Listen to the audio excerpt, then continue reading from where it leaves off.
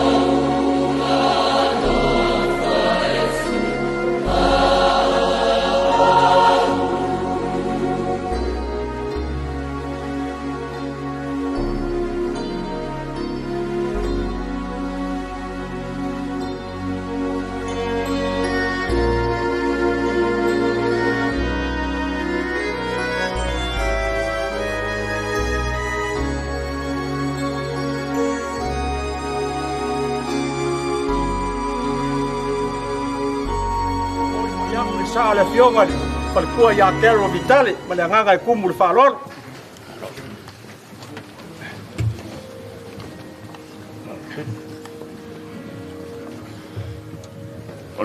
ole me no fai o le tua o le whavavau lea o i o lalo fo'i a au e whavavau te talai Jesu au i e whanoa noa a wae whaamawhana whana ina i la tau o nei o le toi tū ma le ola o le whatua tua jau i lawa ina oti ai ola lawa ia Taula uma o e tua mai a tau.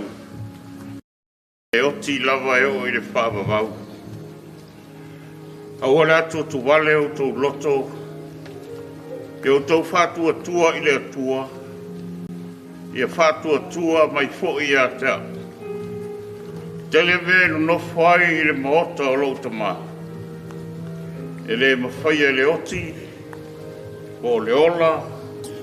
Po angelu, po oli, po e malulosi, po me nei ona po me atari, po le maualunga, po le loto.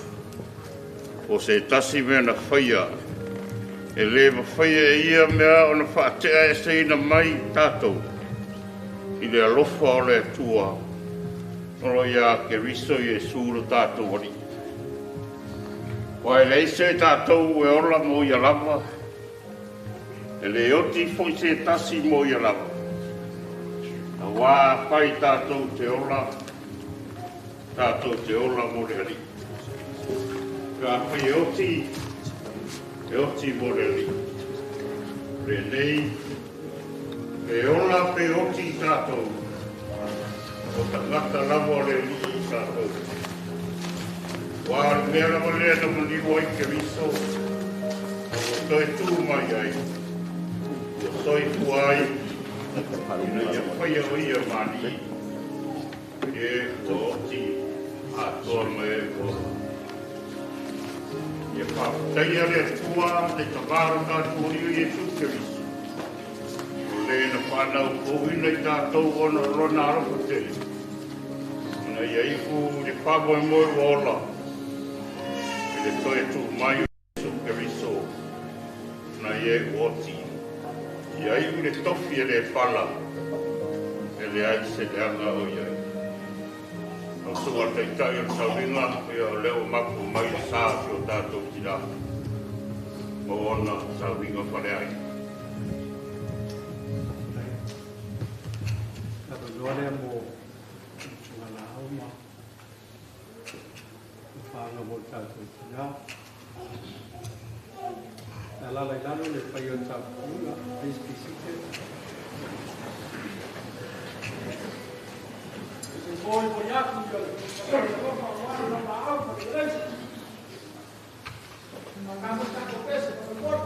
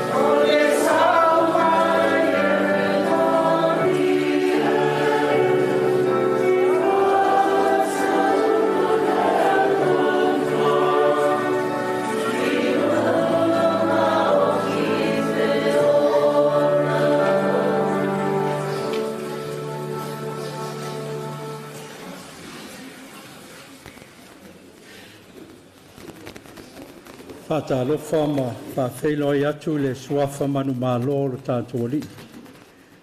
Le ao le kalesia. Sunga I whawhengainga ma o tau whaletua. Me se foi le pai a mawalunga o le tāpoinga. A wheloi atu foi. Pai e a inga lua. E o nai tū tele mai tū taulangi. Mālo le on sai. Malo foi le lo tele. Sanga wha mawhana whana pea o tau e awa lofa o le atua.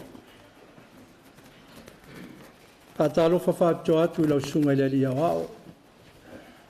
Vitale ma le whanau. Ia me se foi nei whanau. Malo le on sai malo foi le lo tele. Tali tonu lava ua wha mawhana whanaina. Lau sunga I le awa me se le paia I a inga. E a au mawhana whana o lo tātou ali. Wha pia fwena wha wheloi mi wha talo whatu I le paia o lo tātou I kalesia. Lau sunga I le toina pensione.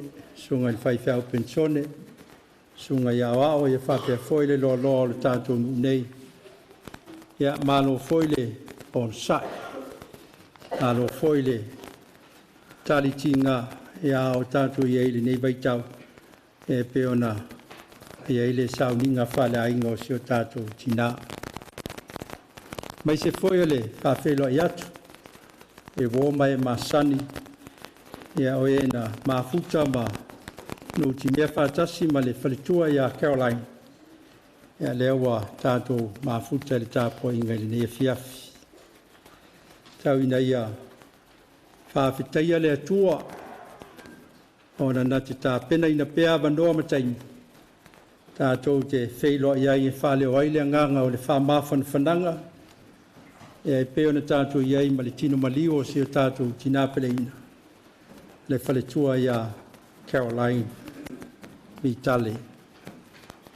Le mea leo maia se o tātou tāpuai le atua. Let us worship God. Oh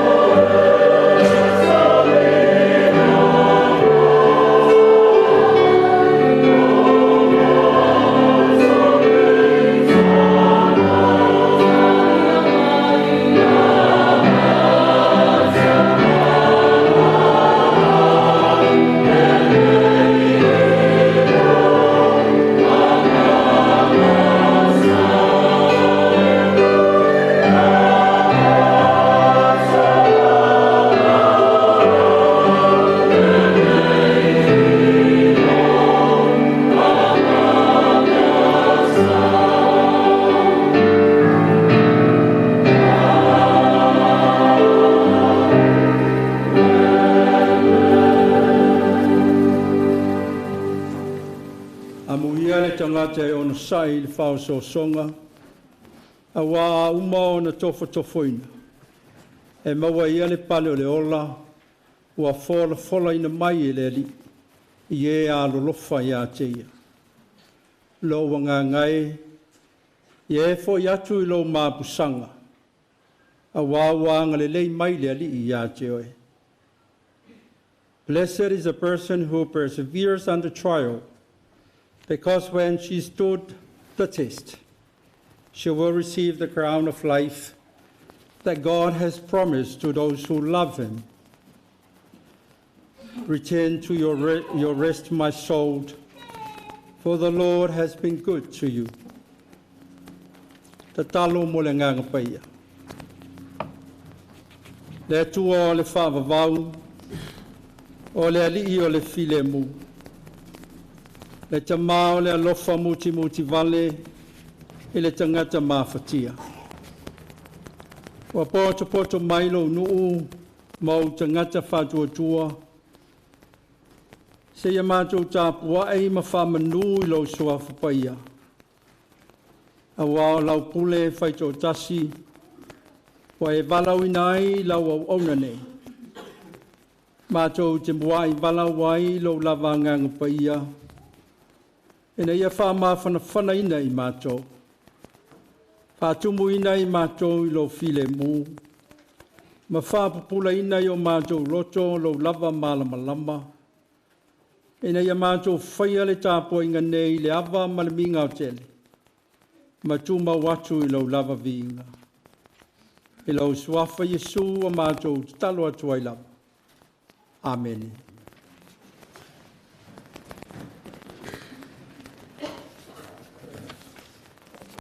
Sila I le polkalame, a tātou pese I le atua, I le viinga I se laulua se fulma le lima. Se laulua lima le viinga o le atua.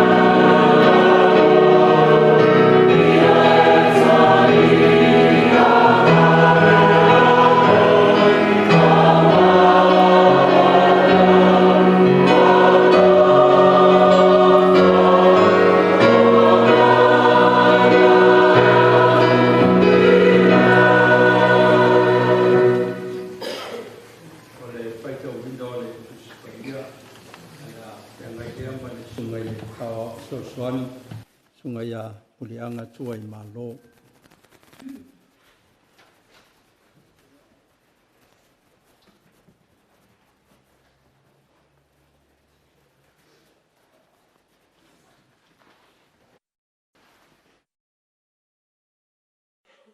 O le whaitawina o whiong pa ia lo tātou li.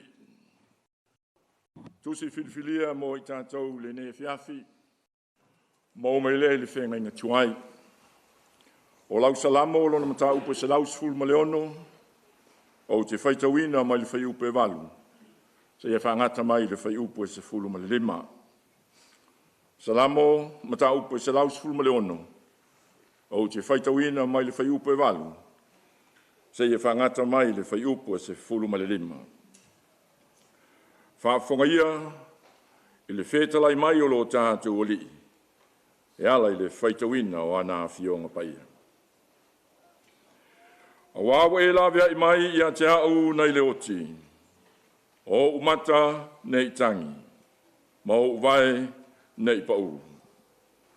O te savali luma o le li I nuu o tangata ola. Na o whātua tua. O le mea lea na o tautala atuai. O au nei sa matua ti ngā ina. O au nei sa au whape atu I lo popole. Ua pepelo tangata umalava. Se ase mea o te tauia tuai I le alii. Ona ulona angale lei mai lava I atia. O te avae le ipu o le oletanga. O uvala watu le suafo le alii. O te avatua I le alii lumo lo nuu umalava. O mea na utautau ai. E sili le manatu o le alii. Le oti o na tangata ami o tua. Tusi filifilia mai le whenga inga fau. O maua mai le whaalinga. Whaalinga o lona mata upo e luas fulu maletasi. O te toi whaitawina mai le whai upo e tolu. Se ia whangata mai le whai upo e fitu. Tusi le whaalinga mata upo e luas fulu maletasi. O te toi whaitawina nisi o whai upo. Mai le whai upo e tolu. Se ia whangata mai le whai upo e fitu. Na u whalonga fo I le leo tele mai le langi. Ua whapea mai. Whauta. O iai le fio anga o le atua whaatasi matangata. E mau fo I o ia mai lātou. E whai fo I lātou mōna nuu. E ia te I lātou le atua lava. E solo I se fo I le atua loi mata uma I o lātou mata. E le ai fo I se toi tangi ot, se toi tangi, po se whanonoa, po se aue. E le ai fo I se toi puapua ngā, a wā ua mawai atu mea anamo. Whetalai mai fo I le te e le no whare I. Whauta, o te whaia ia fau mea umalava. O whetalai mai fo I o ia I atiau, ia e tusi. A wā upu nei e moni ma le wha maonia. Whetalai mai fo I o ia I atiau, ua uma o na whai. O au le alefa ma le omeka. O le amatanga ma le ngataanga. O le o fia inu o te fua ina, o te fua ina atu I a te ia ai le puna o le vaiola. O le manu malo e maua e ia mea uma. E whai fo I o mona, e whai fo I o ia mo uatari. Ia whamanuia mai le tua I le whaitau mo whalongolongo I ana whionga pa ia. Mai e tu mau tupe I a te ia lona lava viinga. Nei maso umalava. Se iau o I le whaavavau lava. Amen.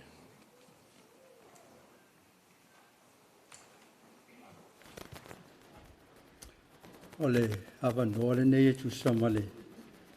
A solonga tātou po kalame. Ea mōli mauma sa fia finga. Ea wā foile whaletua I a Caroline. Ea tu samale mafutanga I le. Nei whai o langa. Ea o mea masani lava. A whai e te fia mōli mau. Ea sau e te mōli mau leo wa whātō whāmai. Ea o e te mōli mau ia oe. E le yo le taimi e whailau mōli mau. E awa foi le sau lesi ma toi mōli mau le mea o mana mōli mau oi lesi. ina ia whampea ona ia vi ia le ali e tusama le soifua ia o le whalitua ia Caroline ia o le avanua lea ia mo tātou mori mau o le whaaloalo.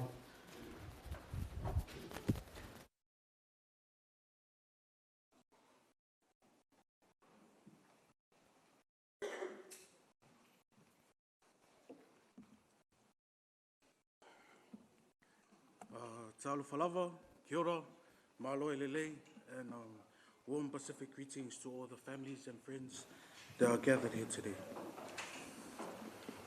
For those of you who do not know me, my name is Vitale, and I'm the youngest out of the family. And as you can see, I'm also the third skinniest in my siblings. I'll keep my speech short and sharp because I don't want to talk and cry at the same time. There's not enough words in this world to describe what kind of mother she was to us. When both of my parents passed, Margaret Lavasa Malua, Carol did not hesitate to take both me and my older brother in. She cared for me as her own since I was born, and she never made me feel different. She loved so fiercely and would do anything for us. Thank you, Mum, for everything that you've done for me. I will never be able to repay it back. Whaftai tele ilo lofa moa'u, manuia tele lo malanga. Alofa atu ya Brady Mavasa and everyone in heaven. Love you, Mum.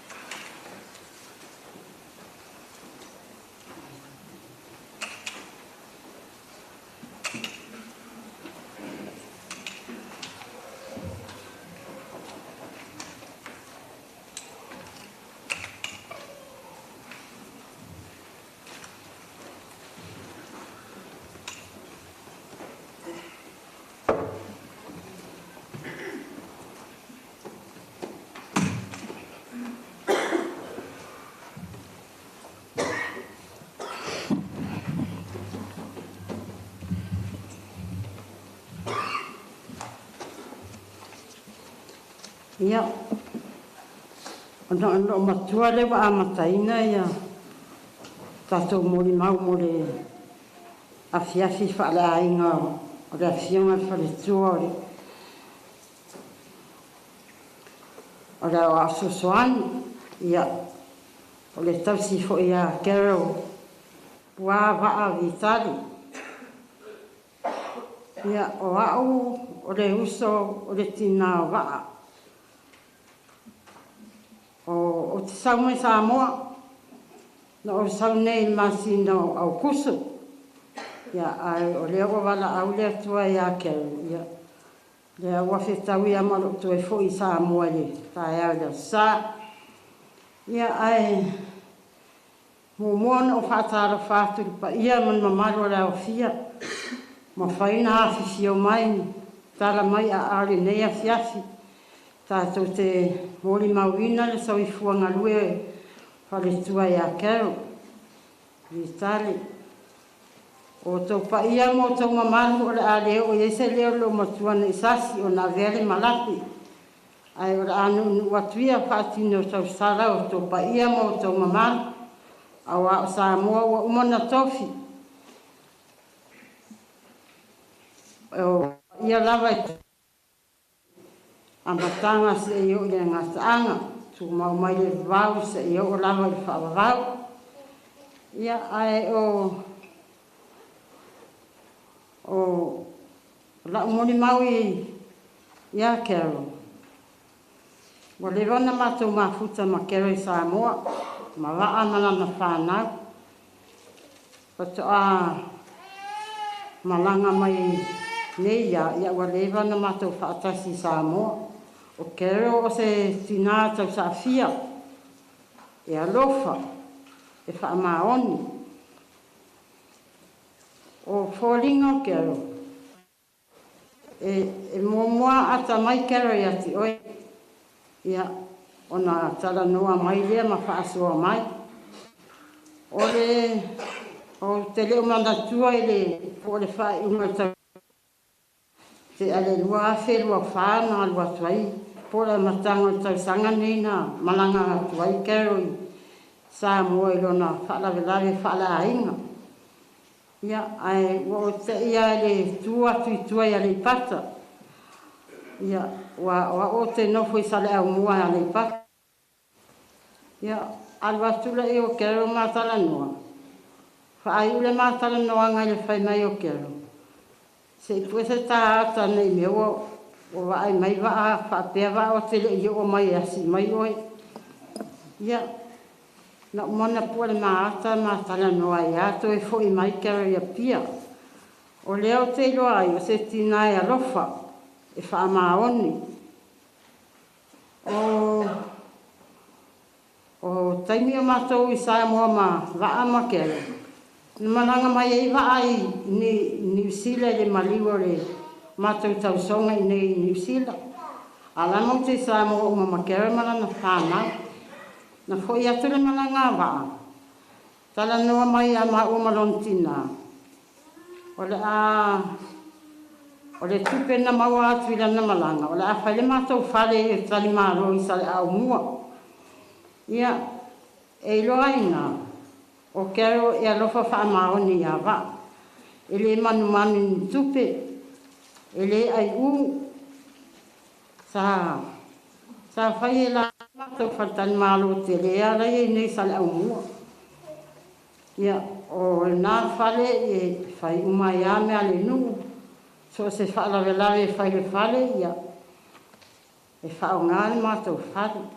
E oi mea le tu mālo, o mea le komiti, ia, ai ole alofa o kero ia waa, na le whao ngā e la, o se tupe o le whao lave au whaalu le, whaingon mātou whatani mālo. Ia, o le meo te whiawhia ai, o nau o maiwa, le angalo vai. Ua ngā i lungo whaina, na halua le taa vale i lungo o te alua i lungo le mātou whale vai, whaisi maua lunga. Whaafetaia ia kero i lewa haenga. O le lua whema le tolu. Na maliwa le mātou tina, ia e tō tele a mātou whanau te. Mātou tina, ia whanau a mātou whanau. Ai le tala noanga. Wa tasi le mātou ainga sāpua i sale au mua. O kero e whailau tusi le maliwa le mātou tina. Ia na whaai umare manuia lea tau mawhainga. Umare whaala lawe e le ai masai pisa po se. Na ngā se, ona o le wha maoni o kera i wana. Tō whinga mātou te le iwa ai se si tū. Ai, wa mātou iwa i nā, o kera o se tina alofa. E wha maoni i ona tiute. E alofa i a ingo waa, e alofa fo i ona a inga. A ingo ona mātua. Ia, whaftai ia waa mana na whanau mō nei awa noa ua tuina mai whai atu e se mori mau mō kero. Ia, a ole mori mau ngā o kero o se tina e tau sāwhia e loto alofa e wha maoni. Ia, kero a whai o eni se o le ainga sāpua o e sila fia. Ia alofa wha māngalu. Ia alofa fo i sa whanau, ora e tu uare mālua. Ia ai, o le tatalo kero. Ia alofa tu uwa ai to e whaise siana whaalua. O le ai, te awa ai le mālo si awa. Ia ai, se whawhine e whetau le leima oi. Tau sia ma wa ai le leisia lo whanau. Ia manuela malanga kero, tafi malala malanga i le ainga, i le nuu, ia ai maise lau e kare sia. Ia whaastai lava mo le awanoa.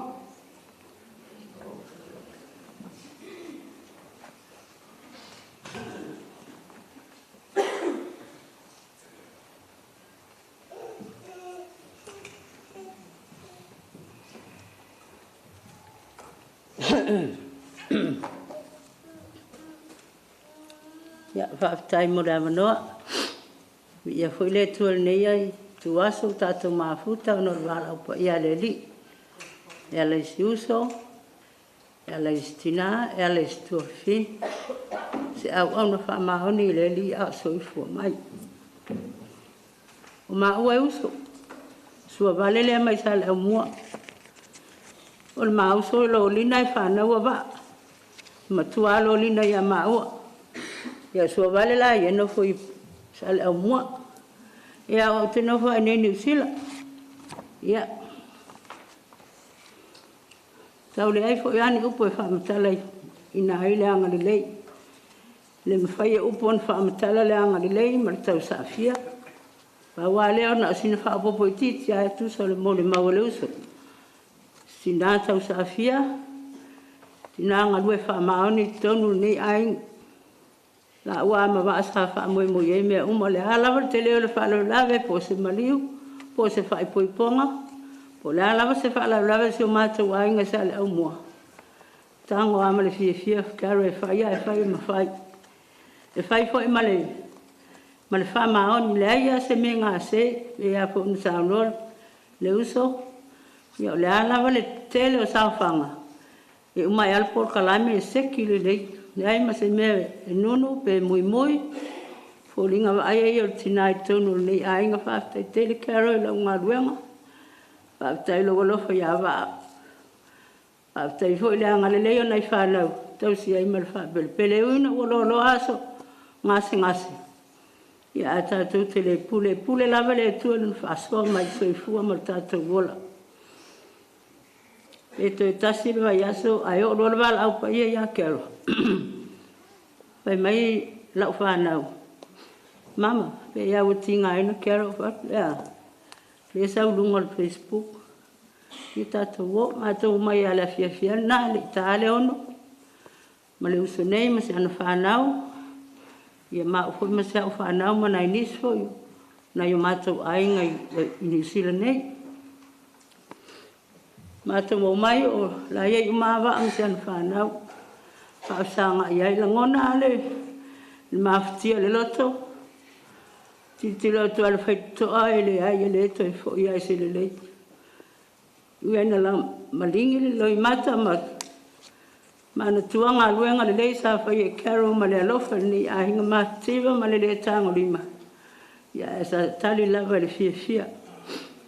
Mātou sa whai lalo.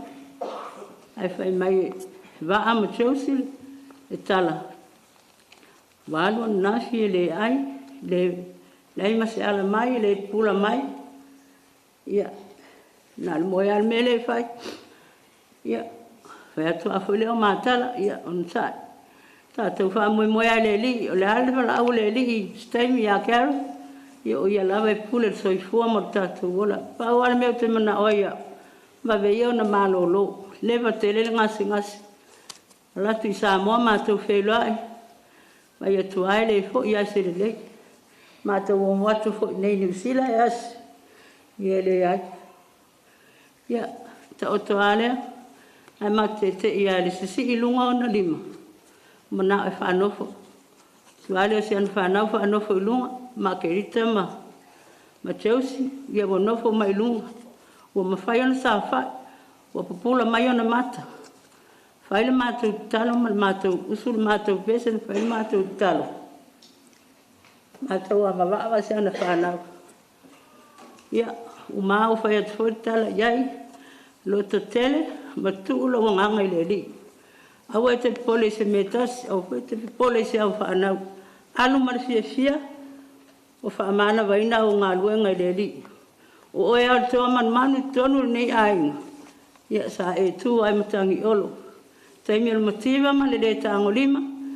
Ia ue e sawa I New Zealand nei. E le alawa e whai ala o ngā ruenga. Ai whaafitai. Whalonga mai lo ke aro o whai atu ia wa. Ai alofa mai ai u. Na iau anti e o mai asi oia. Oia ke aro. Vai o koe whaiso ko rua. Lava ngā ko rua. Lava ke aro lau pere tasi sa e wha moi ai. Alofa I whanau o Chelsea, whanau o Lita, whanau o Naitama. O te orua nai lumanai, e te malu ai fo.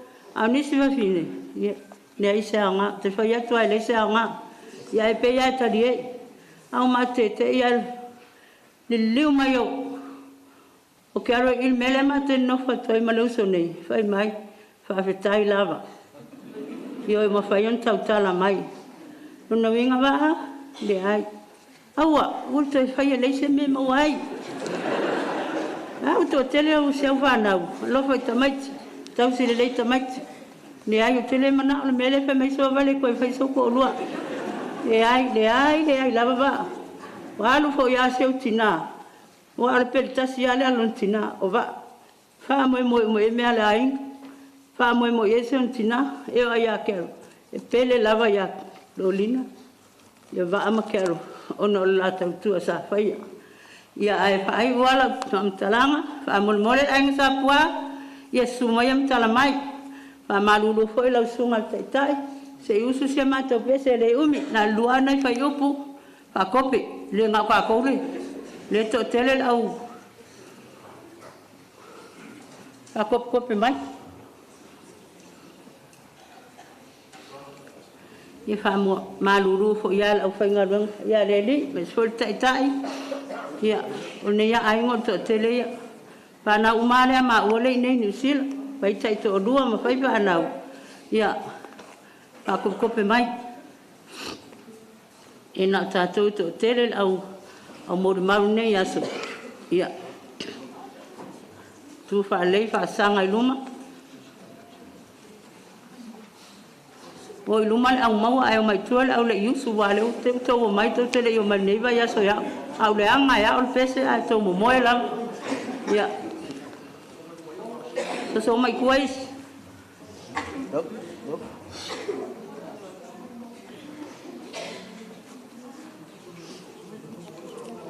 yang surat pese ongi la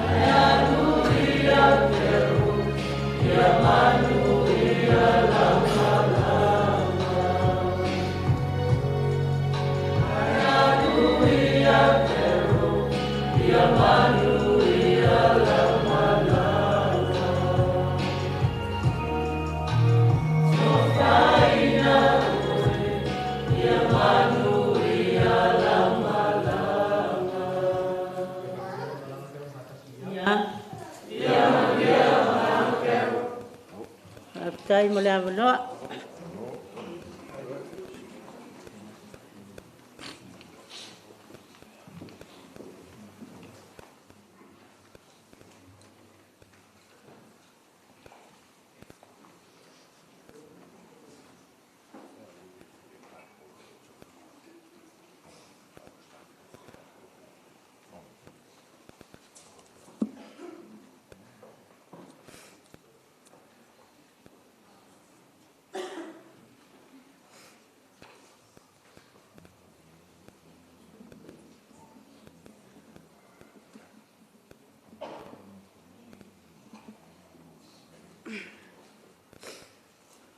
Whatalo whātu ilo sunga taitai ma lau awaa.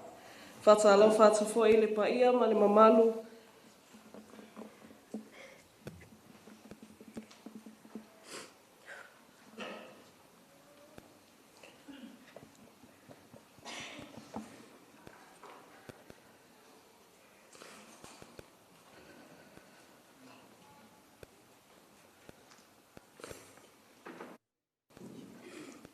Wa inga wo mai ua masani.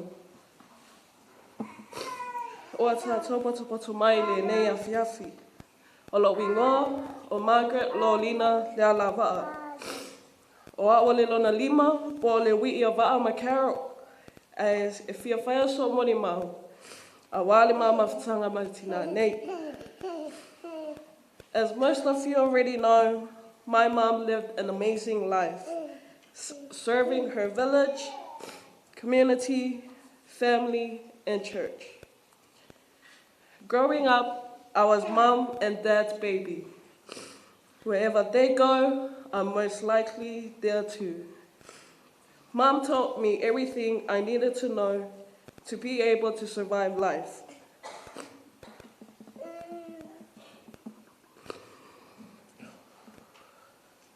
How to be a true to my tai Samoa.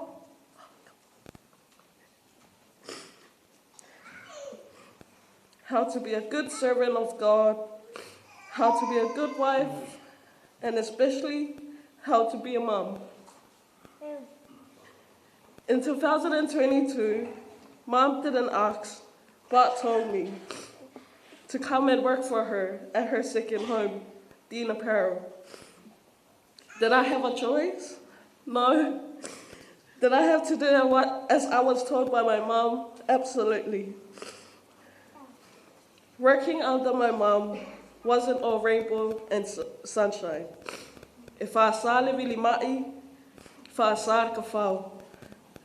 When there's OT, she lets me decide, but keeps reminding me about the OT till the morning of. Mā ngai a ngai o wakaimi e kawailo lanchi e whakau lo card. One of her many reasons for me to go do OT. 2 years of working with Dean, I took a year off, and I finally went back to work in June 2025.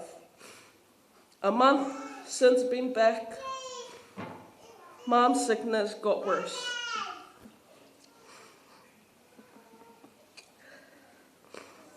She was diagnosed bladder cancer in Jan 2025.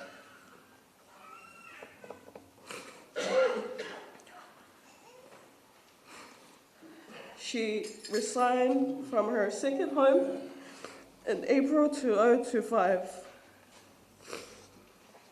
And her sickness got worse end of June 2025.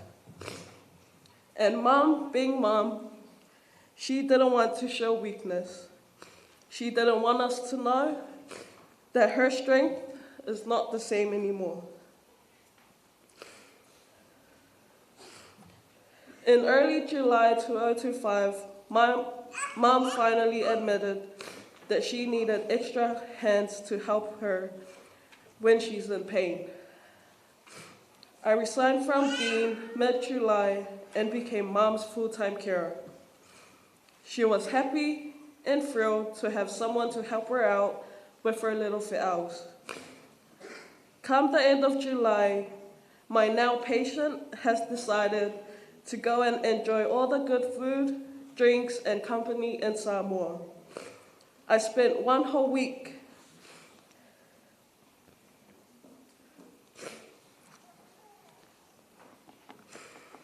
with her before she went to Samoa, and she laughed and mocked me that I resigned just for her to go to Samoa without me.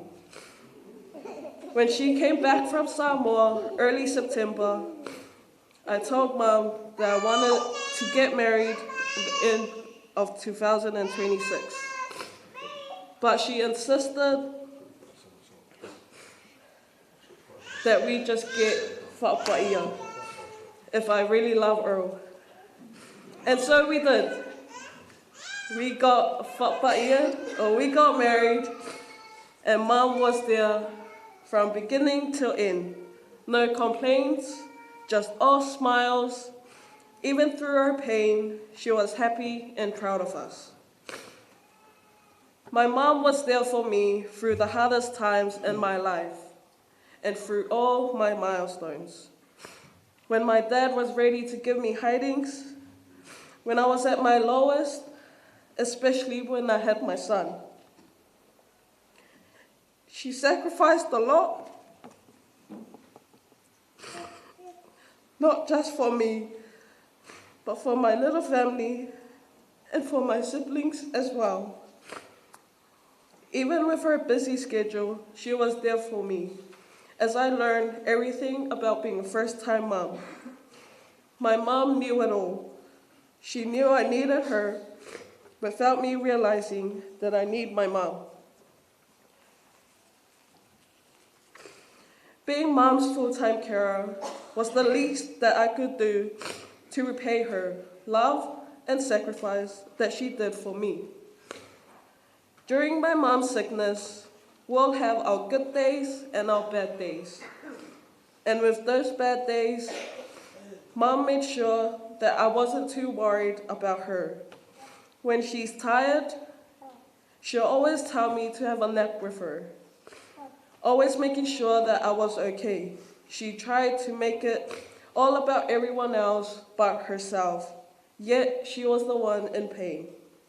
And with our good days, She'll wake up with the brightest smile, wanting to do the most with very little strength, always joking around about going for a hike and running down and up our stairs. Mom fought cancer till the very end. And with the 11 months of having bladder cancer stage 4, not once did my mom show weakness. She was a fighter. She showed bravery, courage, kindness, and love till her very last breath. So, Mom, thank you.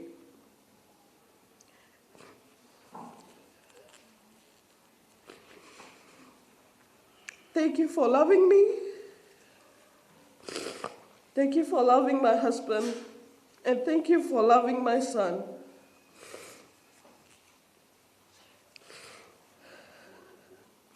I miss you so much, Mom. I went to Popole at Dad. We got him. Ai manuela malanga, te ala whatele mo oi. Whawhatai.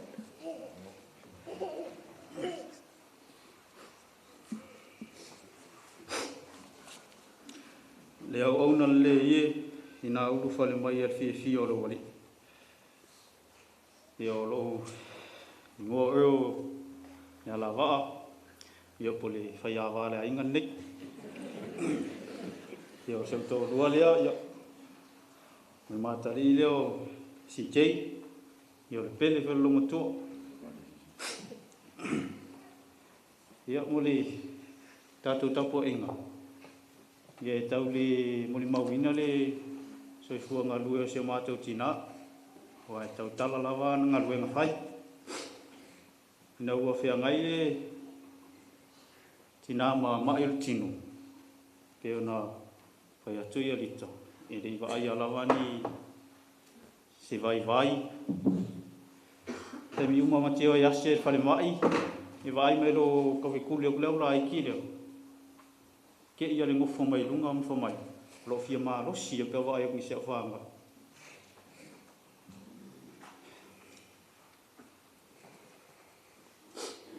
Ia ole pe o angana tina ese o tina rofa. Tari tonu fo i ana le e tina. Ke o maa rosi o tina lewa leo maa whai poi marita. Anga le maa rosi o whautu o tina ia Tomas Motoai. Ia po se me o ka whao ni kinti. Ia le tina ia mi ala wala malanga whaftai o no lo whai teau. Ia lo whasi o tali o si kei. Ma le mamalo tatou tapo inga o awhia le nei. I tu lao no le mau ino las fia se mātou tina whaftai lava. Tau a fio mai, tala mai au. Ia maseo mātou tamaa, ia. O pe elo na sai. Ia lela whai atu pere tala ni mai ia. Mo tau si la fia o le pepe le a ngai mawia ma le tina ia kero. Ia lena kumatal no whai mai. Wha maluru atu lawa. Tua moto i wha sala wana alu sau whalua. Ia manuia lawa lo malanga tina. Ia manuia le tatou tampua inga. Whaftai.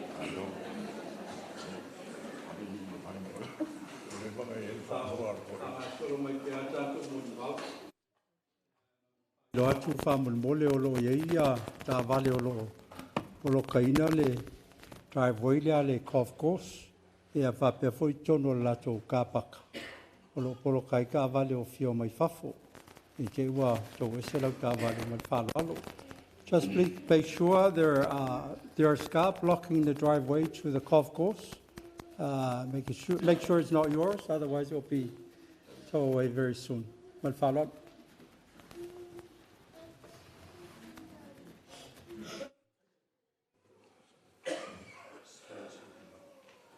Yesu e na oe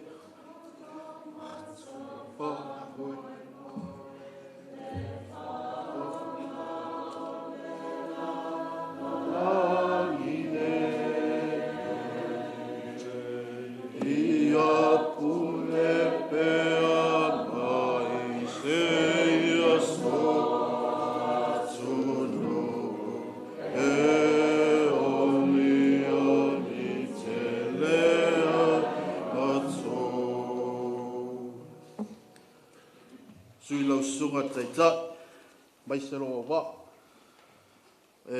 Whatalo whātu le mamano malpa ia o tapu inga. Mumolawa na sirve inga mal whaktai da tua. Leo wa tātou poto mai lalo luna man.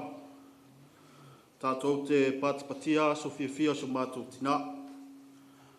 Mole atu foi le nganga whaktai pa ia mal mamano wa o fia.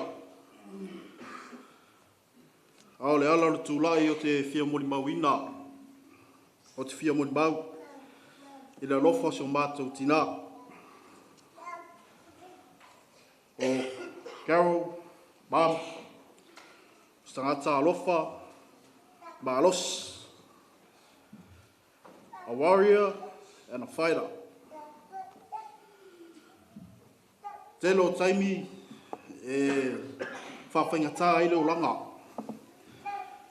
Au nau oe lava o te alo au tangi e.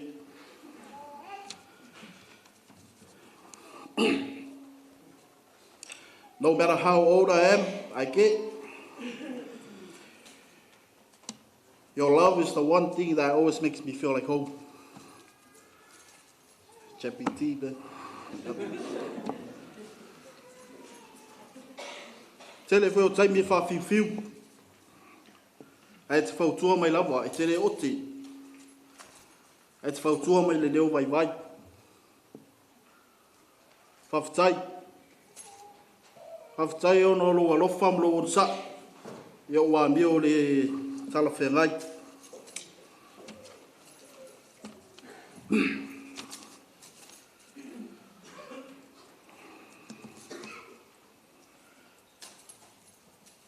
Tele lava o aso. E te whangua mai o le tai au. E I lava ono te ala mai le sfulurua le tau le uti. Mase ipu mai, e mai se o whala au. Alo le nā e te viri mai whatwhinga ruenga. Whamanatu, John, wafo i unga ingu o whala au. Whaftai olo alofa, ia te au.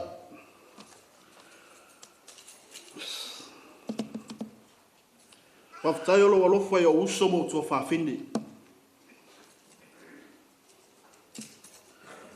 Whaftai mo o onga. Tele o tālafa mai tangata. John, le leike lau kuka. E mut. Almea sa. Tele la o recipes mo mea kuka. Leo ke mo wanga mai awe.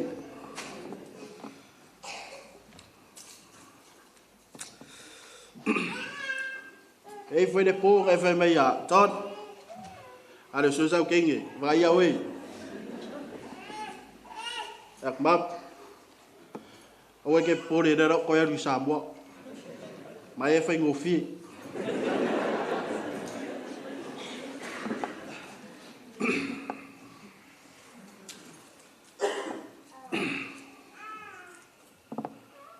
Mom, I'm thankful and I'm deeply grateful for your love. Even when you were hurting, you never let it show. You swallowed your pain and keep on going, just to make sure we had everything we needed. Your strength was quiet, but it meant everything.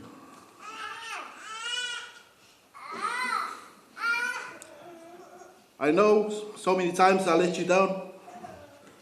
Mom, please forgive me.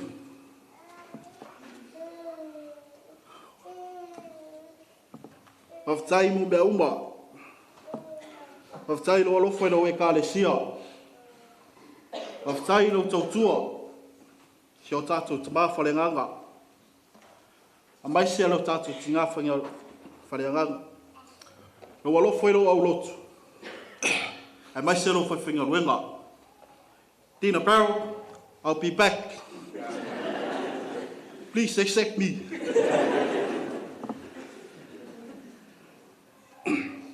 Mom, I'll try my best to make you proud. Ya man mia tene lo malama, ka time long no.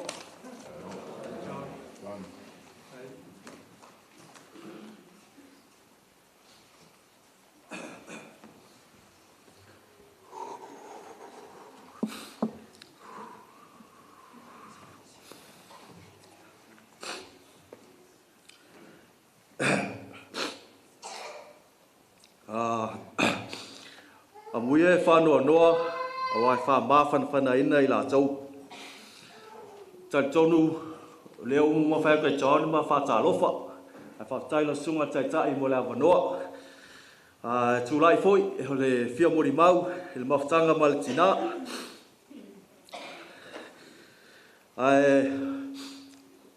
Onolo whilongia statou a inga. Le atau mwhai atua I se mori mau. Wha remix aku le Britania mo le wha Samoa, mo lo whalolo lava. Umal neiva yaso whai mailau tamai a te mātou. Wha pupu o mātou mori mau, sa foi le tangi. O nei whaisi to o tele o mātou. Lea lao lea se whele si awha leo lo mori mau. Se I whai pēa wala au mai le tua le tama.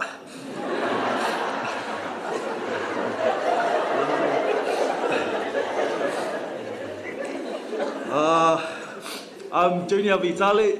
I'm Vi and Carol's middle child.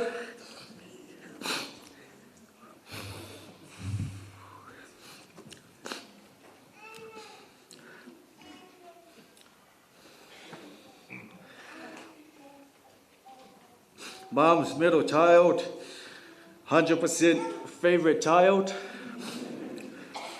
and I think the only biological one.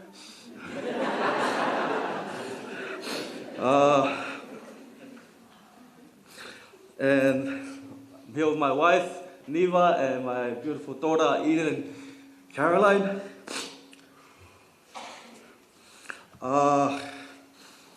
Mom was kind, loving, caring, all of that. She was perfect. Growing up with Mom, one thing I'll never forget is she never gave me a hiding. She hardly ever told me off, but on the rare occasion she did, I would start crying before she even finished because I was the G-VAI, one of the family. And that's the kind of person she was. She was loving to her kids, she spoiled us. She hardly raised her voice, and she never raised her hand on us. Looking back now, I know my parents didn't have much, but somehow, some way, they made it like we had everything. We were spoiled, and I'll always be grateful for the childhood Mom gave us. One of the favorite childhood memories in Samoa growing up was when Mom was working at Lynn's. We used to wait for her to finish work because she'll always bring something for us. Either be a cinnamon donut or a cheese bread. So if you're in Samoa, Lynn's supermarket, marketing. Then after, we'll always go back to close up shop. Those little moments, you don't think of it much back then, but now it made our childhood the greatest. My mom had a remarkable work ethic. You could say she's a workaholic. She loved her job, whether it was at Lynn's or at Dean Apparel. She put so many hours in those jobs.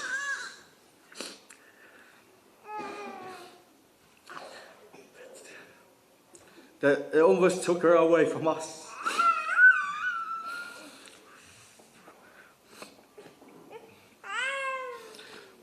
My whole life, Mom was working hard to provide for us. She was such a hard worker that she only stopped when her body physically couldn't do the job anymore. When I brought Neva to meet my parents for the first time, Mom was excited. We had dinner at home, and Neva whapeled my family with KFC. As soon as she left, my mom looked at me.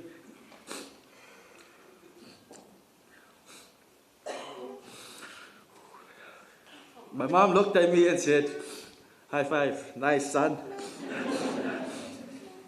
That's when I knew Mom loved Neva, and she was the one. One of the greatest blessings Mom gave me was teaching me how to cook. It started with me helping clean up her mess because she was a messy cook. Once when Mum was sick, I took over the cooking. And then when John came in, he became the main chef while I moved up to CEO. For rugby, Mum never wanted me to play rugby.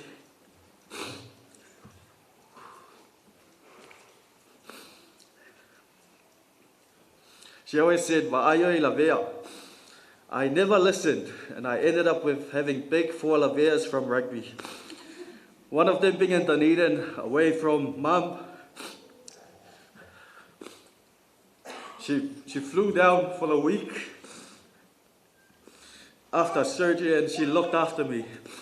That was one of the greatest weeks because I had Mum all to myself and without my dad and my siblings.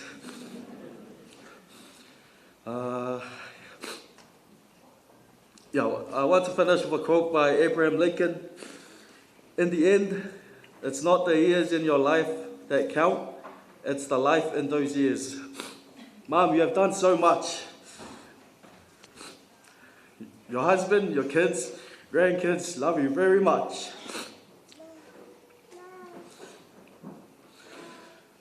I pray that Eden grows up just to be like you.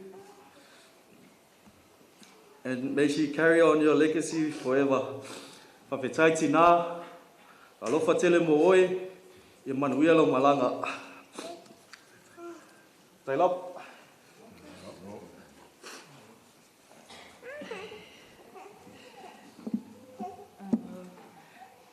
Nā o sina whaapopo atua, na whamele atu lea whaapiritania. If God-fearing, hard-working, selfless and humble were a person, it'll be her. A true Proverbs 31 woman. From the moment I entered this family, she welcomed me not just as an in-law, but as one of her own. She cared and loved others, not out of obligation, but from who she was as a person.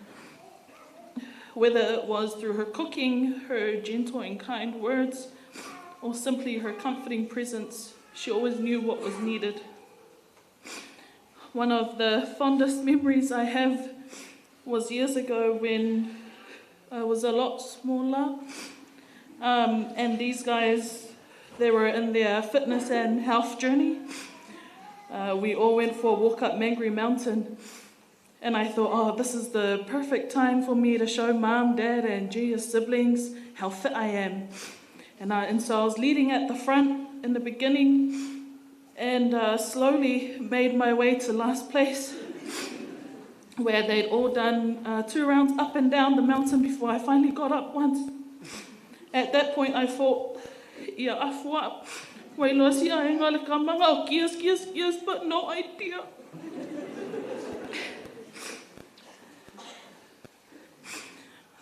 But even when she was sick, she worried more about her family, Dad, her kids, and her grandkids. A planner, she was always thinking ahead of what's next. Our mother and daughter-in-law relationship was one of the greatest blessings in my life. Never did I ever feel out of place in the home that her and Dad built, and never did I ever doubt the love that she had for me. So much so, we named our first child, her only granddaughter, after her, in the hopes that as she grows up, she'll embody the qualities and traits that her mama had. My heart is heavy for our Eden. She may not understand the meaning of loss, but I know that one day she will feel the depth of love her mama had for her, and my heart breaks for her, for the memories that I will never get to make, for the stories she'll only hear in photos and in our voices, and for the warm, gentle presence she will grow up knowing only through us and her papa. But still I know that her mama's love will never be lost. It lives on in the way we speak her name and in the lessons she taught us. Although Eden's time with her mama was too short, the love she showed Eden in a short space of time is enough to last a lifetime. Mom, you said whoever ends up with your son Junior was lucky, and you were right. Because in that, I also got you.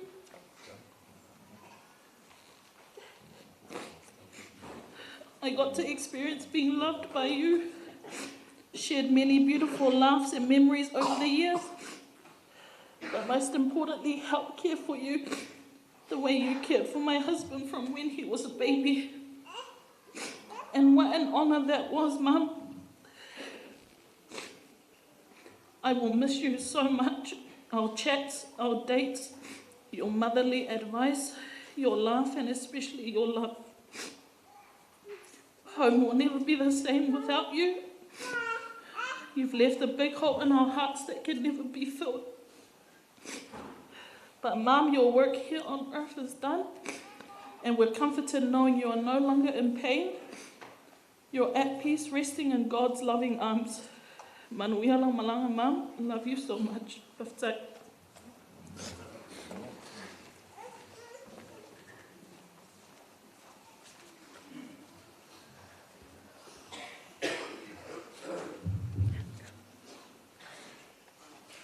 Hi everyone, my name is Carlos. Hello everyone, my name is Carlos Fapaia Vitale, and today I'm going to be talking about my mama, the thing she loved me. I did.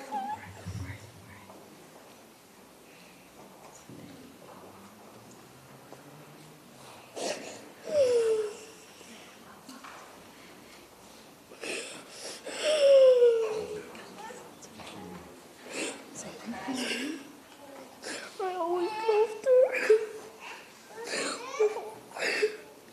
with all my heart.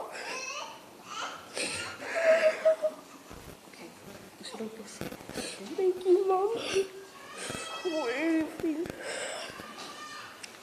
I love her too, Auntie Birdie and your parents. Love you, Mom. Ja, se usu atu le pese le atali ina aoina na grandma. Yesu, Yesu,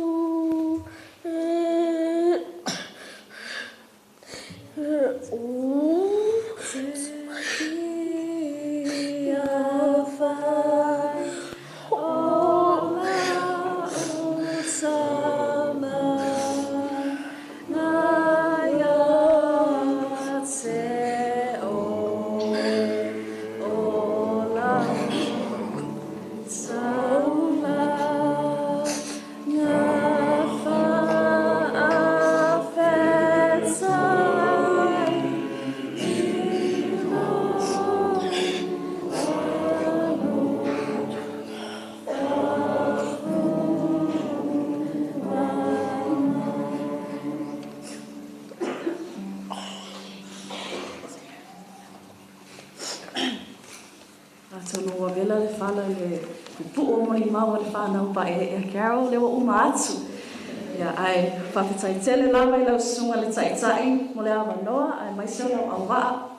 Tulai atu ma le wha alo tautala fo'i ma le wha ete ete. Soli tuina ailo o tau paia ma o tau mamalu. Ai fia whaia foi se whamatalanga e winga le mama futanga masi o tina. O le a whaongai na atu le ngangana Peritania. Ia ma le whaasama foi o no nai woma a inga ua poto mai le nei a fiafi. Ecclesiastic chapter 3 verses 10 to 13. I have seen the burden God has laid on the human race. He has made everything beautiful in its time. He has also set eternity in the human heart.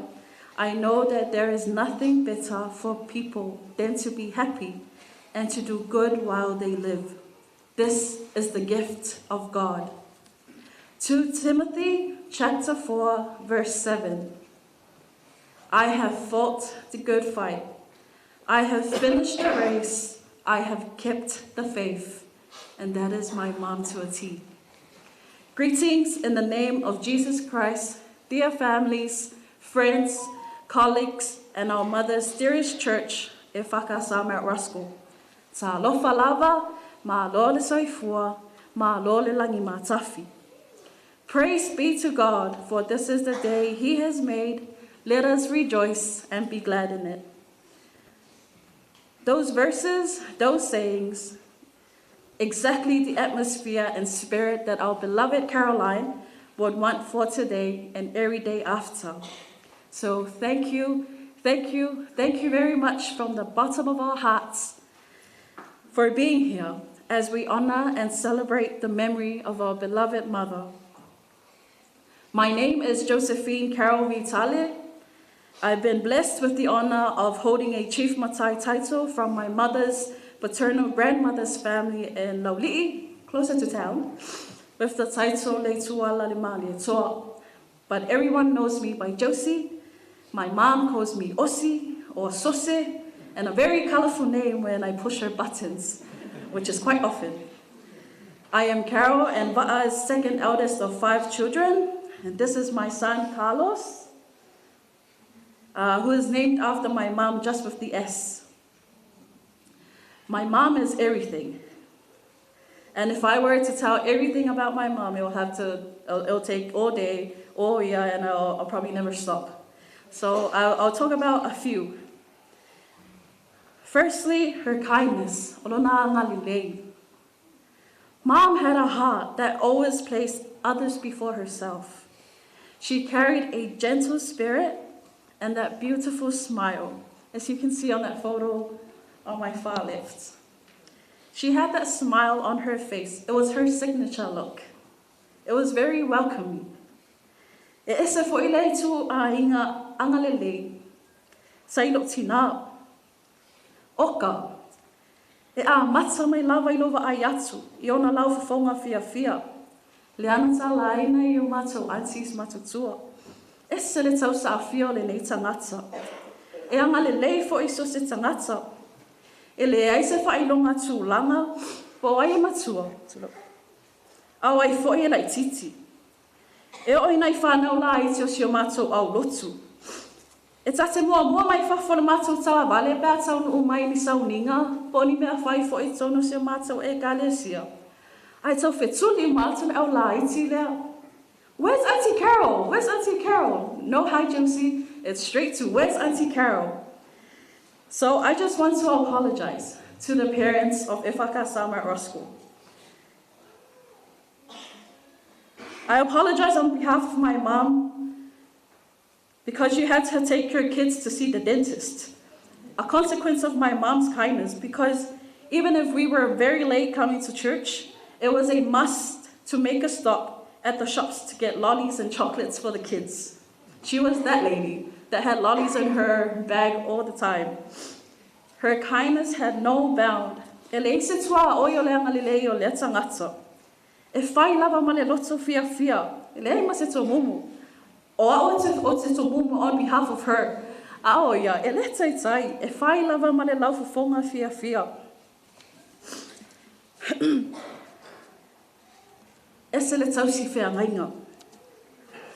My mom grew up with parents who served God wholeheartedly through the church. She had so much respect and kindness towards her ministers and their families. Mai lawa ilo mātou la iti. Isi o mātou whai whi au sa mo whai langi fo launga. Ma le whale tuai e whaka sa vai lo auta. Le susunga ia whapa ia masina tā riu. Bei lava si o mātou tina. O se la tamana whanau mai o la ua lava manawa. Tulol malu. Na mātou moli mauina le anga le lei ma le alofa foi o si o mātou tina. I le tau singo na i o na mātua wha le anganga. O le mātou whale Samoa, mā nai o mātou whale na wa uma ona whai.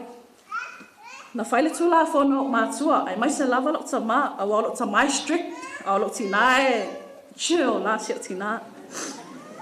Ina wa whai le mātou whale, na whai le tala si o tina, e whaasa leo la ula. Na alu nai ulawa na alu si o ta mā whaatau mai le sign, no smoking. Ia, na alu atu lava si o mātou ta mā whale anganga ia whapaia, sunga whawhianga ia, whai tau manino i le sign, ma wala au atu ia o mana i o te, au mai se straight. O Carolyn nei, na ole mata lava, ilana toi ina leo fab, o lo wha asuna na sika leti tono na mātou wharefou. Na ole ata lava, le ima se tala, a o ia le ana tau la mua tu la whono i sa leo lau lai tono na wharefou. I lo mātou o mai fo i tono New Zealand nei, he le i whaatafa lava se o mātou tina. I le mea sa whaawaina mai ailo na ola soifua, mula na ola tautua le kāresia. I nai o mātou mātua whale anganga i New Zealand nei, ta mai o sefa matina renita. O le anga le leo Carol, ua o nai o mātou a inga mai i tua uma le lalo langi nao mai asi mai. Ua ta mamatina fo i a renita mai o sefa. Ese le alofa whaawaleo si o mātou tina.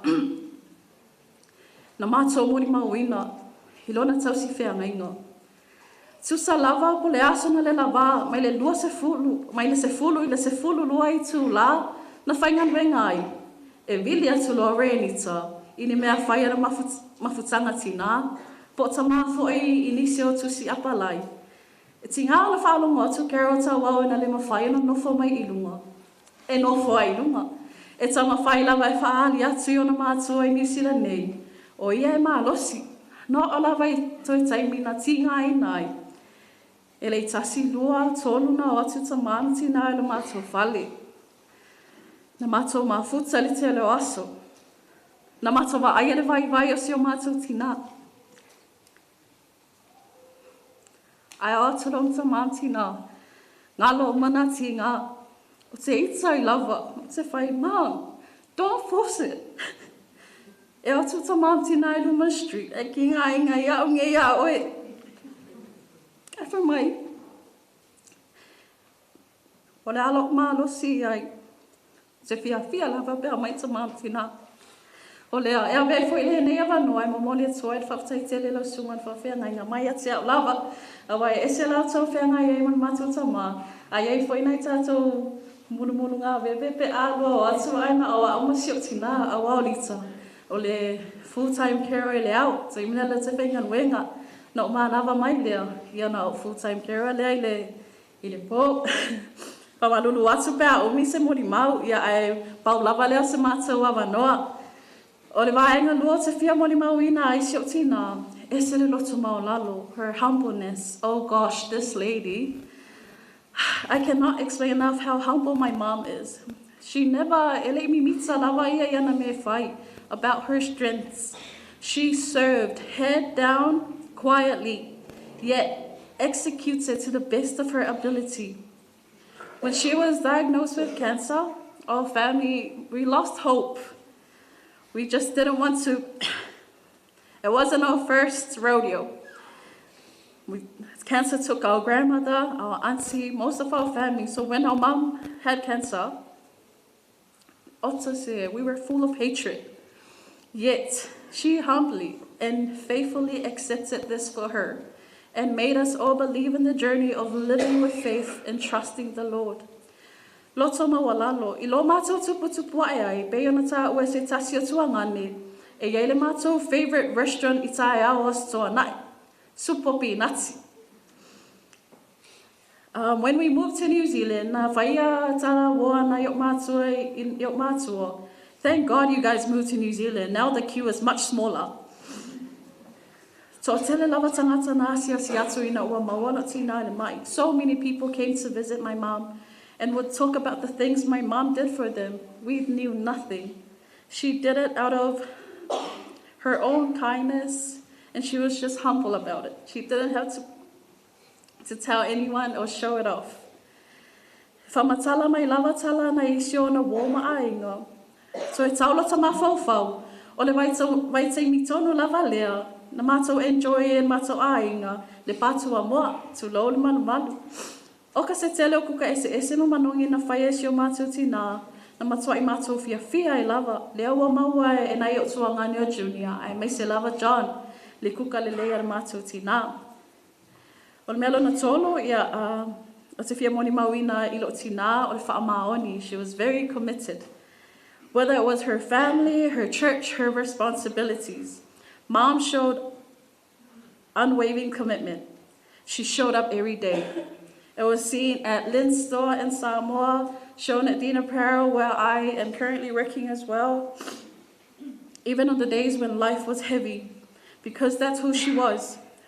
We grew up knowing my mom as a workaholic. It's funny though, because she was always at work, but she was also very present in our lives and in all milestones. She was committed to her job at Lynn's supermarket, to whom we will forever be indebted to. I remember days when we would wake up early to go open the shop, especially when Lynn had a branch at Lotopa, and then wait in the car with our dad late at night for my mom to close up. She did the same at Dean Apparel. We were at church. We had church activities throughout the weekend, Friday, Saturday, Sunday. The security called at Dean Apparel that there's someone that must have broken. She left everything, and we went straight to work, and we waited there for security to come. She was cherished at Dean Apparel. I've never seen a workplace that's given so much. When my mom was the warehouse manager, she wanted me to come work for her. Yes, we've all worked for our mom. She gave us the easy way out. So I've worked with my mom under her leadership and alongside her, going on to 10 years now at Dean Apparel. And I also want to take this chance to thank our colleagues who are here today, the management and staff. Thank you very much for loving our mom as your own. She was committed to Dean Apparel, and she gave her best. I know that for a fact, because it had to take so long for you guys to get a replacement. And I was given so much compassionate leave to be there for my mom. So thank you very much. I'm almost done. I posted about my mom's cancer on Facebook. I asked her when we went to her first chemo, I said, is it okay if I told my friends? I have a group of friends who have always been there for me. And I asked her, is it okay if I post on Facebook, just for some of your families as well who aren't aware of, my mom is not a person that would want herself to be posted. Oh God, she's quite famous when I posted her. A lot of her families, a lot of her friends came and saw her, and she didn't ask for anything. She was just happy. Whawhitai lawa I ainga sio mātou tina, ai mai sio ainga sio mātou tamale, alo lofa whamao ni lo mātou tina. Ele I whātua au ia lava lo oto, a wai atu, whaatasi atu, ia ai mai se lava. E ile woa sio tina, pe ona tau sila mai le manu nei. O lana wo le lei lava ia, aida na tāpe na ina. Male awa officer soani ia sao. Whawhitai le moni alo tau alo lofa I sio mātou tina. Yeah, and lastly, my mom's love. Me and my siblings would always fight over who mom loved the most. But I know for a fact that Carlos changed that for her. And then Eden and CJ. And we always thought that it was us. It was the kids. My mom's last words was, wow. That was my dad.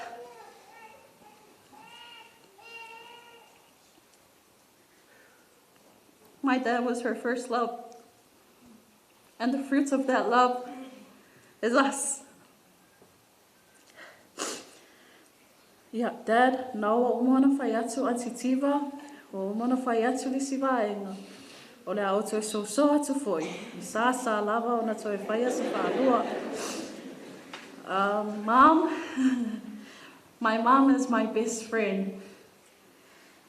She had a special bond with each and every one of us, my siblings and in-laws and our grandkids and her grandkids. But me and my mom, we were besties. We would team up Shiotama.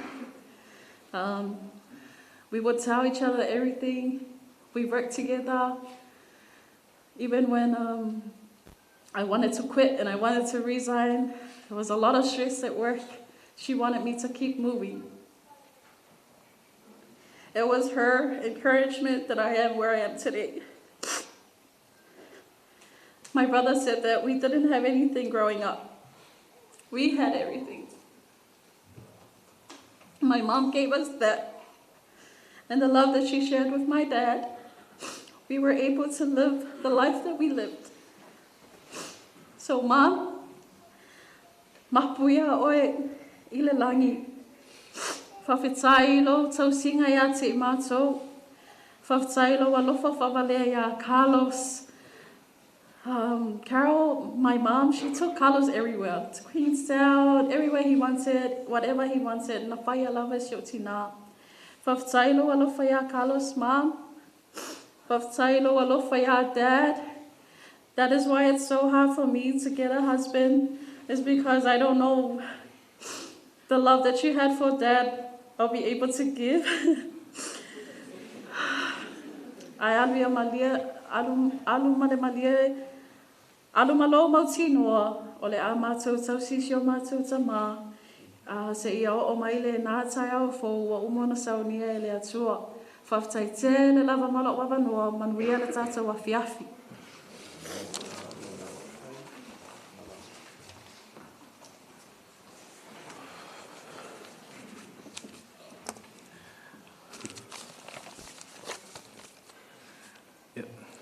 Whātalo whātu lo sungul whawhengainga, Reverend Yosef Atiata, Taitai o Sauninga, Mal Whatua, Erenita, lo au wā ai maisele kale isia, a inga, wō mai e umau wa potopoto le nei asu.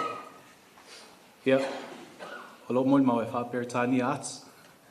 O lo ingoa sefa, I'm the eldest and also the most young-looking one out of the clan. I'm also the black one of the family before Eki came. And I'm also the black sheep of the family. It's a hard job being a black sheep. Well, I was sitting there while all my siblings came up, and I started crossing out everything that they already said. So my eulogy is now half a page. Even though we are sitting here with heavy hearts, we also stand with deep gratitude because we were blessed with a mother whose spirit and warmth was truly special.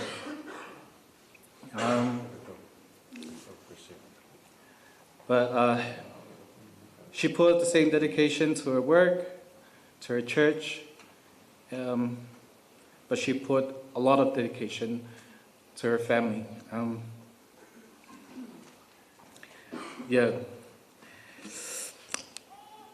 As a mother, she was our foundation.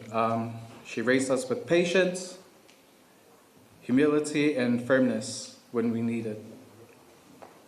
And of course, like every Samoan mom, she had her funny moments. Mom had that stern look that every Samoan kid knows. When she frowns, she doesn't need to say anything. We know what that look is. 2 weeks ago, I had a job.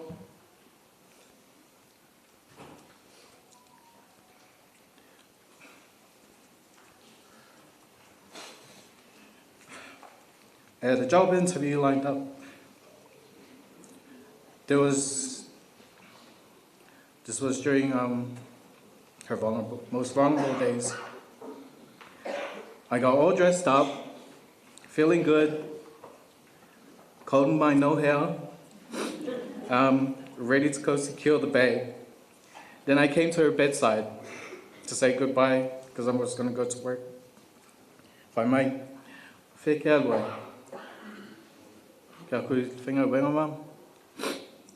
I have an interview. She didn't say anything.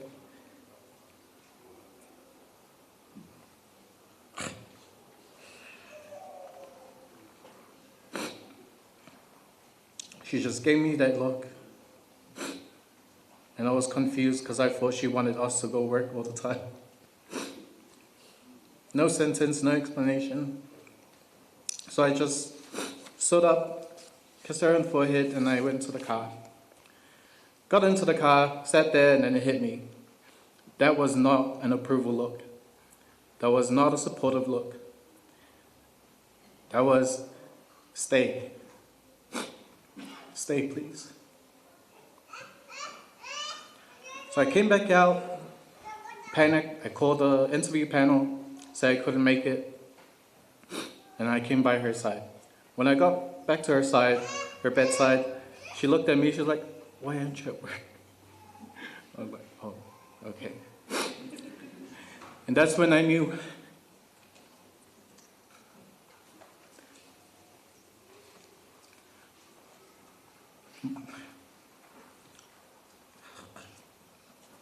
my mom wasn't the same.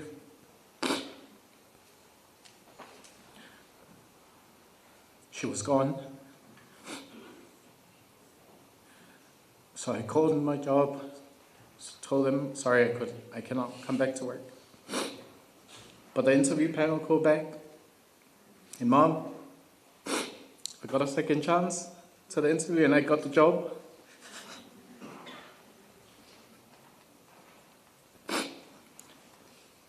Even at her weakest, she was still running quality control, still directing, still managing, still being a mom. Funny without trying, honest without apology, and full of personality. Last year in 2024, she had a surgery to remove part of her liver. I was in the city, so I went over to look after her post-op. She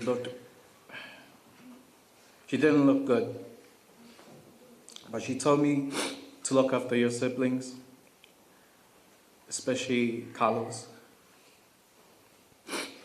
And that's when I knew that I shouldn't be pitying the dead, pity the living. My heart breaks, my mom's gone, but my heart also breaks for my siblings. Especially from my nephews and nieces. Okay, let's finish this. As we remember her today, we want to express our gratitude to everyone who walked this journey with her, to those who visited, prayed with her, sat by her bedside, brought meals, checked in on our family, and showed love in our countless ways. Thank you. Your presence lifted her spirit during her hardest days. Your prayers gave her peace, and your support carried our family through a time we could not have faced alone. Mom, thank you. Thank you for every sacrifice. Thank you for every lesson. Thank you for every prayer. And thank you for taking the spotlight out of me when you decided to have Josie. In every moment of your love. Your legacy lives on in us and your grandchildren, and we promise to look after Dad. But yeah, of taite lau malav no, your manduat fapatsong neas.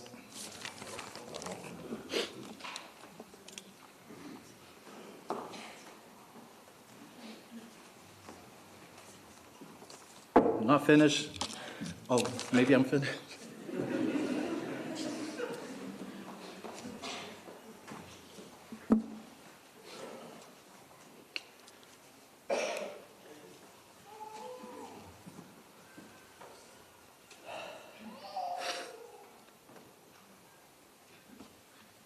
Fai mai Paulo ia Timoteo.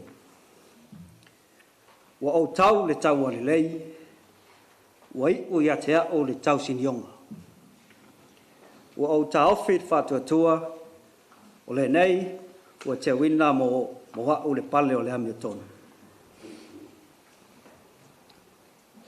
Lau sunga taitai o le sauninga ma le tau lau. Le mamalo o le awhia, ia o tau tulanga whaalupilupeina, o te tulai atu ma lau whaaloalo, tau tala ma le mingau, e whai se mo le mau pupuu, i le soifua tau tua o le tua Filipele ia Carol.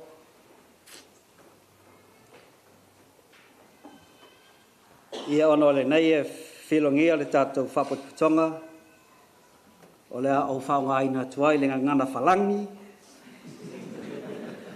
e le rei lea i rei sese māmalama ai i maa ua mawhatanga my short system. My name is Edward Peters. I am Carol's younger brother and the last born of our late parents, Ngalmalmana and Mevali Peters. Carol was the middle child and Dad's favorite. And our late sister Margaret was the eldest. We were all born in Samoa. We were all born and raised in our village of Wailoa in Samoa. We all started school at Wailoa Primary. Then we moved to Abia Primary when our dad became the principal at Lekifi Intermediate School. Alongside our formal schooling, our Onga Whaiwheau, Sunday school, were a regular part of our lives, shaping our faith, discipline, and values. Now, to be honest, Carol and Margaret were the smart ones. They were the academic stars. They collected awards like it was seashells. For me, I had other priorities. I was mucking around with my cousins, playing marbles, and avoiding homework at all costs. Hey, Kira, you didn't hear that from me, so don't get any ideas. Every family needs balance. They were the brains, and I was the entertainer. Dad also had a favorite line, usually after his third or fourth inspirational drink. Tama poto e fia ai le tama, tama valea e whananoa ele tina. We all know who he meant. And Carol never let me forget it, always with that cheeky smile. Even with her teasing, Carol always wanted me to do well.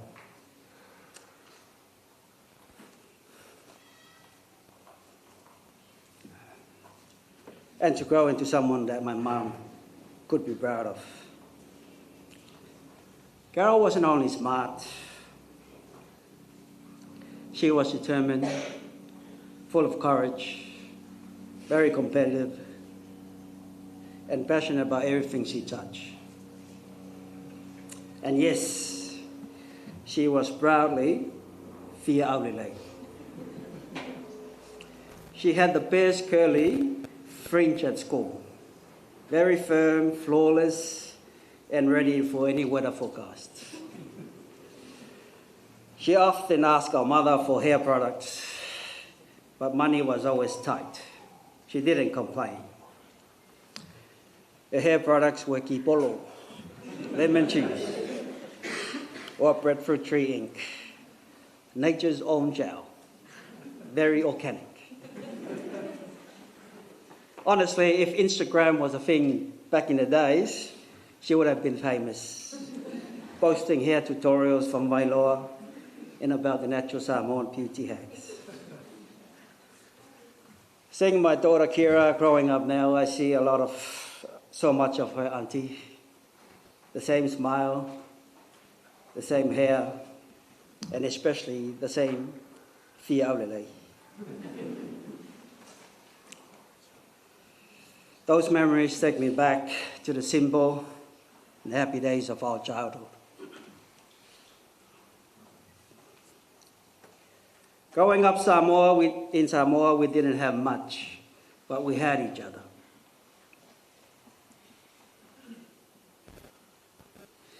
And we made the most of it. Playing with our cousins, chasing each other, making mischief, and occasionally driving our mum just a little bit crazy, but not that. Those are the memories I cherish the most. Now that Carol has left us, it sometimes feels like I'm the last one standing. But looking around this room, I realize I'm not alone. I have all of you, family, friends, and loved ones, who have walked this journey with us. Thank you for being here.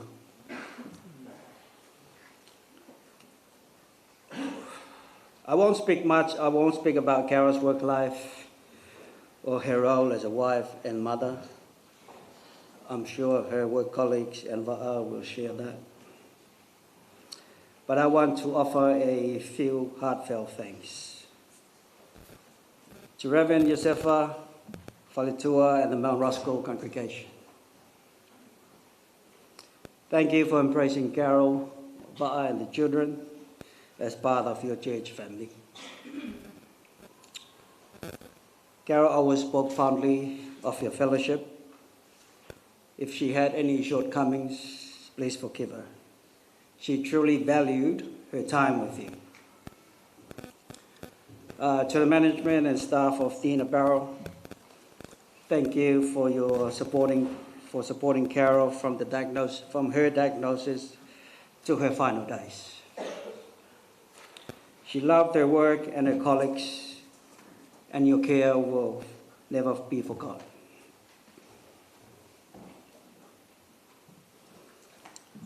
To Va'a and the children, thank you for loving and caring for Carol so faithfully. Va'a, you did everything humanly possible to protect and support her. Some things are beyond our control, but your love for Carol will never end. Hey kids, your mother is incredibly proud of you. Stay close, help one another, and look after your father. That's how you keep her memory alive. To everyone here and overseas, family, friends, church members, work colleagues, thank you for your prayers, the messages, the flowers, the monetary gifts, and love. Your kindness, support, and presence means more than we can ever express. Whaftai te rera.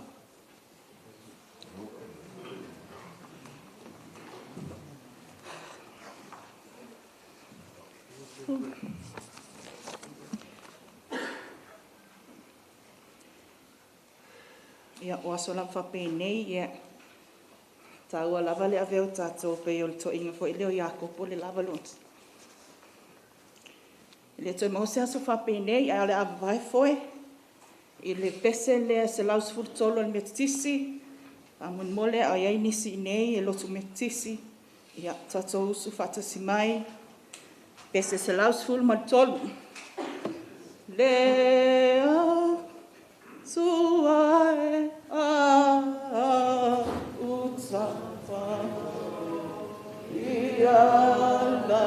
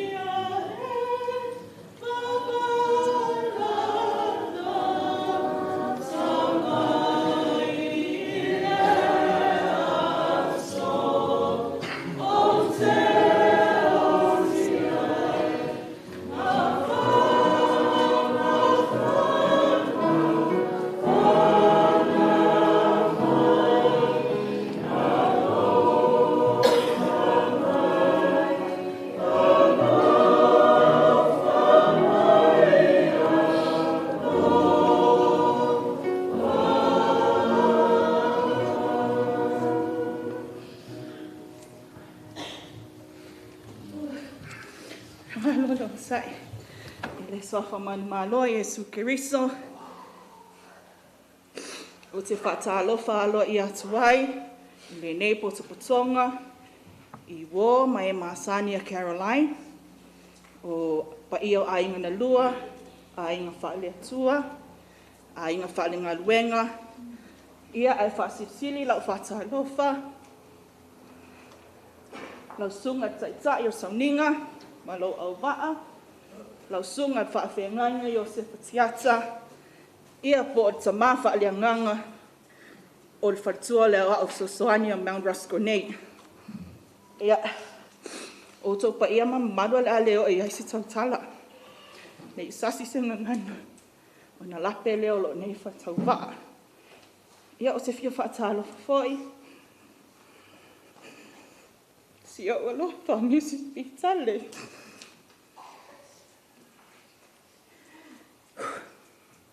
O ta se matango fia lo saulinga whale ainga.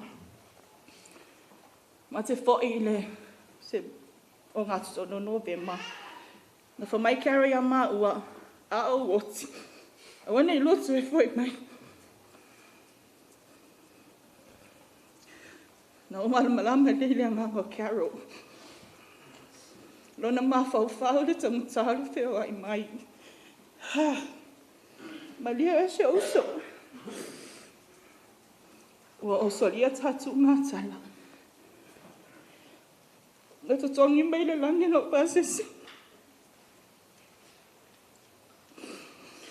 Tira fia le atua te le fia mon mau Samoa o te fia mon mau I New Zealand nei.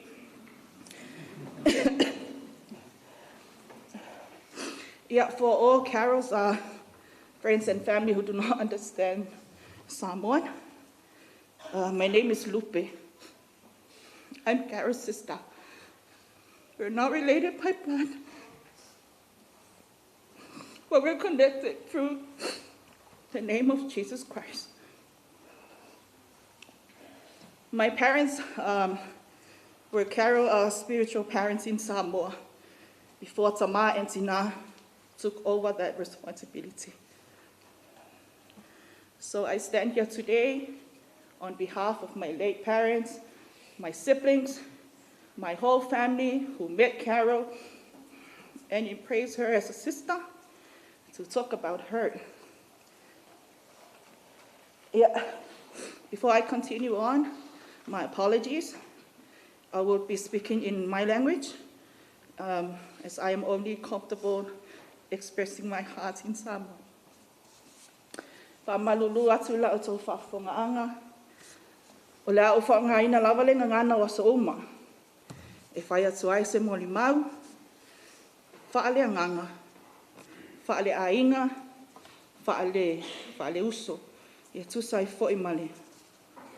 Mawhtanga male uso nei. O au lupe mo silfia. O Carol. O le tama whanau ale tu malo pito au lelea leo faleata. Leile nuu leo vailoa. Sa whai lele ai o mātua Carol I lona o langa whakerisiano. Lona o langa whaatautua I le ainga Samoa. Lona o langa whaaleanga nu. Ai maise lona o langa whaafafine no whatani. E saula Carol nei Samoa. O tau le tele sanga luenga ta mamtina I whai. Ia wana saula o Carol.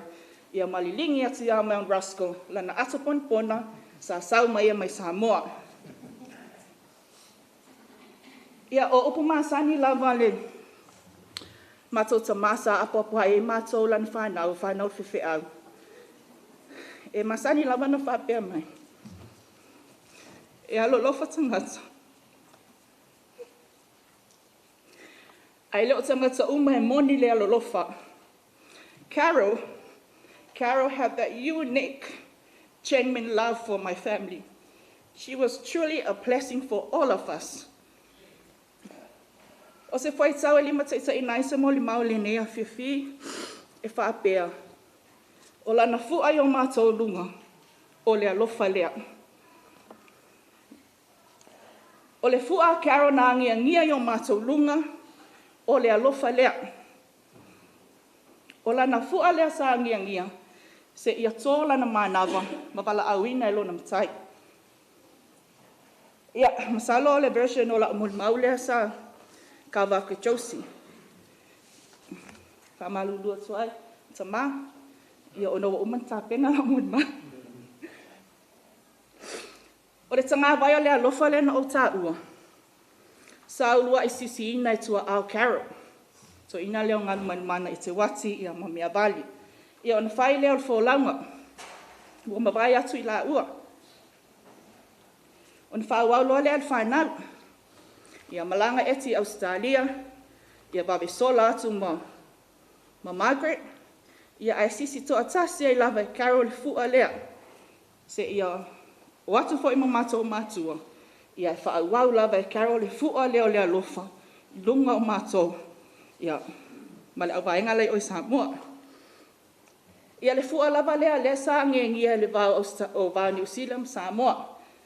Ua o lava i mato fa lava lava i patino lava i mato a inga. E le nofo Carol.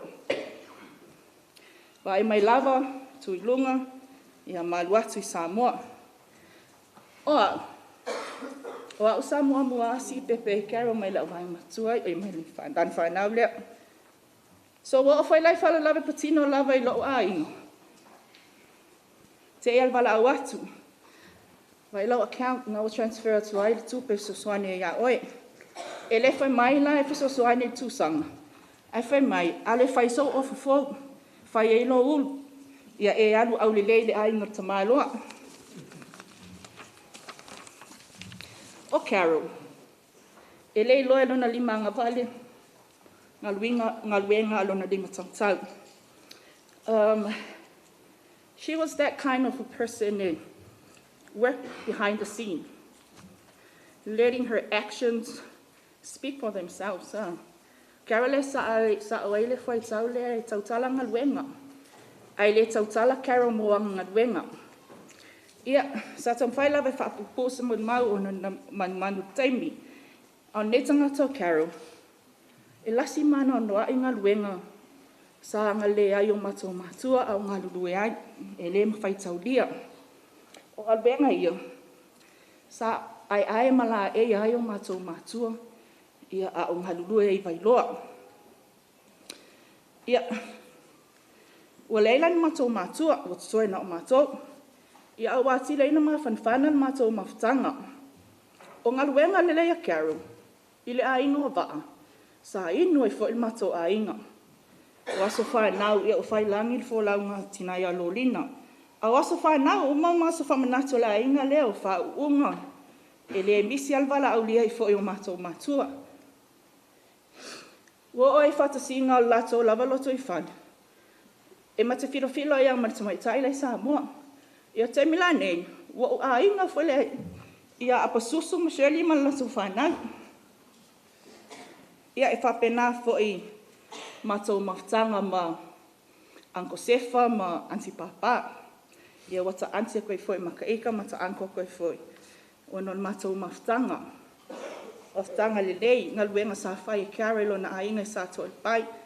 Ia lea o Margaret ma Brady, oi Margaret ma Carol. Ia lea mawhanwhana in matou mawhtanga ma Hoamo, se ila, ia mana yuso fo i Samoa. Ia Sefa, Josie Jr., Maniva, John, Lita ma Earl, ia ma Eti, tutusa uma outou tau tina. E pele uma outou tau tina. O le tele ia o ngā Carol. Tele ia o ngā na o maua mai le tele o mā whasoa ma Carol. O solution i whawhita uli. O le netanga tau Carol. O le tali fofo ai whawhita uli. So o te tu e ngā whawhita uli. Ia o te tali tonu. E tele atu le oa ma le atu ponpona. Carol na usa te au tau whanau. Ia aile i malanga. O si aina i tō a inga. Ia e maise. Ia le tausia i fo i whea ngai ngā mai Roskill nei. Te mantua ale Atu fo I Carol le si fontanga malua. Fai mai, ua fai le hoa lita. Fai le boyfriend a lita. Manaia, o matua ta maiti. Tala mama ia la ia le leo Earl. Ia mai la fai le ori po la mistala ia Earl. O ka se le leo Earl. So anga Earl le lotu mai I e lotu Earl. Ali telo malanga te sawe samo te le va ia ia Earl off by pat. Carlos, CJ, Princess Eden, you are your nana's. Me alento fo I mai Cara Samoa. O na yana whanau, na young grandchildren. Carlos, you have to be strong. Okay? When you come back from Samoa, tell your papa, Papa, no times 2 for you. Okay? Ia, pa malo whatoa, e loto tele, pa malo ia te o tō whanau le tausi.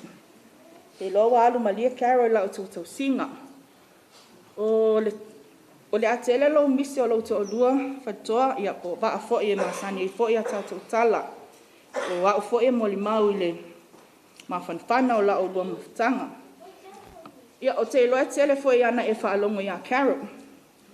O a lava ni tonu, ia e sili ale tonu a Carol, ma e whai ale tonu a Carol. O toi mantua I la umoli mau.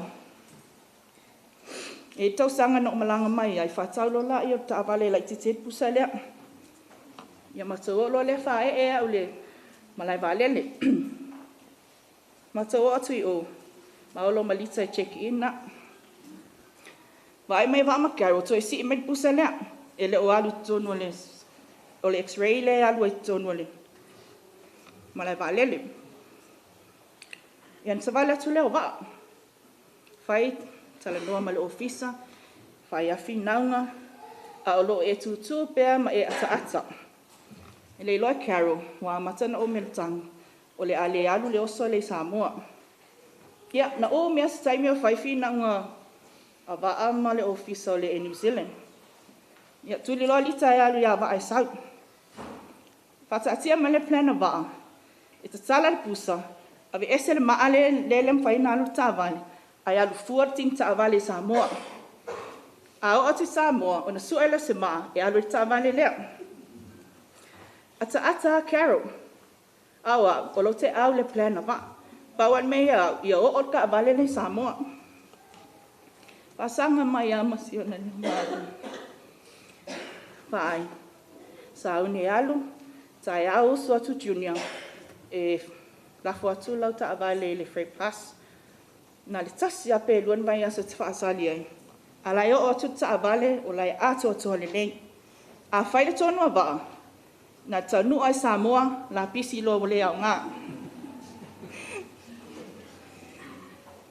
Ia o te iloa ua whaamutai ise mo le mau o na le manu le taimi.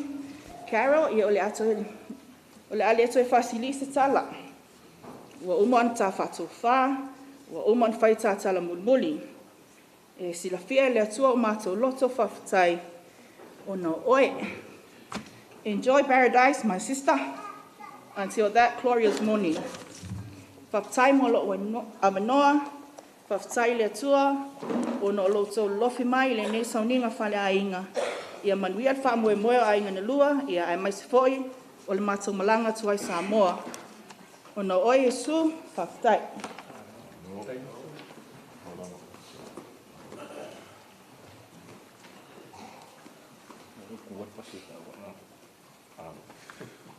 Ia malo whawhikai, e mga kua kere kalau kere foi upu ngai awhiawhi.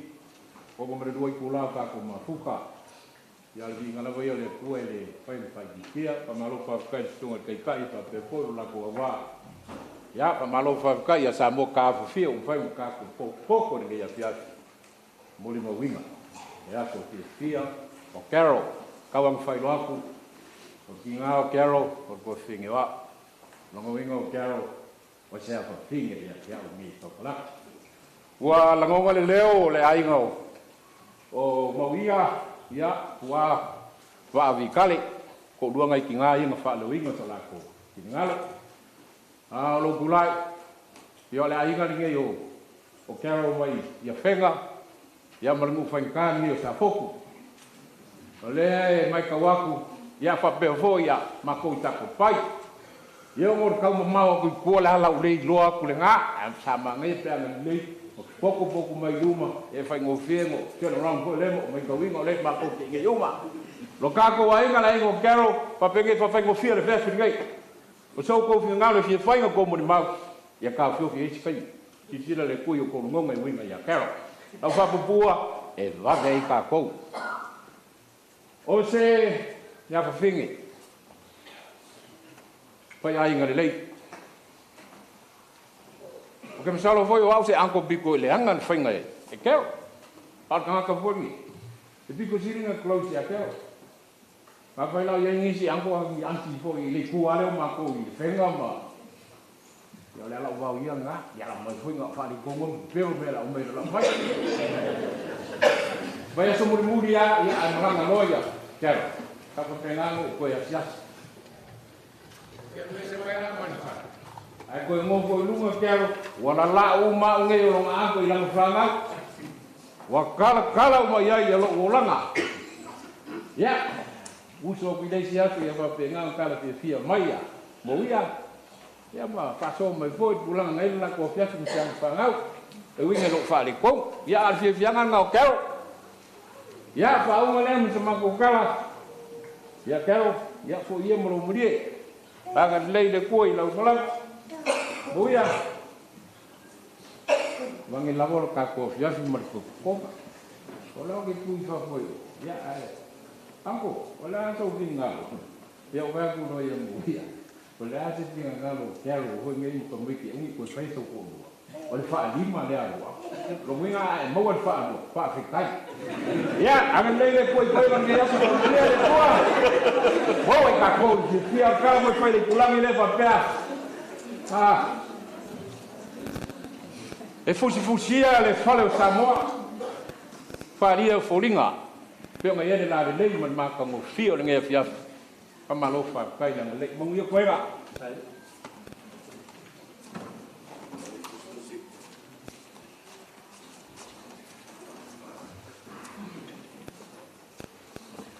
Lilifu he tau mamatua whawhekau ke he whaitunga nei hofi atu tau whakalawhalahi atu ke mtolo ke hatau tolo aiki he ngā hatau tolo aiki ko Yesu ke liso. Lilifu he mga whaua Vitale Peters whakalawhalahi atu me whakapotopotoanga lilifu he atua. O te whātalofa atu ma le anganga le whaaloalo. My name is Leituala Alemalia Toa Lynn Peters Pavihi MNZM. I am from the beautiful villages of Avasele and Loli'i, Wailoa Faleata. My parents are late Pomale Aukuso Sasalu Peters Pavihi, and my mum's from the beautiful island of Niue. I just want to stand and say a few words in regards to my beautiful Auntie Carol. My last 2 trips to Samoa, my second to last trip was just myself and Auntie Carol. We travelled together to attend our late Mataya Lynn Netzler's funeral. We travelled from Auckland to Brisbane to catch the flight from Brisbane to Samoa because there were no seats available from Auckland to Samoa. And what happened, we arrived in Brisbane, my suitcase didn't arrive. We went from Brisbane to Samoa, stayed there for a week, my suitcase didn't arrive. Came back to Auckland, 2 weeks later Auntie Carol had to travel back to Samoa for another funeral and my suitcase had arrived in Samoa. So my suitcase went to Christchurch, then to Samoa, and then Auntie Carol brought my suitcase back. But I just want to, on behalf of my family and Auntie Carol's Niue family, just want to convey our sincere condolences to our Uncle Va'a and all the children. Auntie Carol is such a lovely person. If I was to describe Auntie Carol in 3 words, first is humble, a very humble servant of God, a very humble servant of our Peter's ainga, a very humble wife, mother, and auntie, friend, sister to everyone, as well as a colleague. Second word is her faith. She's a woman of faith, a strength of a woman. She loves attending church or any of the church activities, whether it is in Samoa or any of our family events or here in Auckland. And lastly, service, tautua. She is an example and an exemplar that I want to follow, and I know all of us, especially us nieces, want to continue Auntie Carol's legacy. When I travelled to Samoa in 2005 to represent Niue for the Touch competition, I ended up at Motuatua Hospital, and Auntie Lynn and Auntie Carol were there by my side for 3 nights. And in the Niue culture, if people sing hymn in the hospital, it means that someone had passed. Because I'm very, very not strong in my ngangana Samoa, my anganu Samoa, I'm very strong in my Niue. And when people started singing, and I said, Auntie, I'm still alive. I'm still alive. Because I was like, am I? But Auntie Carol stayed with me for 3 nights in hospital. That's the type of person she is. And Auntie, my next trip to Samoa will be with you on Tuesday. And it's not you next to me, but it's you in a coffin. Ma ia manui alo malanga, manui nei whenau hao ke koutu he lang whakau e lai.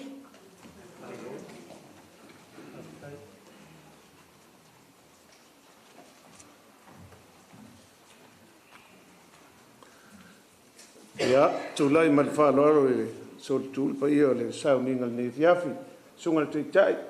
E mas ful pa ia lau whainga luenga ngā lua sungai to ina. Pa ia lau whainga luenga whai o na maua lea wanoa tātou te whaita po inga. Sauninga whale a inga o tua whine. Ia po le tina fōi, ia po le uso. Ia Caroline Vitale. O le tangata malona a inga o tangata fōi malona whaasino manga. O leo te mai tau mai o le na maliu mai la vea po a fio mai la fio ngai a mapsua. A inga nā te nao Carol, a inga o le whalitua ia mea vali, ia o sa fotu, o sa tōr pai ma whenga, ia awa unei o toi au tanga vaia tua autu, ia sakaria teitu ave, ia o le a inga nei o Carol i lonta ma o inei sa olai, pe ona mo le mau ele uso le ia eri, o mātou na ola whaatasi vai loa, ma la fua im faleata ma tau nu o Vitale ia ele levana malanga mai a Carol ma mawia na umalole maliu o lo nauso le fionga ia pesta Margaret Malua o mai loa Carol ma le whanau a matalala o moli mau i tu atu langa na mato wola o sa no fua o ngai i tamao o le vaenga le fitu iwa ia ua o ngai le fifi. Tangata sa wata mao le vaenga lea, e le na o lato tama, to ngane umalo tina wae, to tele le ainga, to se fulu tonu le whanau, ma adopted ale lom tuamal to ina to tonu se fulu ono whata siai, ia le matoa to tele le ainga i Vailoa, ia e le na o Vailoa o Vitale, ia o Palauli, ia ona whaso solo le o mai lauli, ia ma oi Vailele, a inga na o Carol. O le ngota o poua Carol e masani ai ia o le fionga ia la tafale. Le anga o nei a inga o le a inga o suli mawheo i o suafa mteia. Ia o au nei o toi o le o tausia le mteia o Vitale.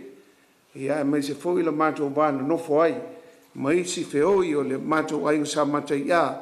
E ei sule le asi o langi ma sule o wile wha. E le se talanga ngafa a le a matanga o la umau. O le tangata molona a inga o le tangata molona whaasino manga.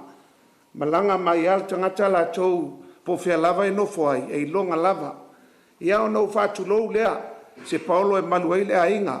O upu o lalo vima le laulala i leo e se tala a toi.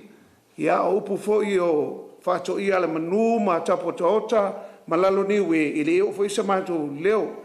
wa e nofo mai ia Carol ma va o le a onga o le ata mai te le nena mo le maulan tuangane o le vaenga le alwhanau le tuangane le almatina ia pe ia le si vaenga e ata mai a academic o fu ia le se academic ko sa ma uma eki tu lo vanel so fa tu autu ai na o mai wa la sa unia Carol fa uma ia la na onga le foundation te mina le porto ia Carol pe alo no so matua ai kapa lo ta mol manchamo Paua le mena mato mana oi wa ye se tamal mancha mo le ainga nei ai se manus tamalea e feololo le eli la vanga hoina eli mana tua la fa le ata o le tu au manos ia e tele ata la fai langa to manu manua o sa mo e tupu atu fa le ata ia ele fa elia stama ia vai la le to tele o le anga le leo le tu le fa nau le na la ina le fa elia sa o ala ma fo nga nei matua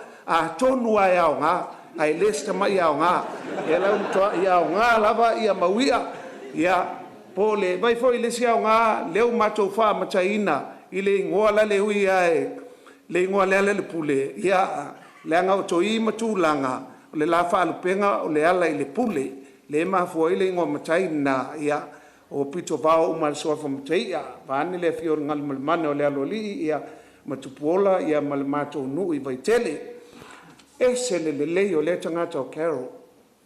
Whanau lea, na o mai la tau whasa moa i o langa o le la tau whale, ai tu ai tua le mauta o le mātou a inga. Ta maiti la ia na whaia whi au, e mtoa te ri tonu ta maiti nei e tau te whaavai mei tele matua te rifoi, a lo sa wā ia.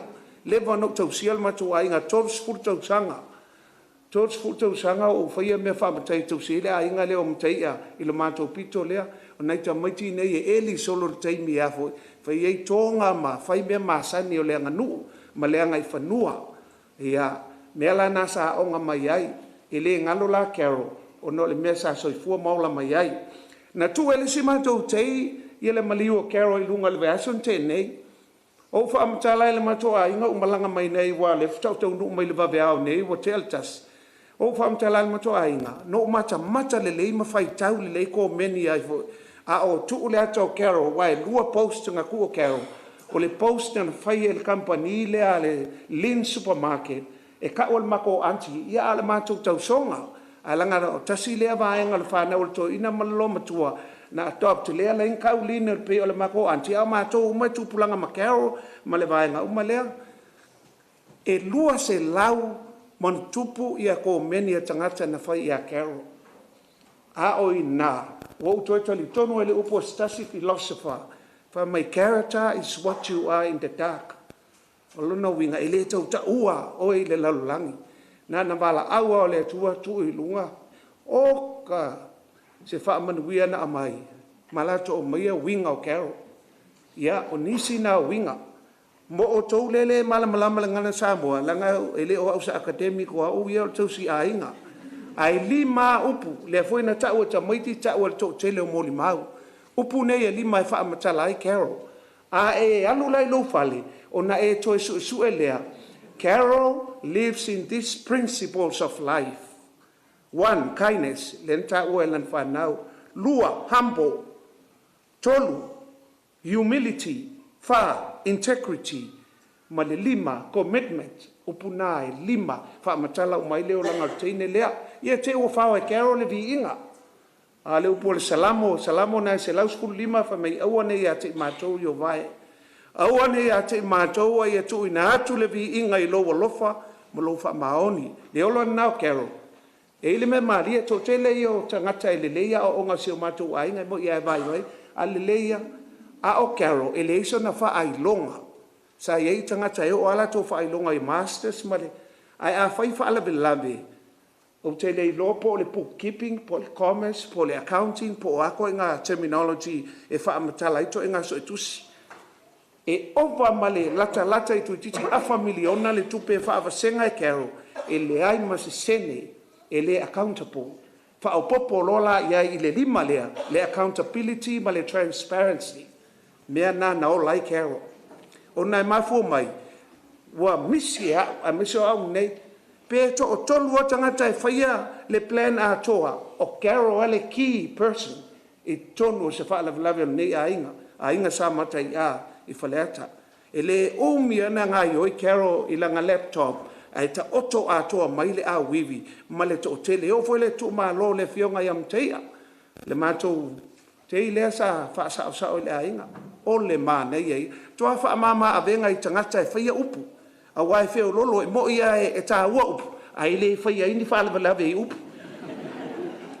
A wai ka ngoku la upu ia ai le ini me tua ia, ia o le e statou, me lana e tā ua, I le au vaenga tonu ale, le au vaenga le tā ua backups, ia po supporting services, a wa ale ai la tau pei al fo mai, a whai o le fo mai ai le ai le vaenga le backup inga le fo mai, ko hau ki a koha, e le lope wa whenga scan me le lea, o na winga o kangakala leo Carol, o ka semana, lei o lon soi pua I o, talo sia na sau wha o ngā tau I nei, le moli mau I eto tele, a o loo I loa, o ka semana, nei o I eto inga tangata I tono a inga, pe tasi pe lua nei tangata wha pea, vi ia le atua, I le wha tamau a inga ino le soi fua ma le ola, manui ai se a inga, ma whai mata I ala mo nei whanau, ia, a muia oi Carol, a muia lo o langa sa e soi fua, e se si o le whanau lea, le na whaia le upu lea Abraham Lincoln, pa mai Abraham Lincoln, e le o le umi e te ola ai,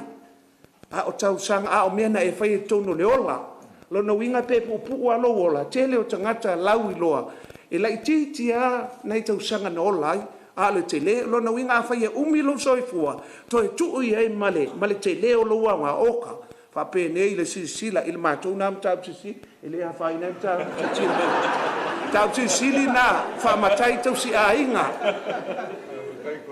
ia a whai lai te le tau sanga, to te le male au ngai le ainga oka, e le tau matau te le I le tua. E sea, whao ngai na te tau le ola. Carol la, simpo la le whao punga e whao pua, ina poto e ola, le o poto fo I oti. Lona winga, e o mai le au, wana I loa le le. Tela no talua I nei au sau wha atoru. E asi Carol nei tau sanga. Ia, maisi fwoi wha alablavi. Wha atua saungi, mai wo lewa no saungi. Wa tu loa nganga pule le atua. O le ola ma le ote pule le atua. Ia lea walu fia Carol. Va ai mai ai. Ia mawia. Ma le whanau. Ia mo ia fta nisi al teimi wafo. Wa maliu Carol. Ia ona wa lewa fwoi na lato tausi. Ia mo ia. Vi ia le li. So I fua mana. Ia nei whanau e mana nei o tou. Ai aua nei o tou. Mau le vi inga na. Ia mau ai se vi inga o le atua. Wha awau ngā luenga. Ia. Manuia tele tatou whaatasinga nefiafi whaafitai le ainga o mea vali I le mori mau a lautou wha le li o le tū. Ia, manuia tele tatou ainga, ia. Manuia whai o tau sunga I leo whai ngā luenga, sunga teitai, ia, maiti whai tatou uma. Manuia, ia, mauia, man whanau. Ia, ai olo so mātou whatau wa ai le lofo le tua whaafitai.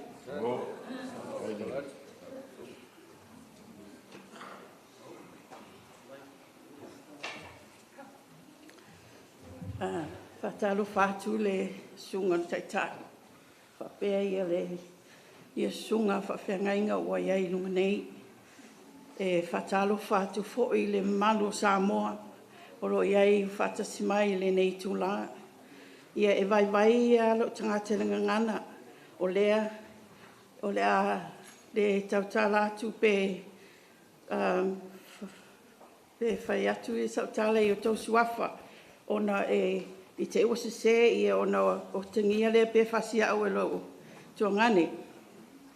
Wa ua a kara Vitale, o le tuangane o Vapuu Vitale. O a ora tua whine. E pupu lava sina mon mau. Na o sau mai le asolulu le na tea.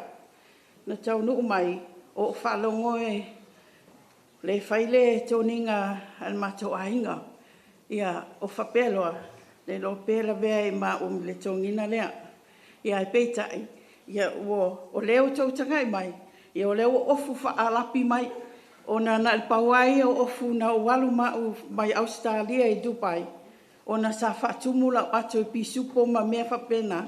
E mana o mei se o whanau. O pe o mena e mana o mei e la tō.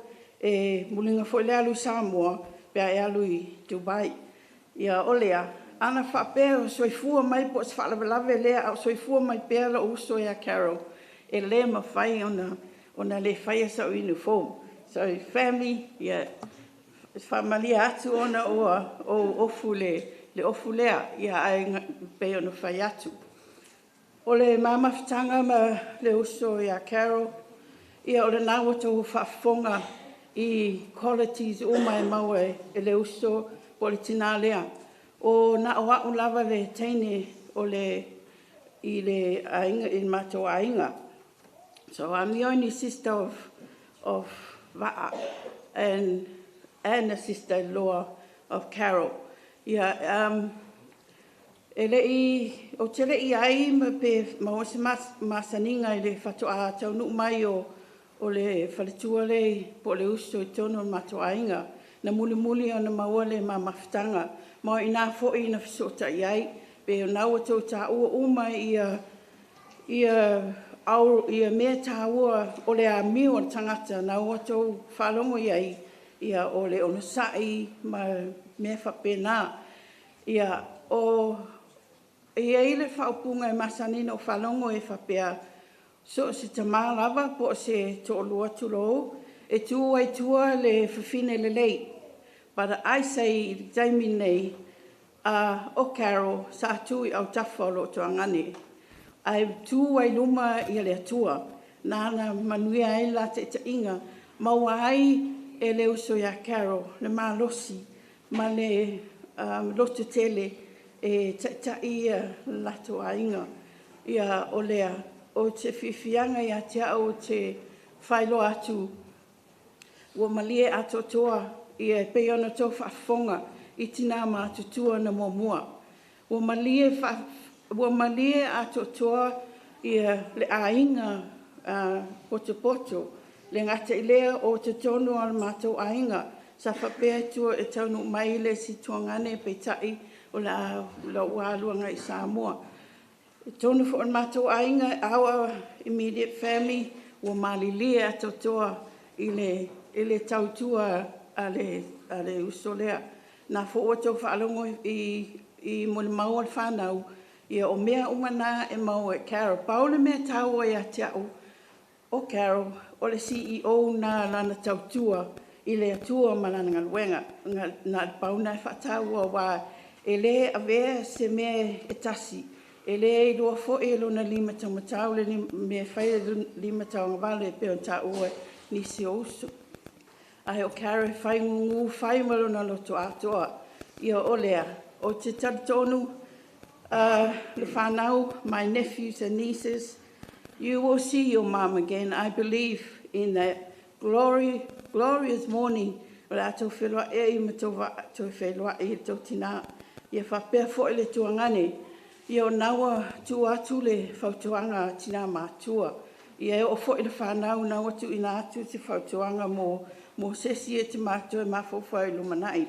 So what I say now, good luck to you, whoever's coming that way, because not only you're going to face tina mātutua, you're going to face the kids, but you're going to face me as well. So, but e se lau i fufuanga a le atua. Ia te tonu lava lo tu tele le tuangani o sau fo mo wa ai I whanau a ngai yoi. Le whapela tōna lo nofo e whatali nisi o atu po le alme whai. Ai lau te mataua lato ngai yoi pa tōna o le taimpupu nei. So all of you guys, you have all the qualities of your mum. Use it and represent and let her candle live.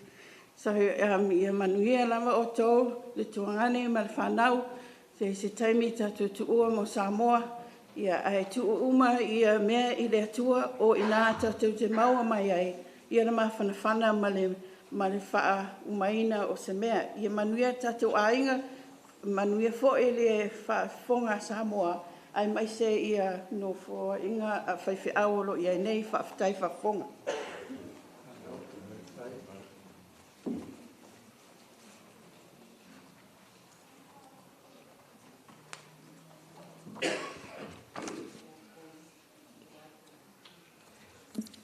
e mua no whaatulau pa ia la sungale pa ia le e kalesia la sungal teitai ia me se lo wa ai whengai foi ia male sauninga la sofia le tua fine ia Carol ia o lo ingo le pepe tala ilene o le plestene le skopa ai New Zealand nei ia pol maftanga tamama teine tuai le kolisio Samoa ia o le ala le tulai ia ele mafai ona whaangaloina ia le tautua fo ia le tina ia Carol isi a mātou asosi ia e awala atu ia Josie ia mese fo ia mawia o la ua ia ele misi a mātou me fai a lea mau te ilo le ia o fautuanga o ma Carol ia lea la iona wha malolosi atu i mea fai el skopa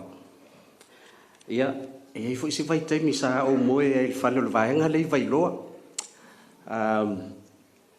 o le tuangane o Carol ia le lile o Eddie ia sa ma onga sa ma noftu mau kolisio Samoa ia ma o foi le ma onga i Australia ia teimi foi na i uma ia oka ia pe o fale foi si vaenga le vai loa sa fa mautu ia il matou au ta faul na vai teimi ia o le vai teimi e te uma i fafo e na o le valua fel tau sanga le tongi sa ia na vai teimi ia o le ato la Carol ia mava ia sa matou tua ia ile wa onga ile na vai teimi ai sina tala po i tu langole e maua ia matou tanoanga fo i male au vasenga Carol masalo po le valu iwa lon tau sanga sai ai ia whamaea i le iwa tas ia nei te ua se sela u ona e whaisia u laititi atu ia ai ua umatu ia le taimisa o ngai Carol il kolisi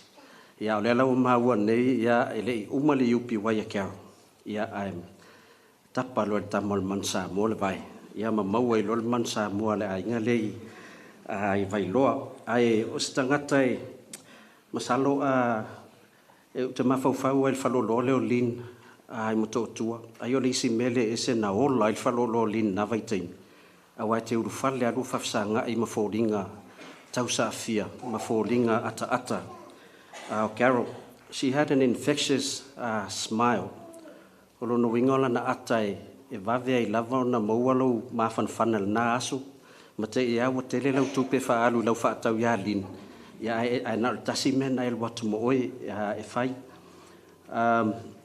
o se tangata e se loto alofa ile tai foi ia Carol ai ni mea foi sa fai matou mafutanga ai vai loa ia e fau tua fu ia ma ua male talainga tua autu ina foi vai taimi au light ia fa mai Carol va ve su enia lua to lua e va ve na tu le lua tata ia le na usta i tua autu to fo ia Australia ia no fo ma Kirsten ia fa afta ia le vai tau atu lo tatu mafuta ma Kirsten ma siana fa na le nei aso ia ai o to fo ia i fasto ia o to fa tatali ia le ala fa to amo vai fo sio ai nga ia no wa fa tuanga o ma fo ia to fine ia Carol ia ole maua e lau sunga le o sosoani le lotele e me sel fa nau ia fa wau e o to ia le ngaruenga sa fe ngai ma Carol ia ma fa ma losia to fo i me fa ia le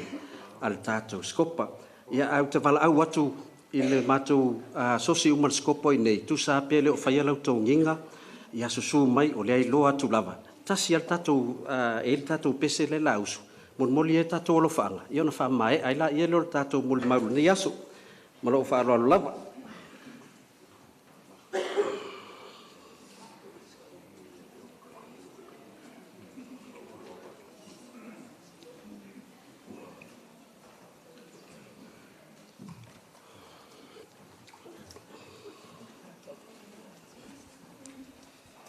ia ole tato pese le ole fitus futa sanga le na mai atuan nei ia a share tu lungo telefoni ia tato pese mo le tato lo fanga ia mo le to fine ia Carol ia o fai langi le folonga ia Tania ia ready lo tato ia to lo tato pese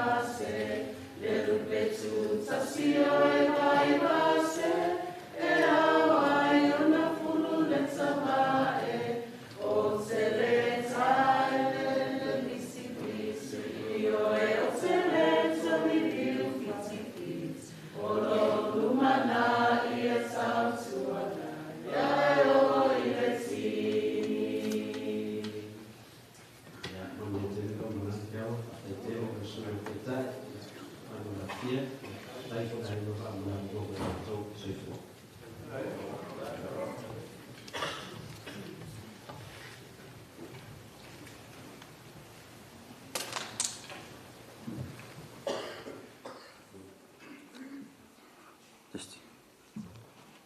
ua kau whamanga ia sa whalimoli mau au le leo kei ki o skopa. Ki o foi esi o anko se el kei o skopa i le au le leo kei ki o le yelo. Ia paule bea ia le angolo anko kamo lau malindi ngā makakuai. A walaki o koe laku i korisi leo o maasa ngei mali malana man mea. Whātulau le pa ia le malu. Vāne le so lau sunga te tai sauninga. Fo le malo le potonga. O le ingoa tau talanga o lungia. Ia mali tu malo leo. Au leo whaleata. Pe ona tau isi. Sa tau whalongolongo apo le ase vaenga ele i. Kawa le boli mau na mua muatu. E ia si vaenga pu ele i o ia se moli mau. O se moli mau. Wha tau lea i le teimi o whewa ia. Ia vane suafa. Ana o lo anko. Ia o lo uso. Tau wha uso. Le anga wau ia malo uso i lunga toa. Sa whai matu grandmother. Tina ia lolina. Ia masi matu grandfather ia salinu pa se lio. Ia tau silsila mai i lo matua ina tomu atu. Ia e whapena umar fo e matu grandmother. Tina ia lolina. Matu ainga sa i le. Mauta foi lea katoliko. Le hol foi lea whale mauso. O nga luenga na ia u. Grandparents foi po matua sa. La ua sa wa ia le. Mauta lea katoliko. Mal matu ainga uma. Ia u katoliko uma. Na lo angko a. Tinganga matu no foi na i mulivai. Ia e loio a e to ina i lana e whakasa. Ia ato nuai. O leo ftai loa. Ia le tio fo. Nana o lea watu. E whakasa fo i e saraman bea. Ia. O le matou ainga. Pe ona tau. O sio grandmother tina ia lolina. Tele o poe. E lunga iaro anko telefon. Tono te milio lai feo. Ia pe atol lua i tula lua i tula o talnoa. Au te mi foi nai na vai tau. Feo lolo te mi neo sao fo. Au kel fongi ia le vai keminga. Kam foi le kamilo. A whapelan mu mela a kero le lua tasi. Unga inga koe whiala le a inga e o whaile lua. Ai le po whai mai a seotina. Se alu e o omi ke fongi ua. A ua lewa le po a ua ala kangoa. Whaka e whase au e. Iau lakunga. Si a koe kuma alor ke king ke fongi. Alu. Pape ia e leanga a i mai o koe lua koe tai la fo e. Ia. Alu ai lava le. Te ona mali e fo i. Sa unanga mua atu. Talaanga fo i. Ia e sa o lele lava le. Te mua no vai e seo anti e. O le maliwa seo grandfather. Le ivas foot. November le ivas foot sa. No vai e ia o atu ia. Tartonu fo i inisi i le latou senga. Tamaiti kolisi o Samoa. E vatu latou me alofa ia. Ia va. O tau sanga i una va ai. No tu mau. Peita. O tele i wha mautu ina a meo se pe ule a. O va ai ai te mina e au le wha pei a o le teine le a seo anko. Ai ai le konsetin toi whai le. Pia o tau sanga te siwai vatas. O i nāno u toi va ai ai loa lai i seo anti. Wha mautu ina i loa. E sa o ala ala va ai le no va ai le. Limba liu. Ia. Umar konsetin po na u whai loi lo grandma. Ma. I aua ki koe ika pe a uminka lungoa io. Ea. Le ngau wa ai o sau siang pe uli. E ala sa vai. O makwa au le au. Hai o le lei ko au le lei. Ya ele iloa lai e si o ko nei. Ya o au le na fautua ina lo matua. Na le to ita ya lo matua. O aina ua fa mo tula maftanga ma o foi. Ya ele to ita lo matua. Ya o le tina. Ya o le sina tangata sa tu malos. Ya le na le ona mafuta ya se o anko ma. Ma le fionga foi ala tfale po le tina ya kero. Ya le na ta ua ile mol mawale to fa to i anele. Fa mai e laki ya los. Tanga e fa sa ole. Le eli le terminal watu o le ainga. Yo le mea foi nano ma fau fau. Te peia e te tau il ma ua va fa lus. Tau ano u fa la talata. Le alano u latu foi au. Yo u no foi le teni fa leata. O lo anko la vai loa. Ya o le vai us. A eli mai los. Ya o lo te i. Au te mana tua il tala se o antina fai se matu ai ngai na o malma e poi ponga ina i vai nganga e fakasa. Mai. Yeah. Welcome to the Vitale's family. Ye lele mamawa kwa ura ke ile vai loa. Ai ya se mea ia kafraka. Ai ya le nei tula fa ngale ava noa. Pai ma sui fo i ole. Le ala la mai na isi o matou tausonga. Fa naua lo linam sanu. Sa malanga mai Christchurch. Ya o fa nau lava uso ma to fa fine fo i o ova. Le fai a pe au fa naua kero. Le tau fa matalaina le te leo le ngao so matu tina. Ya fai le matou mai le si tau sanga le a ongal matu ai. Le mautonu po fea fa mautu ai. Na ona matu tau nu ua tana noa i seo anti. O ia na su ele fale. O foi le ine ua fai ule a onga ma fa u ia. Ia sa iai fo i o ia fa u. Ta lofa. Pe ona moli mau e fa sa oa. Le se si accountant pe o seo anti leo. Ai mai mau pe na mau le vano. Pe ana le fa lave lave ia seo anko le iwa tasi le ipi wai. O le si lea scholarship ma fai longa titele. Ia e atonu. Sa uma fau a pe dangor tau sanga fau e ilo fa unga. Nei fai New Zealand. Sa ulo fau e pe paula tangata no mana o ia au wai e io. Te fia mana o e fa mita. Ia e pe tae. Ia. Kiaro. O le matou lasi feilo inga mine fata singa o le Christmasi tau sanga lau te. Sa fai ele matou fia. Matou a inga i nei ki langi. Sa vai ele fia o seo anti. Ono na fia. Te mi tonu ale na fatoa o mailo tautonga. Sa ulipo te falmai ua cancer free. Roa i fia i le matou Christmas e ngalo ai. Ia o le oto e fo i mai alo na ngase ia ma lewa. Le au lia ele si Christmas. Ia Carol. Tau ana faa leo le angango faaftai. Ia mea uma wa e whaia. Mo mātou nei, uso ma, to whawhine whanau to ia misieri. Me se fo i o tausonga whanau a Ruta. Whanau a Auntie Akara. Ia whanau a Uncle Leo. Ia manu ia tele lau malanga. Ono Yesu. Amen.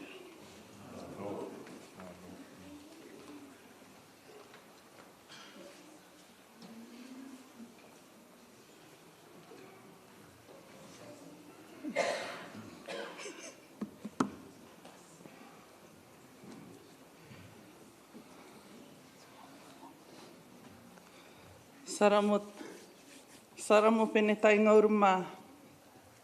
Toru, e nā oki te mētaki e te mataora. Kia noa katoa e te o taiki, ma te tautikai. Kia rana and greetings to our presiding ministers, elders of the church. My name is Andrea Pate. I'm speaking on behalf of Carol's work friends. There's a few still sitting that don't want to come up. But we just wanted to take this opportunity to come forward and just share a few words about Carol at work. Apologies, I didn't prepare anything because I got told just before I got here that I have to come up and say something because the boys don't want to say anything. Too shy, sorry. Carol, as many of you have said, all the children, Carol gave her life to Dean. And I have worked with her for the last, I'll say 12 years. And she devoted her life to Dean. She was an integral part of the business. She was pivotal in the recovery of Dean post-COVID. And it was testament in our time when we got to share with the family on Thursday, the amount of our staff that came. This week at work, when it was shared to the business, it was a solemn week at our job, across the business, in all departments of our office. Shock, sorrow, heartache, not only for Carol and the loss of Carol, and because she's such a treasured member of our team, but also for the children. As you've heard, nearly all of them have worked. I think the only one that hasn't, Junior, Edward, he must be next. He must be coming back with John, and then Carlos. But all of the children have worked closely with each and every one of us. So this week was really hard to hear of her passing. I think everyone has said Carol was devoted. She was so smart. She was a numbers lady. She just was. I was in awe of her talent. I worked closely with Carol through the last 10 years. We had this new system. Everyone at Dean Apparel knows the story. We had this new system that went in, and it took over mine and Carol's life. We were getting called at 9 o'clock at night to come to work because things weren't working. Carol was the closest, so Carol, you go. But she devoted so much of her life, so much of her time, not just because it's your job, but because she cared. Not just cared about the business, but cared about doing a good job for her, but also for her team. As Joseph mentioned, she was the warehouse manager for the last, I believe, 8 years, possibly more. Carol was the manager of, Carol had the biggest team, the biggest staff list under her. So she also had the hardest job because as everyone knows, as a manager, it's managing people's well-beings as well. You're not just managing the people, but you're managing their well-being. And Carol, through COVID, had the hardest job of having to let a lot of people go and having to manage livelihoods during that time. But what people didn't see behind, and what we shared a lot, was the toll it took on her as well. Carol's heart was loving, was caring. She was very empathetic with everyone that she came across. At work, she was stern, but she had to be. We would share a lot in her office, and I saw the toll it took on her. Mentally, I saw the toll it took on her with her family because she was giving so much to Dean. Like Josie said, Carol gave us plenty of warning that she was going to have to leave Dean, and we all completely supported her. But it took us so long to replace her because when you get workers like that, it's hard to find. She's a gem. Outside of work for me, sorry team, you guys can talk for yourself, I talk for me. Me and Carol we work really closely with each other. We have our ups, we have our downs. But what I take from it is true friendship, because only true friends can really address when things are hard and when things aren't going well and talk to each other. And as hard as it was every now and then, we always managed to get through it. The last time I saw Carol was in August before I went to Raro, and I had heard that she was going to Samoa. And it might possibly be I don't know. I didn't know what it was, but I didn't want to wait. I was so happy for her to go back to SAR, and I knew it was something that she was so yearning for. And I'm glad that she walked back and she got to enjoy and share with her family and meet all her families and friends as the strong person that she is. I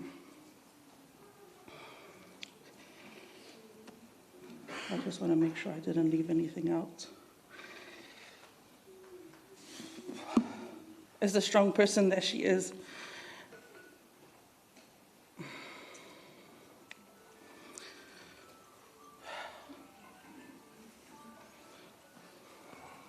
One of the children mentioned she's the epitome of a Proverbs 31 woman.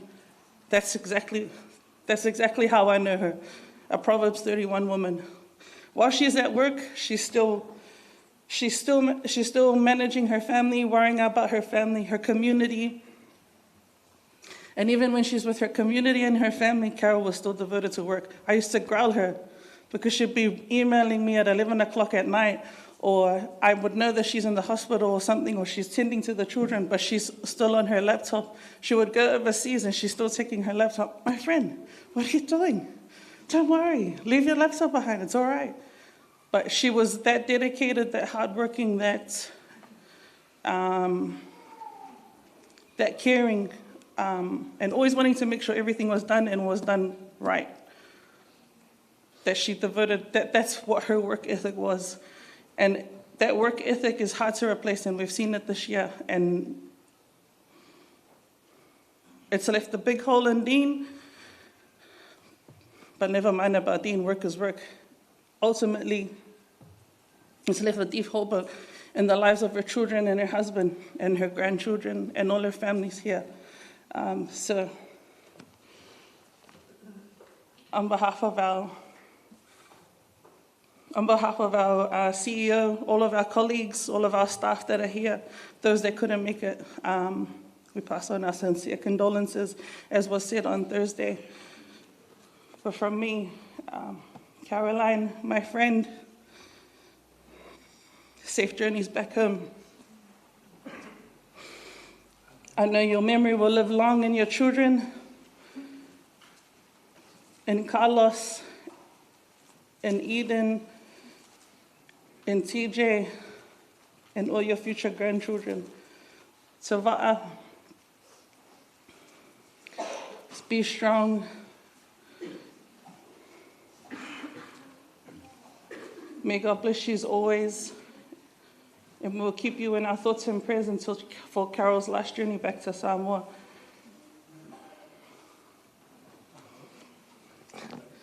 Thank you very much. Kia ora ana.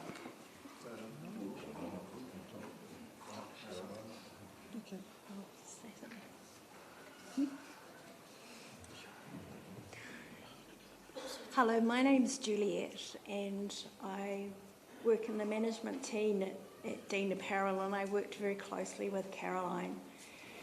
She was such a hardworking, tenacious, awesome person. I really thoroughly enjoyed working with her, and I couldn't believe it when I heard about her terminal cancer.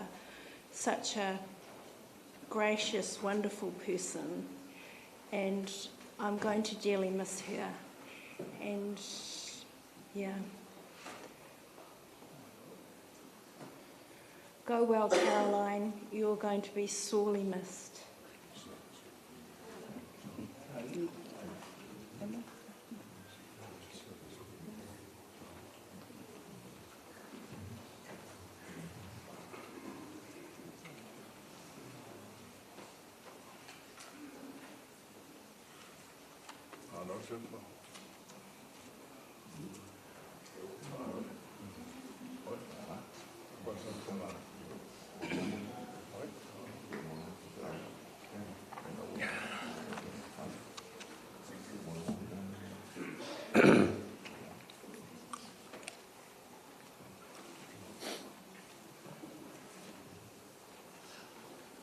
You are my sunshine, my only sunshine. You make me happy. How much I love you. Please don't take my, how much I love you. Please don't take my sunshine away.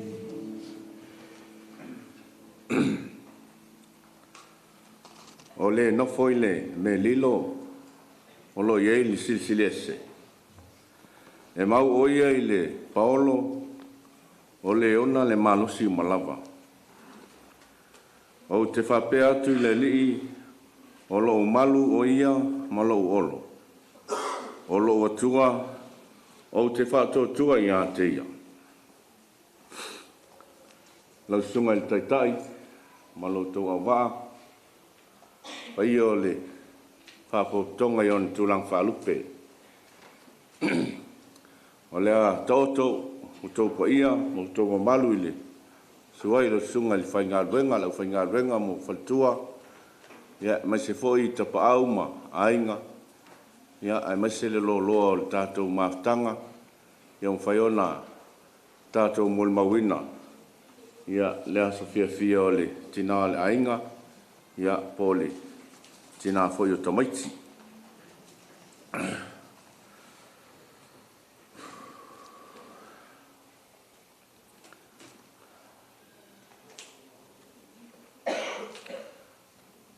Wa umana tusil mo le mau. Ia awa tele na pisi.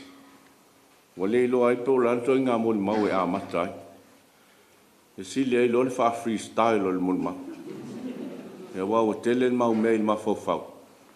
Ia ai o no fai atu ni tamaiti.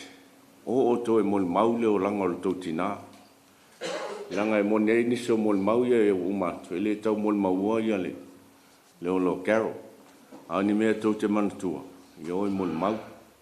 Ia lela ola tu e pi ia matu lo tau mo le mau. O karo no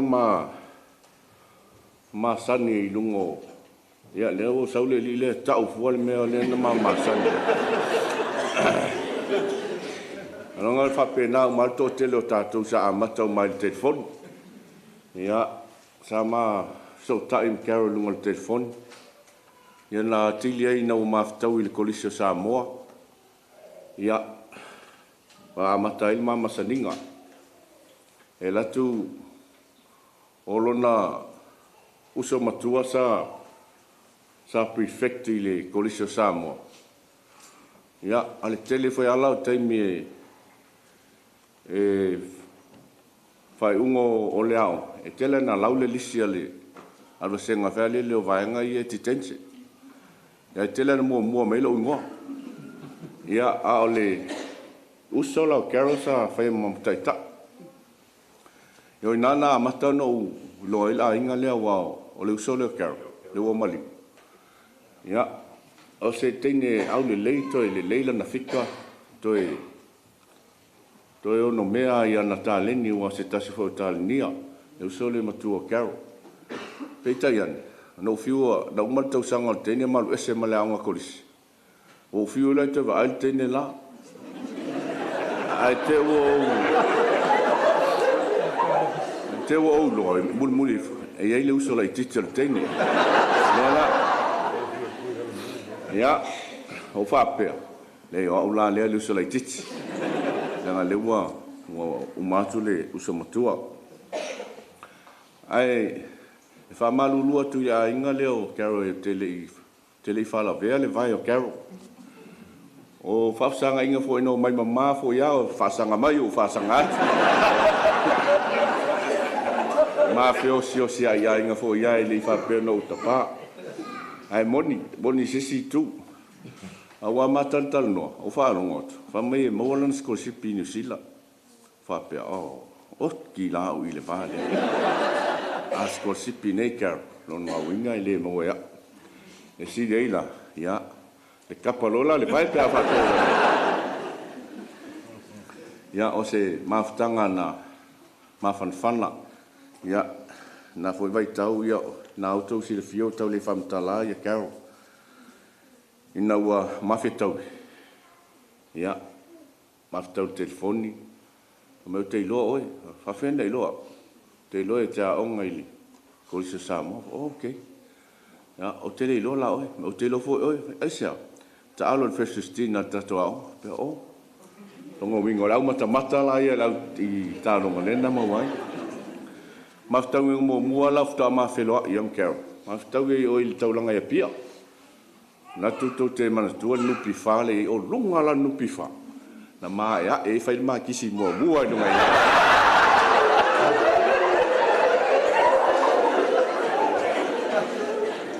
Ele ngalo e tau nupi wha ia ua ole. O inale te manatua. O ke kisi awa aide sa mua longo loa whape. Pea oi wo le langi o le ua maua le. O inana mata maile maa whainga wo. Ia masawa i lava.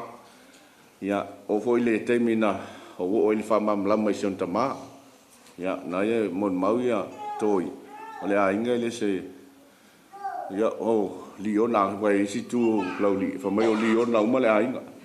O fa pe fe no sao le va o liona ni. Ya o lo fa mam lama le tama ole. O la ya ma fa sanga. Ya uma tala talia la fa mam lama no lo. Ya a te fa ma ta mo moli termina il pasika toi. Ya ma fio so yo fet le la walu le o termina la ku taxi le so tavan o fa ma malam mal taxi al mama ya termina ma mai lo pasika apia oka o pasika la va ya ele ni me tu vai le se yo fa pepe se ai ki al ko inga le fa ya pe ai pa ua ya yo ai afo ya inga sa o pasika o mai pasile pe a tau fus o vai tola pa ua wa le pito fua le te no foi fa pe capa u fa kasi lo a o ko lo mana voltoin mama mai e pasi ko ina pena matel ma fan lo ma tanga man samana ya o Carol ya ona winga na le to tau fam talaina ya ai o misia le matua inga ia me se fo ia e lo ni tanga tawa memo te le italianga le ma e o me to yaso ia o le tau valo na ma lo fa to tua ne a tili fo lo fa to tua le fa valvalea le sai le lato le fai au ma tili fa mo popo to lo fa to tua e o pe lo fa long lango lo la ile il fa to tua le si le fa to tua mal mena no le italia ia va veal Carol ona se tangata le itele on tausanga o le la ititi mai fai ona finau le ma uile ya e pule la vale tua ko la vale tua on tangata ya mai ai pe wa ala no tu la ya o isi tala i tua tu mena ya la fa uma tu lungo le Facebook ya ele mfai no to ta wa tu wa na wa tele na mol mau ya ni se for fa na ya ma yo mol mau to i fa te ia fo ya o page na lin netsla al fa lolo wo to ai tumu i fam talanga tangata ya ka pa pe tele i loe fa pele i loe tangata o fa lo lin a wa ka na fa inga wenga mai Carol full we born to sanga fa inga wenga mai Carol mai le sui va to sanga se ya pa ia mel terminal yo o tausi to tasi Carol o mal fa na i lona sosia malon mamlam e ui foi ala ile sao met skol si pio no o fa la ve ale vai a tele foi na nga sa o fa la ve ina le vai a wa a compare tanga tele in failo ale na sa pule ile il fa fenga venga male tele ia male va ve o fa ngo fa la ve male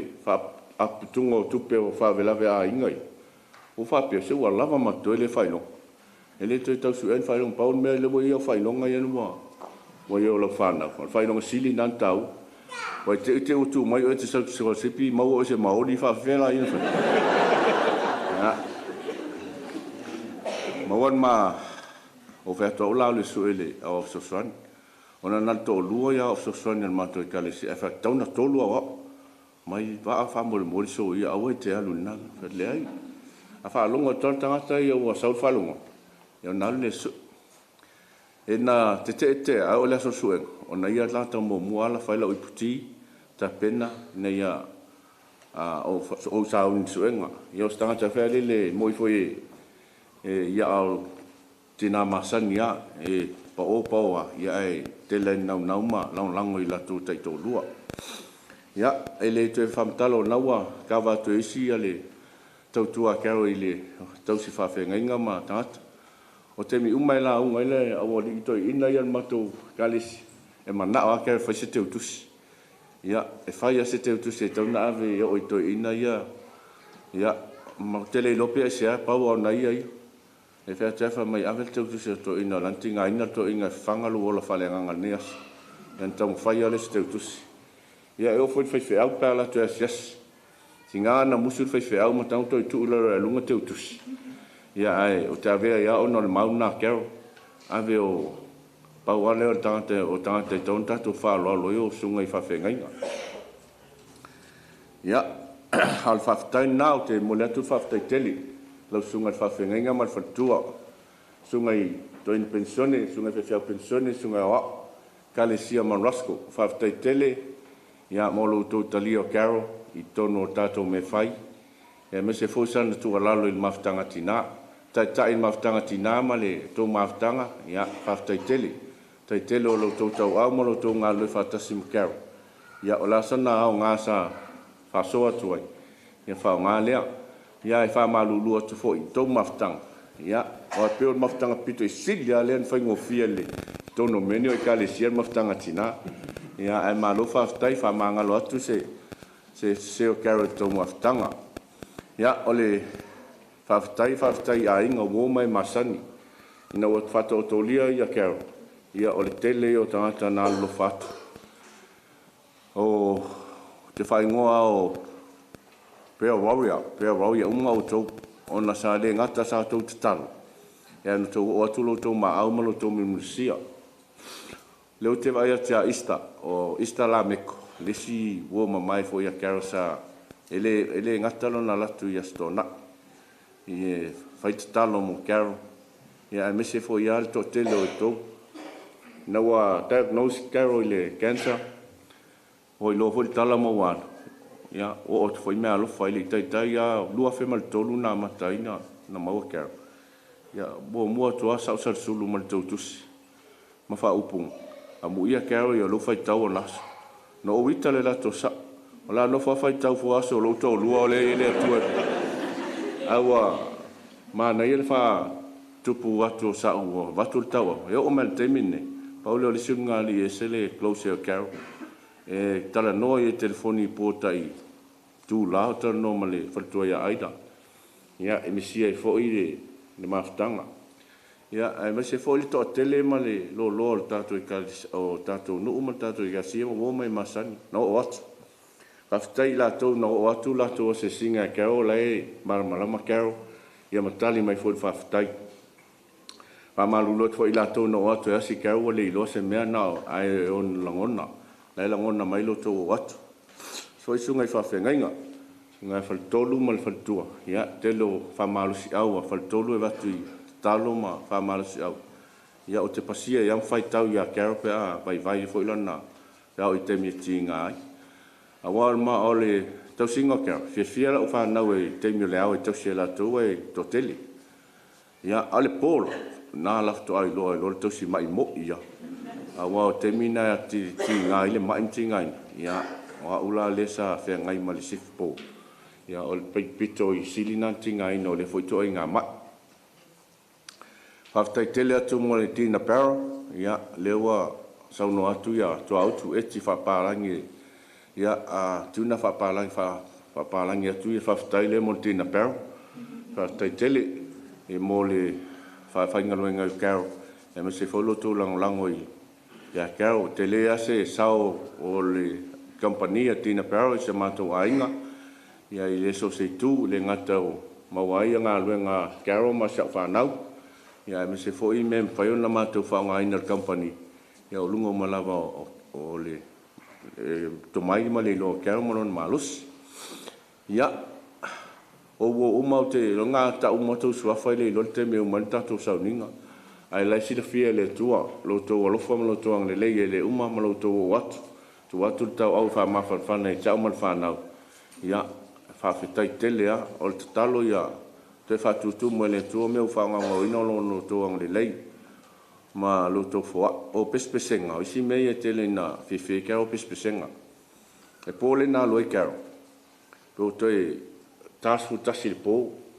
ia amata lo no vai atu tau fito i melan mana fa ia maua sa fo le pe mutu to lo le fiafi te milana no wa mataina au pe pese ala le wa nga sa ia yo nisi malanga mai sa moa ia no ia taiana ma siala ia manisi fo ma to nei ma fai malanga mai situ ni sila ma fai pe senga to e se fulu lu ile to se fulu sulu au vai tu au fa tu lo ile fai pese o malo to pese na lava langa si o mai se o fa na o le vai tu ama to na top mai mana ia o fa tu fo le fai pese le la fa le o tu fa ta ka o le la ngona me ka o to ia o fa tai lo o mo fa tai lo fai pese au la tana sulu ia to fa tai tu fo ia ila fai pese mala to pese mul ia ai to lo mal mana va ka so e uma le mana va ka por sfulu lo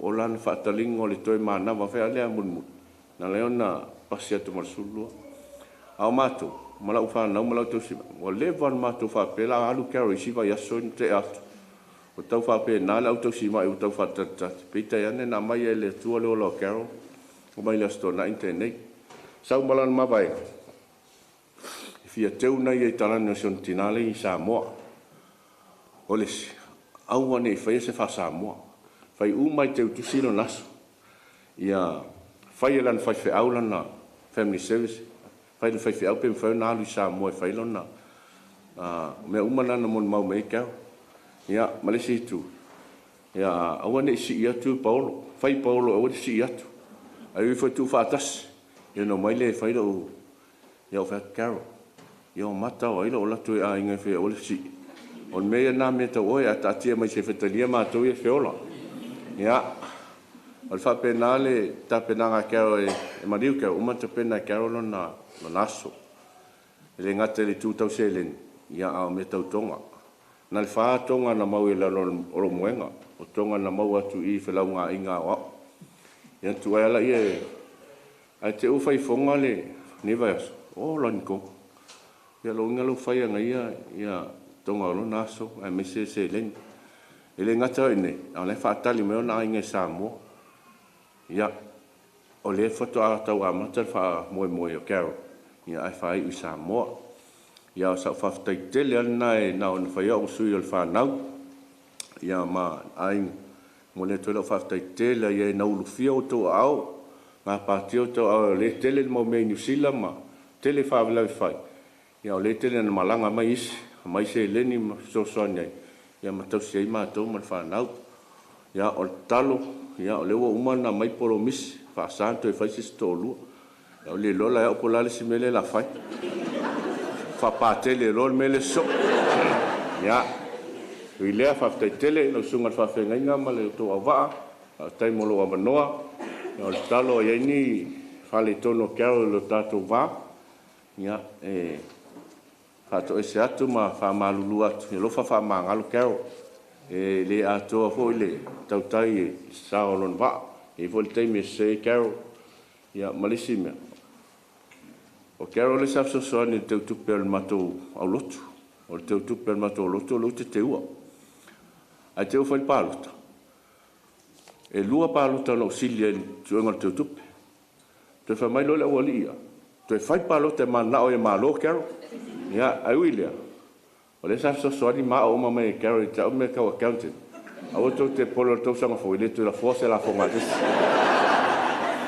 ia ai faftai tele la mo nem no faftai mon maftanga ia fa malulu fo se tala ua fa de to tamali lo to fa fonga ai man wi tele to e to mango la so Carol ia me se fo fai malanga tu sa mo o la ma to malanga fatas ia whātasi mai le tua i lona whamoe. Toi whaumatu sautala i whaptai whapi atu ia tosi, ngō le sunga le ao ia sausasulu ma aida, ia mo le te uino le malu nei, ia whaptai tele lava, nua malang ma mau mai Melbourne, Australia, no lua vale alofa mo Carol, ia le te uino le nei aso ma le whamoe. Ia, whamanua le tua ia te otou, ia mese le sunga le tai ma lau whaingaluenga, so i fua mai manuia, o te wala otu lau pese le na ona pol matou pese, lo mai se i whaumatu le mon mau le tātou pese, ia ona tua le sunga i whawhengainga whamolmole, seu poamo, ia, o i whamolmole. O mai i rangai.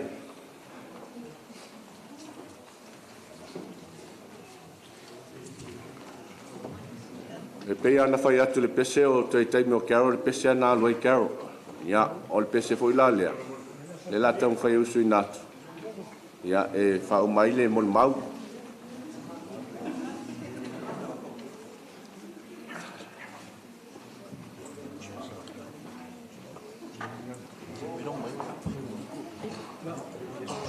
E tinga ngai solo e mei whanimena.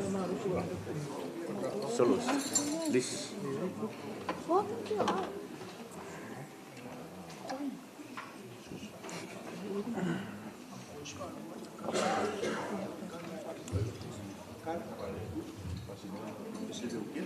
Pequeña me solo y me cuí.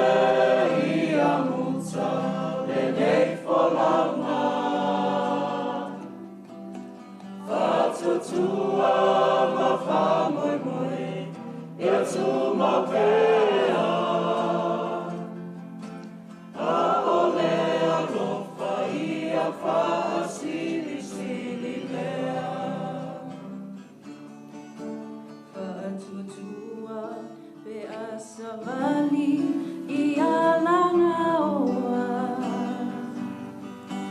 Whaamoe moe e malutia oe I whaingata Ia manatua o le alofa o sili sili mea umana Whaatutua Vea savali ia langa oa Whaamoe moe e malutia oe I whaingata Ia manatua o le alofa O le alofa ua sili sili mea umana Alofa I o tua oi Au e malama Se ia muta le nei whalaunga Whātotua ma whamoe moe Ia tu mapea A ole alofa ia wha sili sili lea Alofa I o tua oi Au e malama Se ia muta le nei whalaunga Whātotua ma whamoe moe Ia tu mapea A ole alofa ia wha sili sili lea A ole alofa ia wha sili sili lea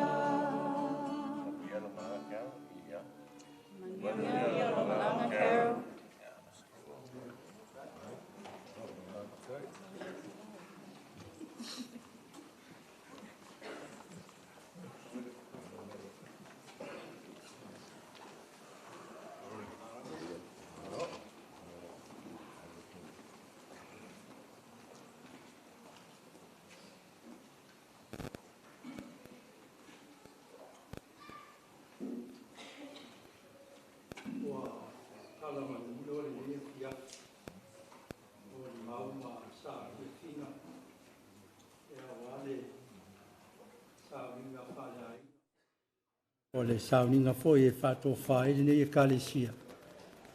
I le tua ia Carol. Mana tu foi o le lavaua whaafafonga le pai o le tāpua inga. Ia o tō lau winga ma fōringa. Me se foi le soifo ofo ma le soifo au auna o le whaletua nei. Le ngātou lo nā inga. Ia e o whapea foi, tono le kalesia. Ia me se tō whinga, a ngā rua ngai pēnunga lue ai. Ia e mana tu foi e le tau fia te tau lava ona whailo. Se mōli mau le whaiwhi au, whai masui o le kalesia e Mount Roskill. Su atu o le toina pensone, le whaiwhi au pensone, sunga iau ao, pale nei e kalesia.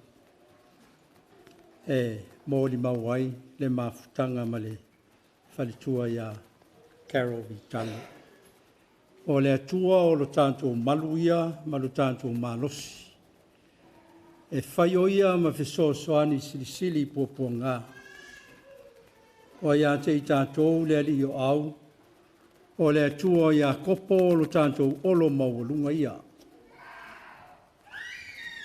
God is our refuge and strength, a very present help in trouble. For losing a mother is a huge, irreplaceable loss. For her love never comes from what she wears or eat, but from who she is and how her personality and character positively affect her children and everyone around her. Moli mauia sa o tō whaafonga, ma tātou whalongolongo i eile nei fiafi. A whai mai whitalai ngā Iesu amu ia e whanoa noa, a wae whaamawhana whana ina i lātou. Mātou lotu ma le sunga i le awa o ia mauia ma le whalitua ia Carol. A mesesi ala whanau, e le masino au kuso lua hafes fulma le lua. A toa ina o le mātou sanga. Talu na mātou osi whea ngainga ma le kalesia i ma Roskill, e le lua afe se fulma le tasi au kuso. Ai walewa na mātou masani ma le whalitua ia Carol. Le foi pe ona ta ua e nisi o mori mau. I sa moa le me sa whainga ngai. Ma ngā lua i sa moa le kalesia. Ia manu nofo i papauta. O ila le fale o loli. Ia pe o le mātou le fale o loli. Nā teimi ona la talata i papauta ma le me sa whainga ngai le kalesia. E telefeila na o whea lua. Ia e tau whaale, ia even teimi e whai whātau e te lentulia o reini tau tialu whai mato whātau. Au latu lai le whale o lo leoli. E pe fwoi na sau noa nisi. I fōlinga o le whale tua nei. E se le tau sa afia, e se fwoi le matatata. A le eila sau tupe sa moana o foreign currency. Ia o no walu le e tamai potu nai le ofisole. Whale leoli. E sa whae e ia le whaitua Carol. E no walu leo tau sanga e. E mo whatau a naupen whaina tala pe le reitile tala i le bank. Ia. Ai wai loa e Carol ia o au le whaiwhia. Ia ona whapea le ona whai. Nā whai teni. O te le i loa wa isi a inga o le whaitua ia Carol. E masani ano sa vali le. Maunga voi le i baya. E leo le sila fia le sunga le awa. Ta sila fia fiu mana mangalu. O sa vali atu. E mato fi loa e loa mal whaitua Carol. Ma le di ila. Pape, ole. Ma le di ila le nofo nei ma. Matalem ta whalea. Mawia ma Carol ina o tau nuu mai loa el manto au lotu i Mount Roskill. Nāru lue loa whamata whale. Ia e mesesi ala whanau. Mai tau wina lava le au ngan leiti nai pe ona mōli mauli tō tele. But I just want to say it again. E moni o ia mōli mau. Al file mui al nei au auna. E le ngau ia fo. Mata anta ata. A ese foi le leanga malu. So ele sunga ia maui e le au so swani e pe ona ta wela na mōli mau. Ele lua afe luas fulu. Whamanui ele lua afe luas fulu maltas.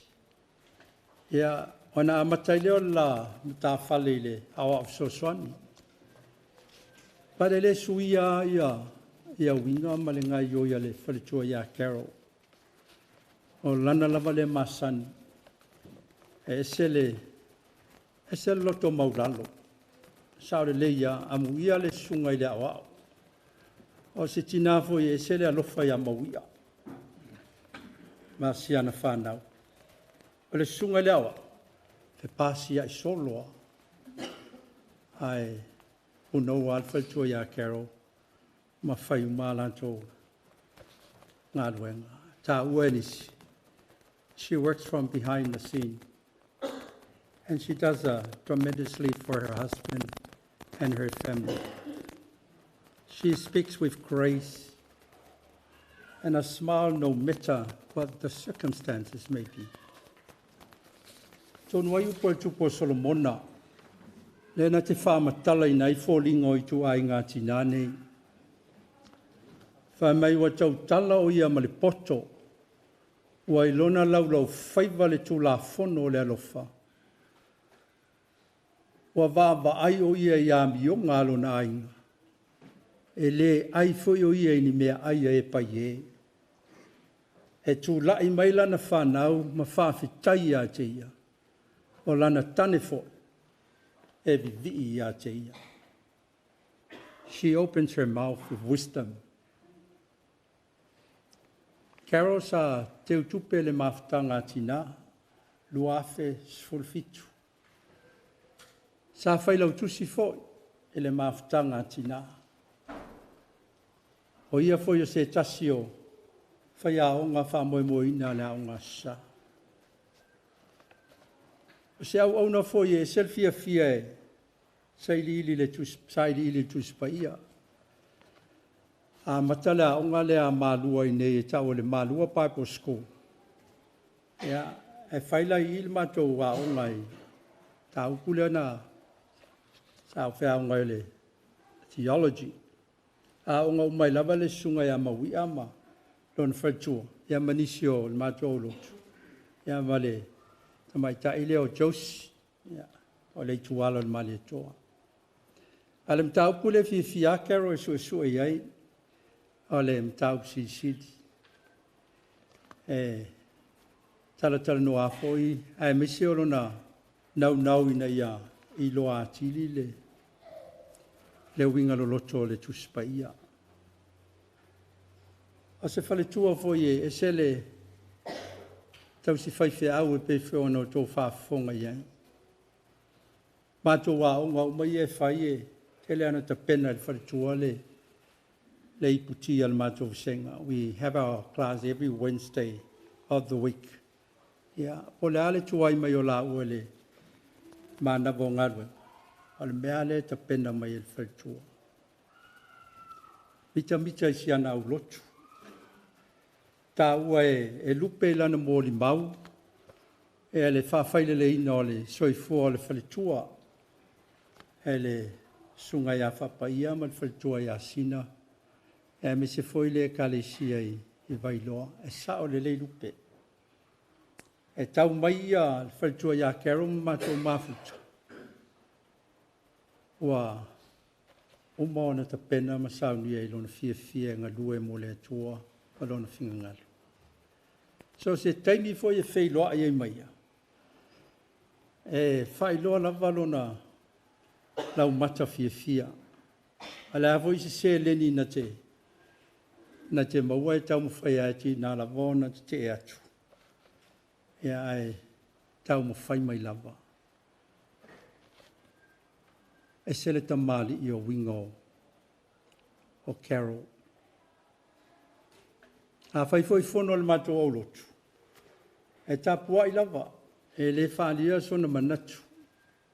Se vanga nā lava o fesili sona manatu. Ia, ona e sele tele o mea alofa e.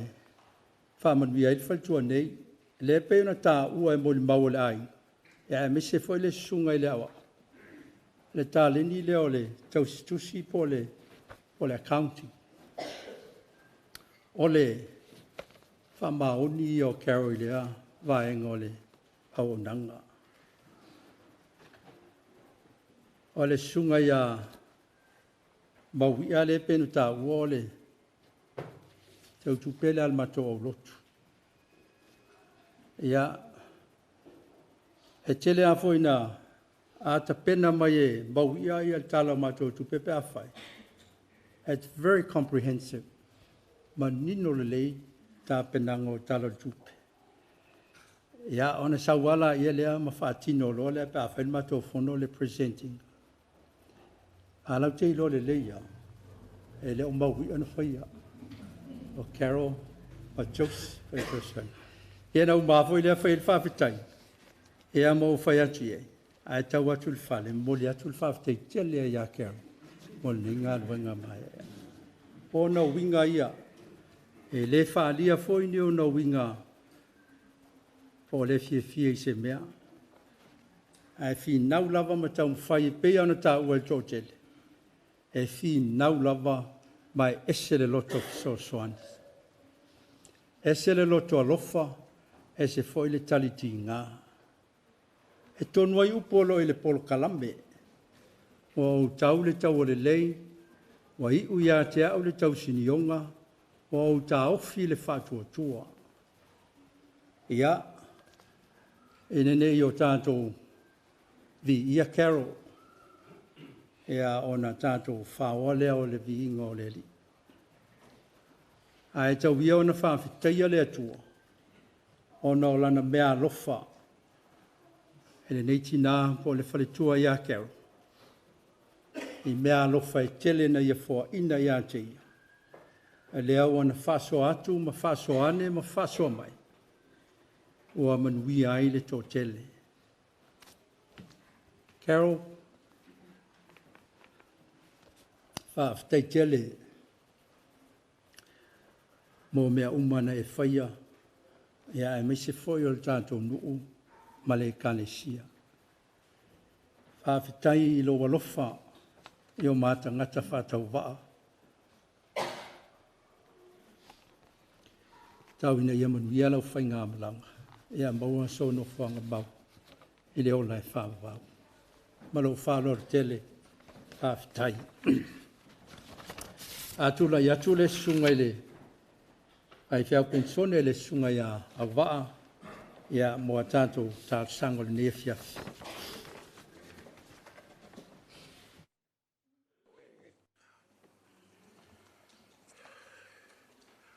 Ia, marora rusa.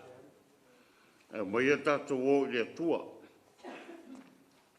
Se I mānawa atili mai le mana o lona nganga pa ia ma whiula mai. E me se ai whanau noanga. Ma mawhitianga o lo whea ngai mai tātou. Se o tātou tālu.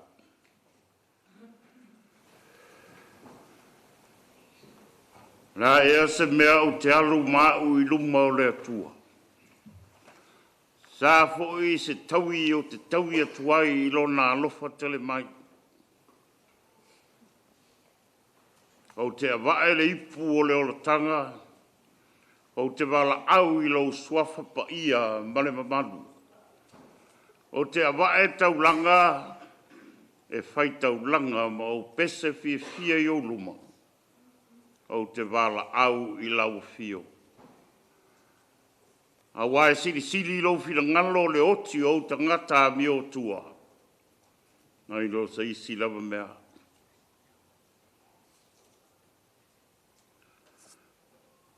Wau le fale mai.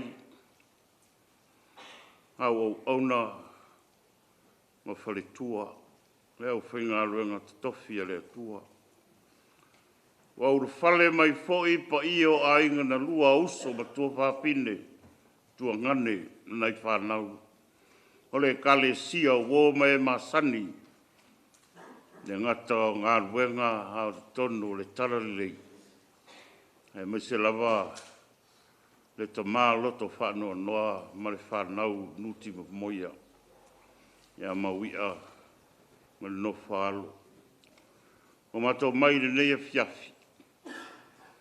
Ia le sau ninga whale a inga. Se o mātou mori mau.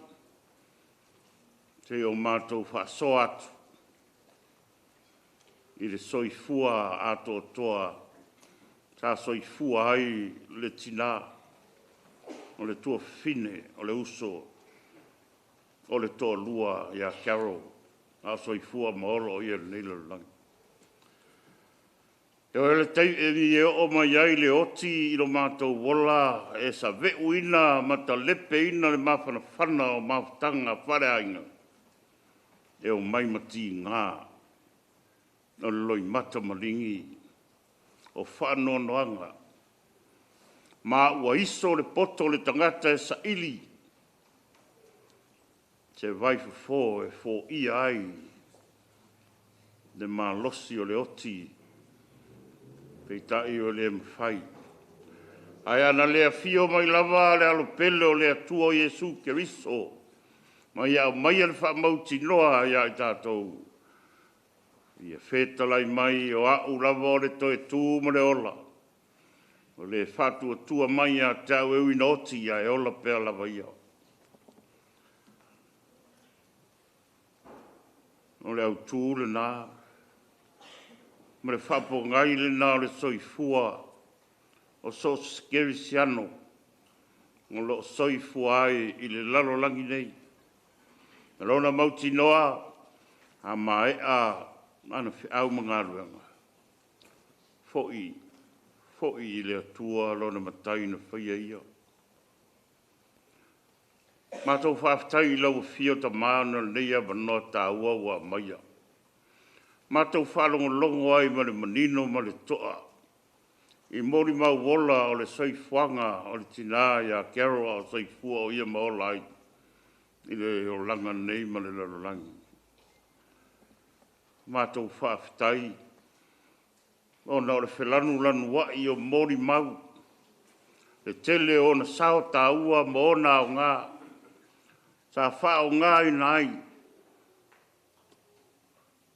Tau si airo na inga. Fau tu ai. Soa sani ai. Io na uso a whainga ruenga I le kale sia. O na inga.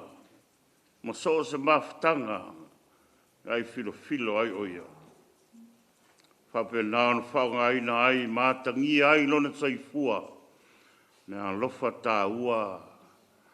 Na e fua I olai. E whelanran wai e mātango fie ma mānaia. Le mori mau o le soifua. O Carol o soifua ai. O pei o se teu fungala au mātango fie whelanran wai. I lunga o le lau o sa sala atua na manongi. Ie o I le whare nei. Whapena le ngana. Le ngona whaafitai le atua. Ona o lau mea alofa tā ua e ala le tina ia Carol. Ma ia moni mau uma e mawhai o na mātou tūwha ta sia ma mātou whape ane ai. Whaafitai lau mea alofa ia Carol. Ma o ia lava o au whamarianga. Ma le sunga rea wao ma le whanau e meise o a inga. Ia mātou tere I o mai e whainiwi inga o Carol. E na mātou mai e whaiwi inga o lau o fio. Ona o lau mea lofa o Carol lea. Ia vi I ai lau swafa ma malu ta mā. O ani au ngā, o ani le lei mari mātango o fio au auna Carol. Na au auna I le lalolangi ma le o langa nei. Fo I atu. Fo I atu ia e wha manu ma wha ne e naivi inga o lau swafa. Mātou whaafitai ona o lea nganga pa ia. O le marasi lilo lea. E tō manga I ele tangata whanoa noa. Wha mawhana whana ina. Wha loto tele. E ave sea ai le ao pongi sā. E au fitia ai loto. O e ua whanoa noa. E mese lava o le sunga rea wao ia mawia. Masi whanau. Ma inga I mātou umarau. Mana o lau fio nganga pa ia. Te wha loto tele ina ai ma wha mauti noa mai ia I mātou. E leo le unga leo le lorolangi ma mea uma. O le oti. O le amatanga lea. O le whai toa lea. Mātou te fōi atuai le mamalu o lau o fio anganga tamā tiri e te. Whaafitai fōi ono au tusipa ia upo le ola. Upo e wha mawhana whana, upo e wha loto tele. Whaafia fia ai I mātou. Mātou loa ma mauti noa. O lo soifua pēr lau o fio le tua pa ia. O le au I mātou. Ar whaaftai siri lau. Lau alo pēlo Jesu ke riso le li o le ola. Le li o le toe tū. Na ia whātou I lalo ina lava le oti ma le tunga mau. Ina ia maua e mātou le manu malo. A lea o tū mau o dunga lau pule au. O e manu malo. Ma le manu malo au foi leo le au whātua tua ma le au talitonu. A whai mātou talia. Le whaola tanga na ia fio mai e saunia. Ia foi atu vi inga I lau suafa ma malu le atua. Lau pule au ia tū mau pēr lava pēr. Lau mana ma le malosi umalava. Tu mau I lau suafa pa ia e whaavavau da. Whamaulalo mātou loto I lau fio ta māua paralale. Te leo mātou mea le leie whai. Hei lava ma le sasi. Hei lava ma le se, hei lava ma le mātou le ato toa. Mātou wala au I lau fio. O le ase au nanga al tina ia Carol, o le ato toa yo luma. Whamangalo ia te ia. Ma fo I whale tonu I le wā mo na uso, tua ngane ma ainga, e maise o le tamare ainga ma le whanau, o le kale sia mai mātou. Nei lawa stasi tonu mātou toa le ola nei. O lawa fio lawa le ato toa, lawa fio le ami o tonu. E te wha tonu fo lau mai a I mātou. Nei e sanga tonu pēra mātou sāwa wali o luma. A mangalo le tina, a mangalo I mātou uma. E ale le toto pa I o ke riso le li whaola. E toto le tama I mā moe na wha sina ina. Fulu e se na I o mātou sori ngā tū la whana. Wha mai na I mātou I luma o lau fio. Ina o mātou sala mō ma wha tua I ato e. E o lau fio la wā e malia I o mātou mana o I mea le lei. Mātou wala au I e rofangia. Ma nawa mai ale tuari I o lau nganga pa ia.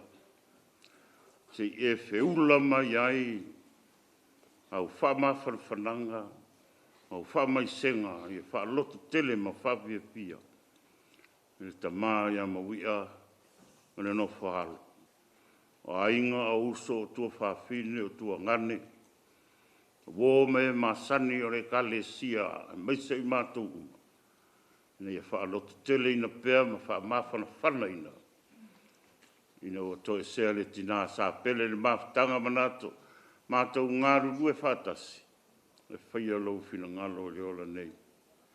Wha mautinoa ina pē o lātou loto le ai o le o sa lātou whina ngalo po se loto.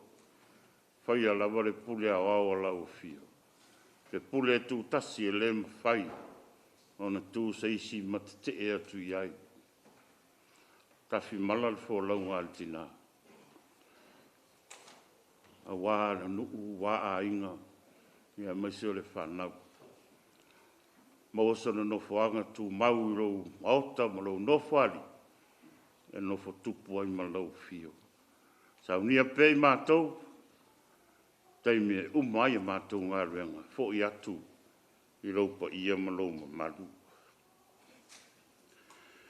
Eternal God, O Father of mercy and God of all comfort, who comfort us in our times of afflictions and times of sorrow. We beseech Thee, have mercy, have comfort, and have love for your servants, Mawia, the children and the family, who are mourning their loss. Take care of them, so that they may know the strength and consolations of Thy love. Manifest to them Thy presence, uphold them by Thy power, and guide them by the Spirit. Grant them steadfast faith and sure hope in Him, who is the resurrection and the life, in Jesus Christ our Lord. Le tua mamanai, staimi o mātou whalongo logo, ia ua fionga, la unga maila ua fio e ala I lau ona whatawa. Wala mai ai se au whamawhana whana e atiri whaloto tele I nai mātou. Ia whai lawa lea maoso, wai le toi au ngā mo Carol, au ngā mo I mātou oe olo ola pēra. Ia whai lawa lea ma tapa sā ma tai ala. Mo le mātou malanga alo whai a pēra. A mātou tatalo ia tama. Tasi ma tatalo e tele wa le ta ua ala mai ai lau whina ngalo pa ia. Ia lau pule au au ma lau whina ngalo pa ia e leo mātou loto. Wala au maole nei mea umai ala swafa Yesu ke riso ledi. Ma le whaola. Amen.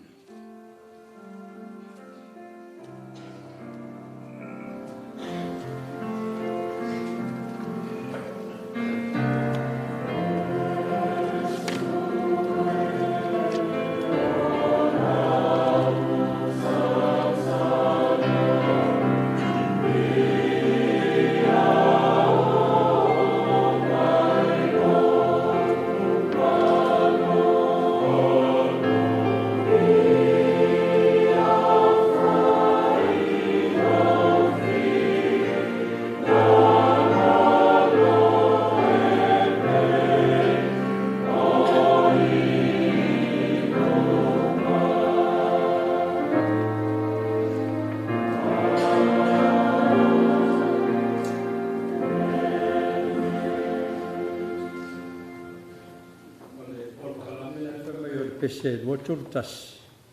Ia le la usu atu le pese lea le au talavou mai latou ia. Ia e whaatofā ia Carol.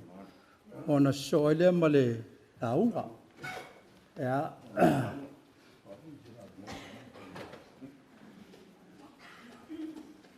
o mai lo.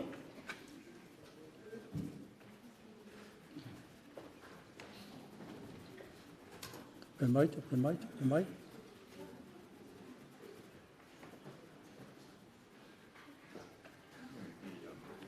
Yeah.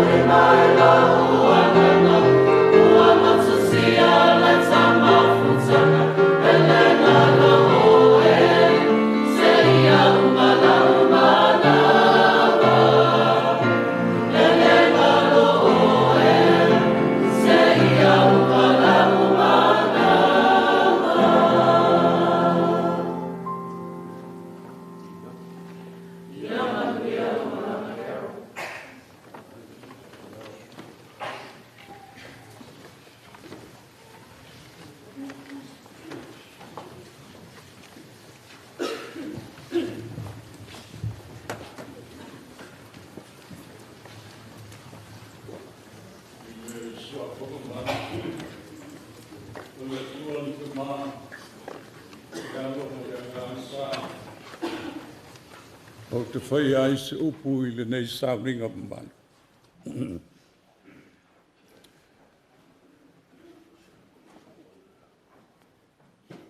O Carol o le launga o le nei aso. E leto e tau whaia se isi launga. Ua lava ma te toe mo li mau o le soi fua au ona. Ma le soi fua ngalua e o Carol. O le launga sili le namo i tātou. Nā o sia umoli mau e fia fisosoani atu i le soi fua au auna ma le mafutanga ma Carol e te tonu o le kalesia. O te fia whaita wina upu nei mai le tuspaia e a wolo whai ma manatu ai le soi fua o le nei au auna ua walauina e le atua ma whamanawa na ngā luenga. I'd like to read a few words from the Bible to be a dedication and also loving memory of the servant of God, Carol, who has departed from us from this life. O mana sauna atu le sunga I le whawhenga ia tiata I upu nei a Solomona. O te whiwhaita wina le ngana Peritania. I'd like to read these words from the Bible according to the wisdom of Solomon in English as dedication and love for Carol. A good wife who can find. She is far more precious than jewels. The heart of her husband trusts in her, and he will have no lack of gain. She does him good and not harm all the days of her life. She opens her hand to the poor and reaches out her hands to the needy. Her husband is known in the gates when he sits among the elders of the land. Strength and dignity are her clothing, and she laughs at the time to come. She opens her mouth with wisdom, and the teaching of kindness is in her tongue. She looks well to the ways of her household and doesn't eat the bread of idleness. Her children rise up and call her blessed. Her husband also, and he praises her. Many women have done excellently, but you surpass them all. Charm is deceitful, and beauty is vain. But a woman who fears the Lord is to be praised. Give her the fruit of her hands, and let her works praise her in the gates. Enjoy your legacy, Carol, and rest in peace.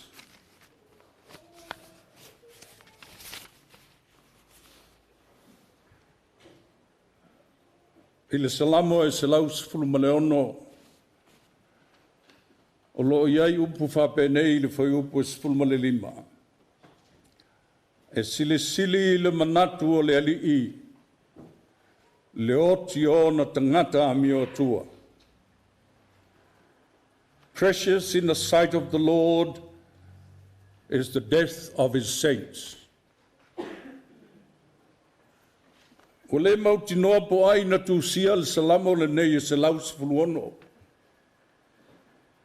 Peitai ua mauti noa na tūsia e se tangata e masani le lei i le tua. O se tangata e fia e mafuta i le tua. O se tangata na te iloa le lei winga pa ia ma le natura lofa o le tua. E wholinga mai fo ia na upu o se tasi sasi o mia lona o langa e puapunga. Sa maualo na tino i mai ma mea whaingata. E telefo i o na fili na tuli loa i a tei. Na nau e wha umalo na ola. Na ia i loa le foi ana le se anoa le atua. Le alofa ma le tausinga ma le leonga le atua. Se manu ua leva o na manu malo o na fili ia tei. Le ala leo lana fesili le fai upos ulba le lua. Se a se mea o te tau ia tuai le alofa ma le anga le leo le ali.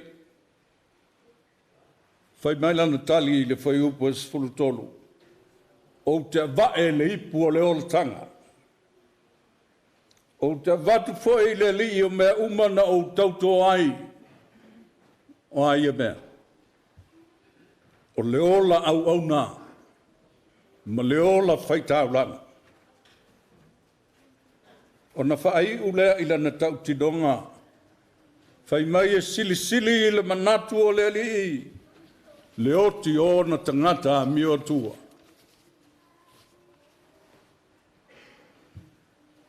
Ua iloa le lei le whai salamo. A whai fo i ei ula na tau i vinga i le oti i le tino nei. Ua sili fo i lea. A wā sili i le manatu o le li lona oti. A le fasili pe aisa. Aisa sili ai le atua le oti o na tangata. Se manatu o le lau. E sili a wā tangata sa talitonu moni i a teia. O tangata sa talia le leila na whaolotanga. O tangata sa tinga ina e tautua lona whinangala. O tangata sa ofo ina atu lo lato wola mole ali i sosiala. Ai maise i fe au lona malo. O i lato foi nei ua salamo ma whātuatua i le maliu pua ngā o Iesu ke riso i le sātauro. Whāpelo na toi soi fua manu malo nei le tuunga mau maleoti. Le ala lea sili ai i lato i le manatu o le ali. Ai pe a whaila o lea. E whape whea lao na tātou loa e sili le alofa o le atua ma lona manatu i ona tangata. I le mātai o e 5. Se fulma le lua whai upa se fulma le lua. I le launga whaamu i a Iesu. Whai mai le saunua ngā leli. Ia outou oli ma fia lava. A wā o i le langi loutou tau i tele. Le tau i le nāna wala au li ai le matai le au na le leima le whamaoni ina i aulu whale atu i ai. Le fia le nāma le manuia o le alii na whaali e Iesu i ana whaalinga i lana au na Ioane i le motu o pātam. Whai mai o tangata a mi o tua e mau whaatasi ma le atua i lona fioanga. E avea i lātou manu o le atua ma tangata o le atua. Lātou te leto e whanoa noa.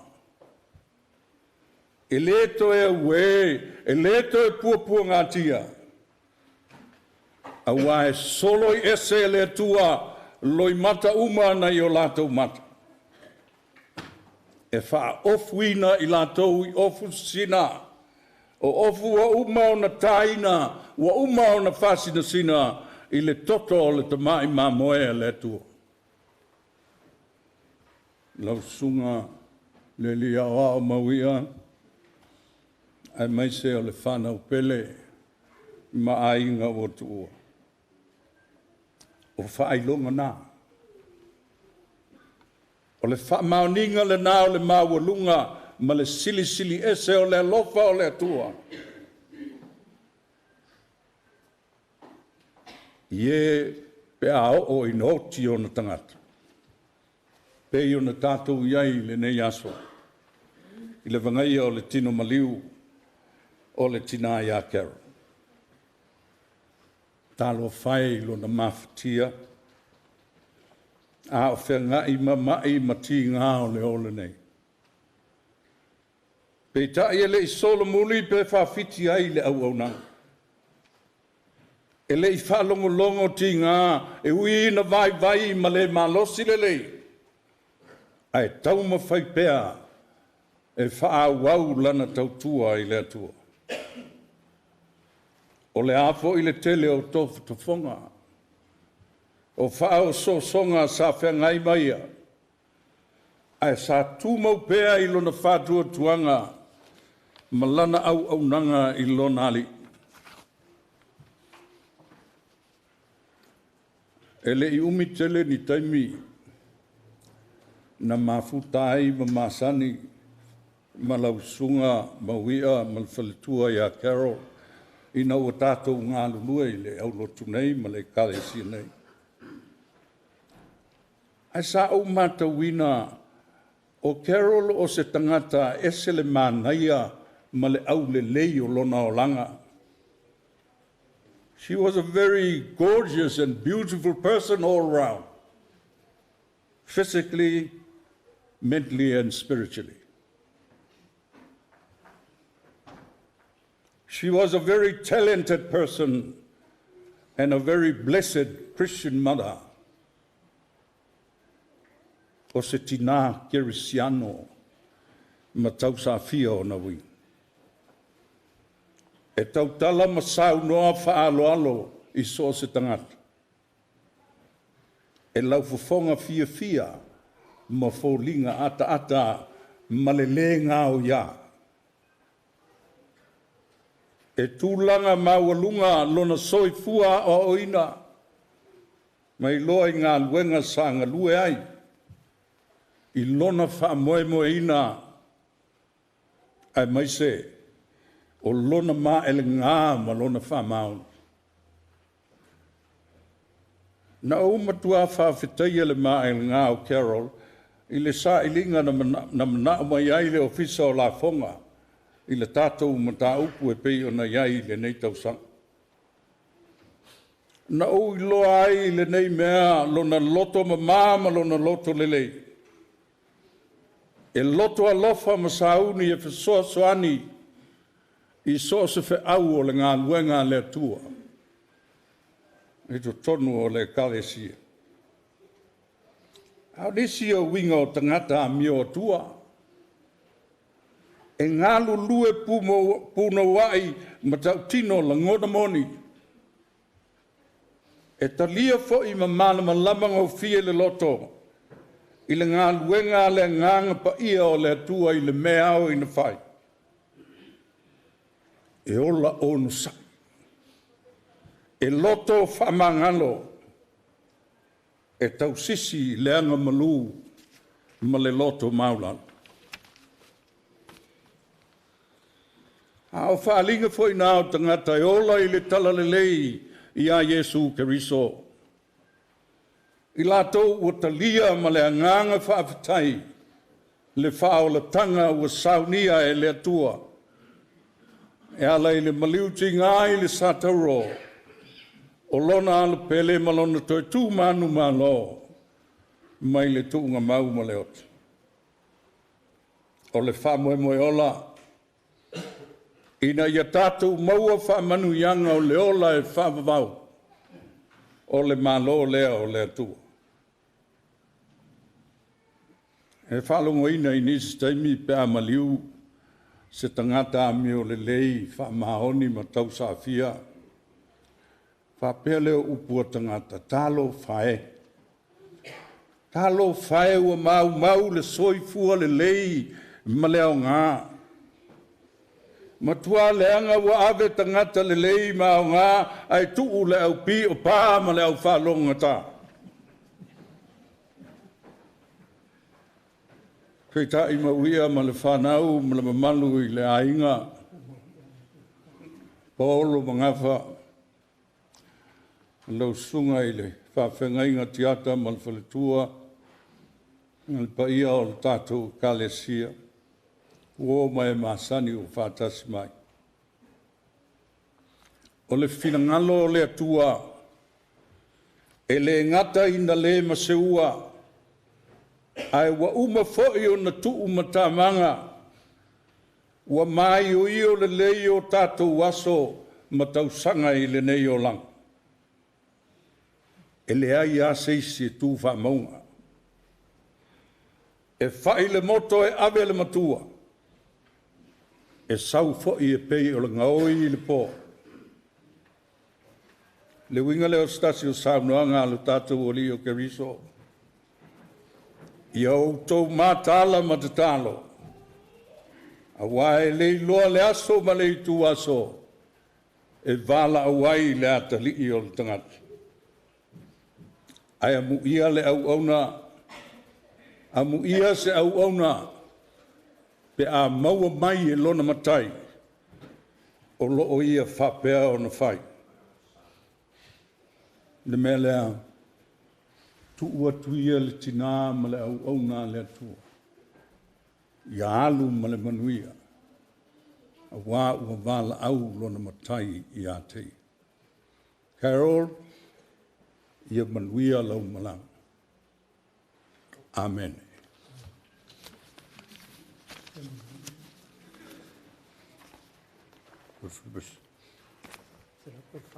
Tastur. O le vi inga o le tua se lau tolu spulfa.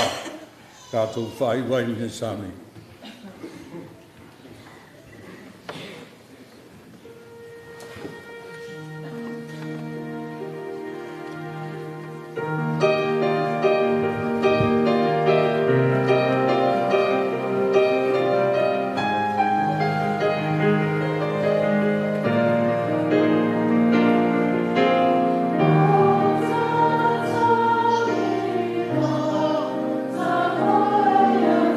Oh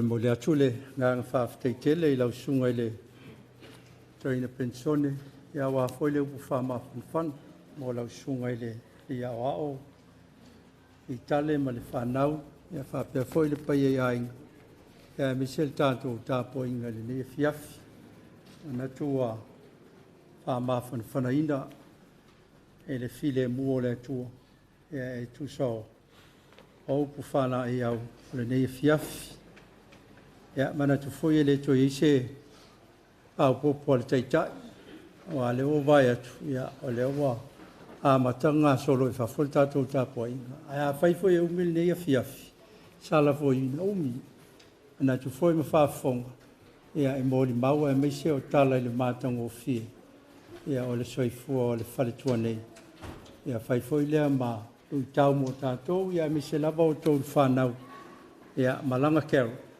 ia ai whawau ngā ruenga le lei e pe ona whai e kero ia ani foi lau sungai le ia o ma le ainga ia meise le pai o le tātou no ala tātou whai ui le tatalo a o le manuia ma le file mua o ele atua lo mātou tama e alofa silisili ese o Iesu ke riso lo mātou wali I ma lo mātou whaola le mafutanga whai pea ma oea nganga paia ia I lunga lava lea ia I mātou nei ma lunga o lau whanau le lalolangi atoa nei se ia o e le whaavavau e whaavavau lava Amen.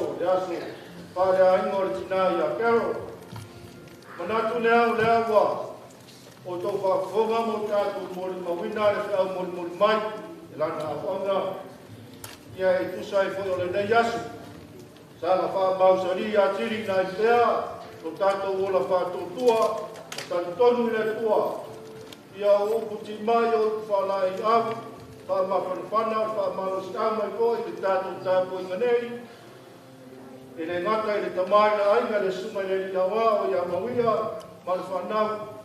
Ia whapea fōi, maia I ainga na lua, ia o le mamanu fōi o le tātou mawhia o kotu mai.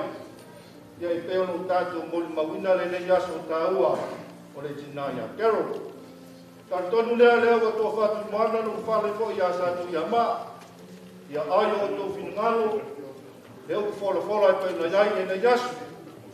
Sanga tō matau nai pēr, tātou wala, tō se kuas, tātou malosi. I nei tu waso whapēnei e kei o nei iai. Ia le wala au iha le tua e ala I malangan madiu manot. Ia le whapērea sa mātou whamatalanga. Ia le moni atu le ngāngar whapētele. Lau sunga e kai maro mamā. Ia I tusa I whoro nei aso mare whamoe maurunga. Ia o le aso whare ai mare tina ia kero. Mawana o tō. Koe whana au nei le tino sisiri le nganga. Ia wālama, e te auma nganga le tua wala ngai o koe sukua. Mawana o tōku whāwhaia, ia wāla na kufola. Ia na whapērea sa mātu whamtalanga. Ya whaiaia ku whātau mā e whai ma whakatau mun monu mātu whalenganga. Ia o le pa ia o le nei e kāne sia. Ia mātu te whala au whāruaro tuai pa ia maurunga le tātu inga. I lau sunga le kakai o sauninga malonga wā. Ia nisi koi o lau whaingaruenga. A le tua mo nātu whatua. Ia i aina na rua. Ia manu whai o Samoa o kotu mai. Whai o tātu mui mawina na nei aso. Ia o lea o mai a tāpena inai, mātou whareanganga, o se whoi o nei e kāne sia, ia se tātou taumawhitanga, e tātou ki tātou sua whatasi ai le hori uma, ia o tātou taumawhai ai lea, whai ai se tātou tala, ia o tātou muli nei ngā nganga ma whātuaro. Ia o se mātou tala lea, ia e whātai tele mo mātou wanoa. Ngai e whai masui o pia na whinga tua, ngā pisa wala uria mai ngai fia.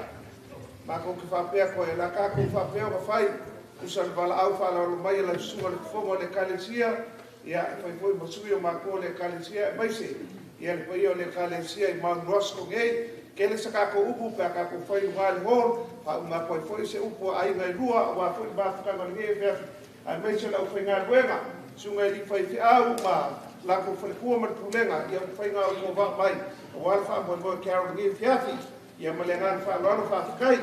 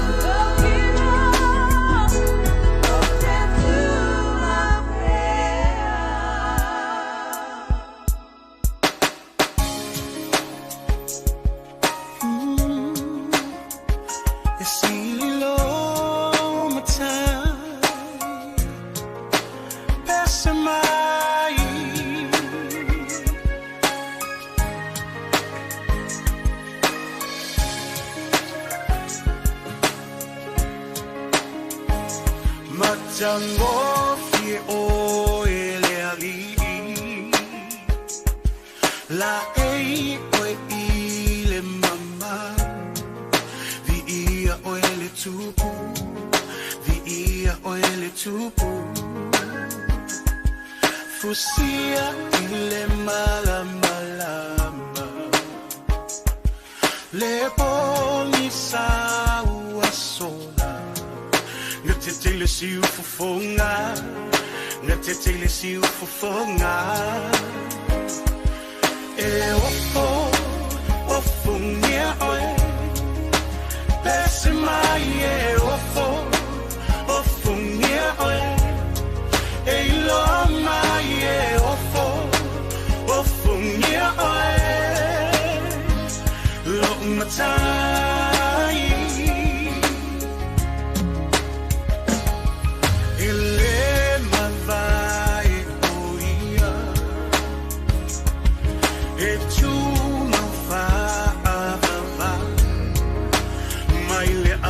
Tanga e oilinga taanga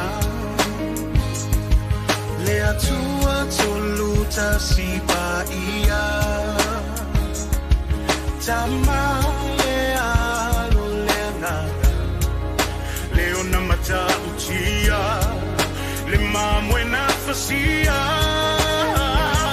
e ofungia oe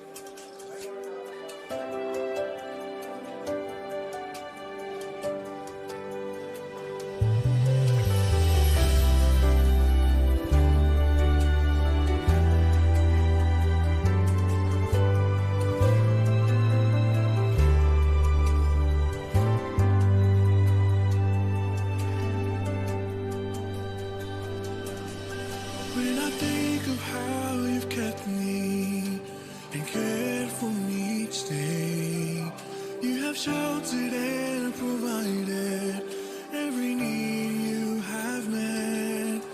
I am grateful, oh so grateful for the love you have shown. Through it all, I know there's not a day where you weren't faithful. There's not a day where you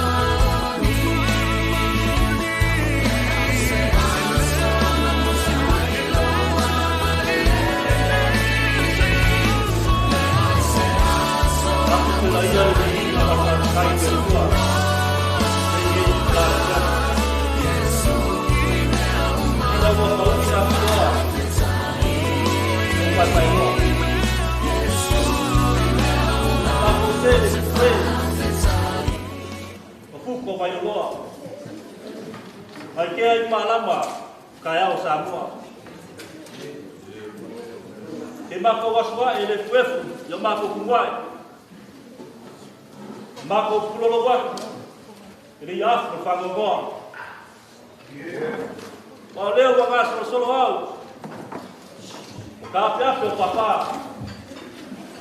Wa ngas koko le la. Wa ngas koko le masinga. Wa ko le kim. Wa leo wala ngia malai fongo ile pe mo imu. Ya fio ai silinga ma usar silinga. La ka ila ko fa. Aku lakin papel upu fai nga. Kalau nga solo foi leo au. Awala fio kamul fale maru maria toa. Loko far kawaiki. Te ko fa. Kau pu ya oi fraka. Ole la mia foi leo malai fogo. Ila logi malablala. Ya fio ai iku ya ko fa fofu. Kafua bau pu ya kio sara mua. Ke fio fa flow yo ko pa ia. Yo ko Paulo. Awai le fai sama ko kala. Ma apo li winga. Sa ka kapul ko ai ka we. O pa ia Samoa, ngai Samoa ale ko yo yes kalanga. Wa pa ia vai le bau se yo fa bau. O umba ngai sa o umba kususia fa ka dia singa. Be pa ia le pu. Au ke fio fa flow foi. Ilang ninguém na Roskill. Ila susua ya lau sumal fa fengai na mano farkua. Susu lau sumal fa pensionge. Lau sumal fa pensionge mano farkua. Sunga ya dia wao. Lumaru kia Kongo balolore kalesia. Ongol balau pa ia se kasio sui. Lengei au lu. Mengaku lea. Pero si ko fai na. Po si ko fai pa ia lea. Po si pinga ngalo le sumal fa fenaina. Wa fai o ka ko poko le ngei ki bala kai. Ai ole pule fai ko kaso le bua. Wa amia ai na ngawama. Da fio ko fai kua. Le sumal le dia wa. Le melea. Kako ala ngai le kua fai ngofi ai. Kako fale le kua. Fai ngofi ai me uma. I loko ki ngā, le loko mafukia. O le kakalo le sunga fa fengai nga. Mat pa ia le kale senge. Tau sunga mawia. Tau sunga le li ya o so swang. Pa pele ko falo. Ia fa mafanga le kua. Ia fa mafanga le kua pa ia ai malua. Ale nga kai leo o go mai masangi. Ya o mamba ko. Ye keren fa makalanga. Ya dai se be fa ya. Ale la con fayaku. Le payo de calesia. Le suma fa pengaila. Sumai ma pensioni. Le payo de calesia. Fa pa uia o le bea. Kalau masih ngei foi. Makanga male fionga per kua ngei ko sanga keli. Au ngadu ai ko komu la ai kalesia. Ole sa ku makan dolo. Ole sa la lango yai de singangalo, ole suma fa fenga nga wal le la para ngabenga. Yo la ma ko kampaya. Ol ko fa le pa yo ko ai.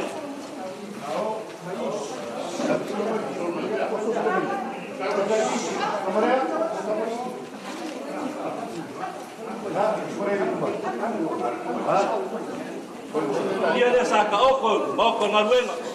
Ya, alhamdulillah. Ya, alhamdulillah. Wale. Balau pa ia. Ada kuah. Ya, tiong mal kuah.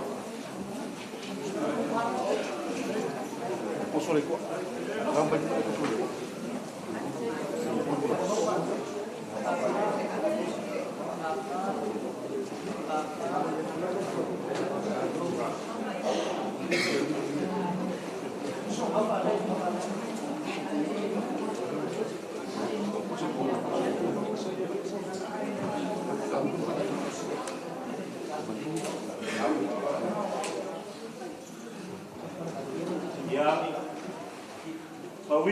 pai le ngai ko la ai wa kele te pai mea o ku o kalima ole se lengi le wa ka te ngai nga masa ngi le suma fa fe ngai nga ai mai se le pai le kali se ngi la ke a pinga so soan a wale e aso ka ko na suwa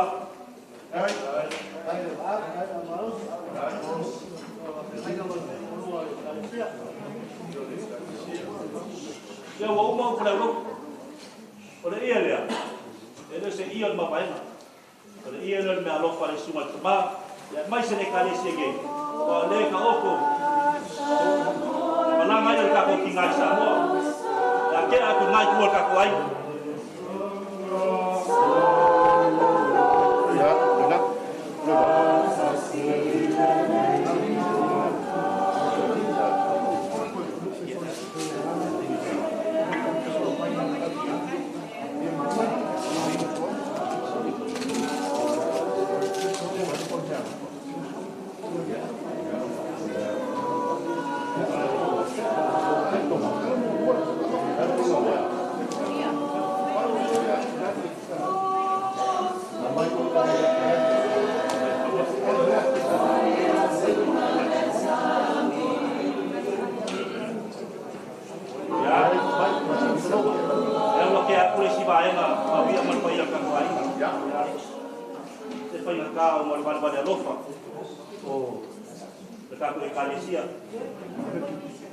ya oleh to soangi nge ya le kamaya bali ya e kusai foi male ma kama ma ya kero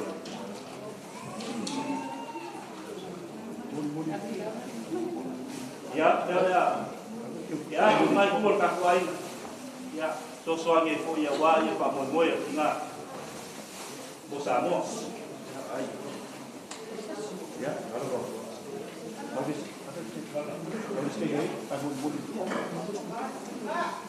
ya kalau lama di sini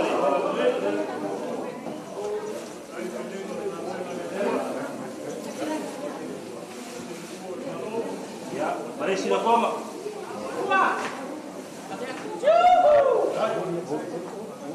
ya mari sila koma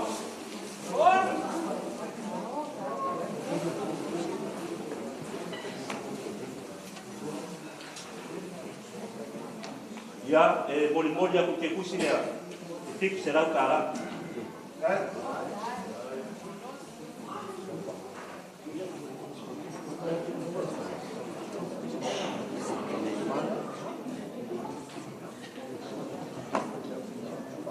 ya falo le suma kema section ya ba me alo fale moli ka mo ka kuna di masyarakat yang kasih merkoma dia ya ora ke apinga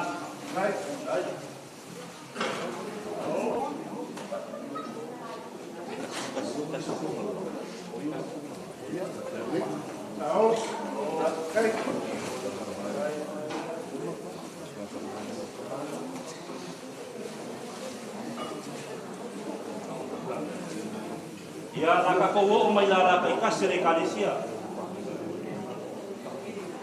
ya oleh mafkanga ni kinga kama ya langsung mawi ya berpaya lain ya fikala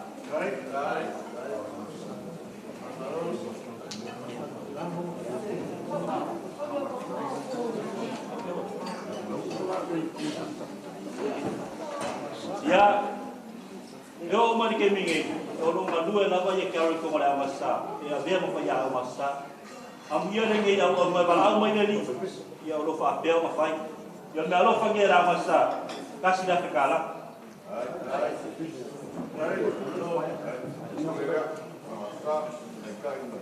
le sila la ngi ya le kalesia ku tingo ma ro si ngi ya lo fa pesi yo kari le le amawiya le se le Bela, dia mau family alo fa kule fa pese.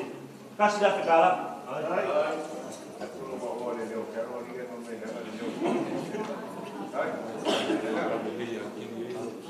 Ya, dia foi wa pa lalo dia le. Dia kalau au kalau lai ki mala kalau marfua. Ke kusile di masalah kala.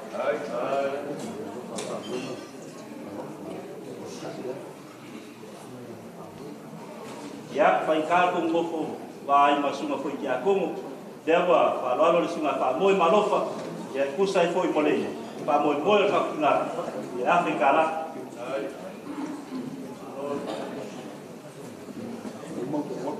Ya, lawa mau kuwa kule ke kusi mal fa lo ma ka kinga. Ya, I ko mo falsa. Kasi Afrika la. Ya, o mako mga kula boleh ngiyak ya kako fale le kuwa ya bobo se ko fa mas pinangalo pa iya makamari ngai ko kako ai ba ya ile pinangalo le tua ilo tu mangama ya fera ya foi mas ya ga lukia na buksa ya wala winga wala tiong ba kuwa bobo se ko fa mas pinangalo kapa au ya wala fa boy mo ka kingai sa kuwa ya manguia ya kau mga uma ama ko kapoya mukuya kumulpang ya awal faiwa wa ko sa ngino ka ngai sabo kang ya kele ka ko ya kaptai ya pamakuwa pa uma fa ko upu ya kalai alo ni ngai pu ta ko ai wa ka ko fa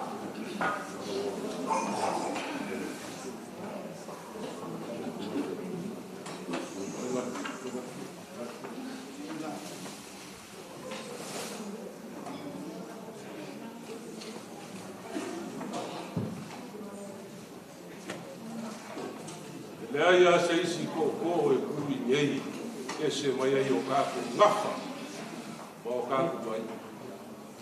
O kako kulengu. Lea mai mau runga na mako whaea I sunga whenei. E ui ro seu ia anu mau kako ko mao. Ale a nganga whaaro ngā, le ala ngā whakia ku lau loko. Maua se a wangoa sunga ko inga whaia se kanga ri asu. O mangaku I upo le so. Sa waga le kama pugef. O ko akua.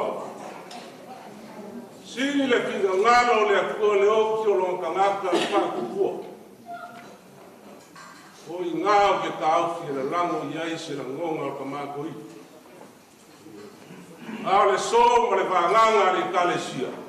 E pipi la I ngā se la ngonga mkaloko. Sa ui no kia. O ngei fia. O rava o lea, whaafukai waki, e le kiwa a koe whaafoi mai oi I sai pengi. Te I whaakau ngu, no ko whinga, ma le wharau winga, koe le kua. Mai uko a le konsinga o le malosi a mangi, a mai ai nisi na waki, se kulu o ke whaiaku, whai o lea, e laro rangi a koa. Te iaku plawaki. Wau a lea o le kasi. Lea ue ma waku. Lea kaku ngei kuau. Wau ku lea ala ua o le kiu ku whai oku. Wau a nau tele koe. Ngāwa le la auka pui sa mau. Kai ka auki e lo au. A le la ngia o malae maposi. E kua iai solo uka, solo kai, wafu mua kau. Mao kai kui pui ni, e rau kou pale ku sa pau, mo le pale a kua, e whake a koi, kau singa kua. Mare aine santa rasa. O nga whakea leo a mako kala. Le a ka whapu, kara ua lepa, ma ngoko te kua o ka malo. Ar wha maka sirio le so. Le a ua umanga pa iai sa wanga al koko. Ka mama kua o loa so I kua I ngā runga marteau. Ngā kua I kano le so. E ngā ngia o ngā whamu ngianga. Ia ko wangu. Wāpa I o ainga fia mō ko ngafu. Kai kala me ka kondia pa mole.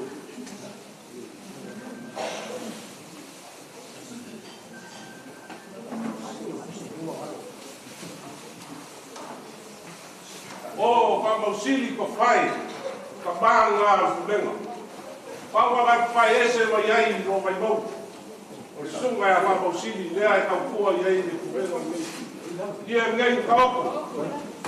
O ko la vai pa pa kauno. Vale kale sira ngai ka kua. Ya, lea ua whaina aropa kuai, a wāre sunga i le, a wā soangi, ma le aso tia o lo. Ya, Baku Marcelini lea, kasi lea ka tāra, ya, soangi nisi wha mwenga, o le malanga aku o le kātou tina. O mama ko le nganga maurunga le so pa pa fa ngai ka ko uma le banga mai nga o ia pai ai o ia ka sale a o se ma ko o ia le se yas le wa ki mo mo kai ya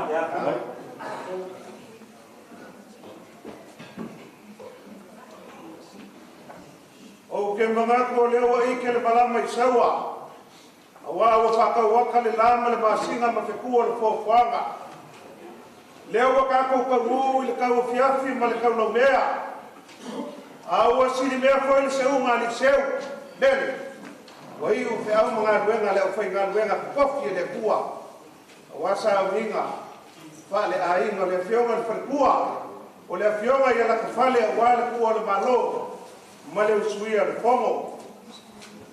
Ua whakalai na waki, whai ma fongo le kalesia.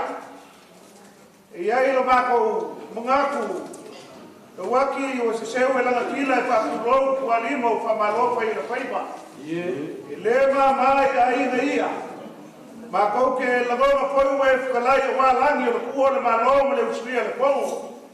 O langi e fia ue whakalai ai e le koe o i ai te kala ko i. O se leo kua uku, ia po se whapakalanga au ka ngā vaia.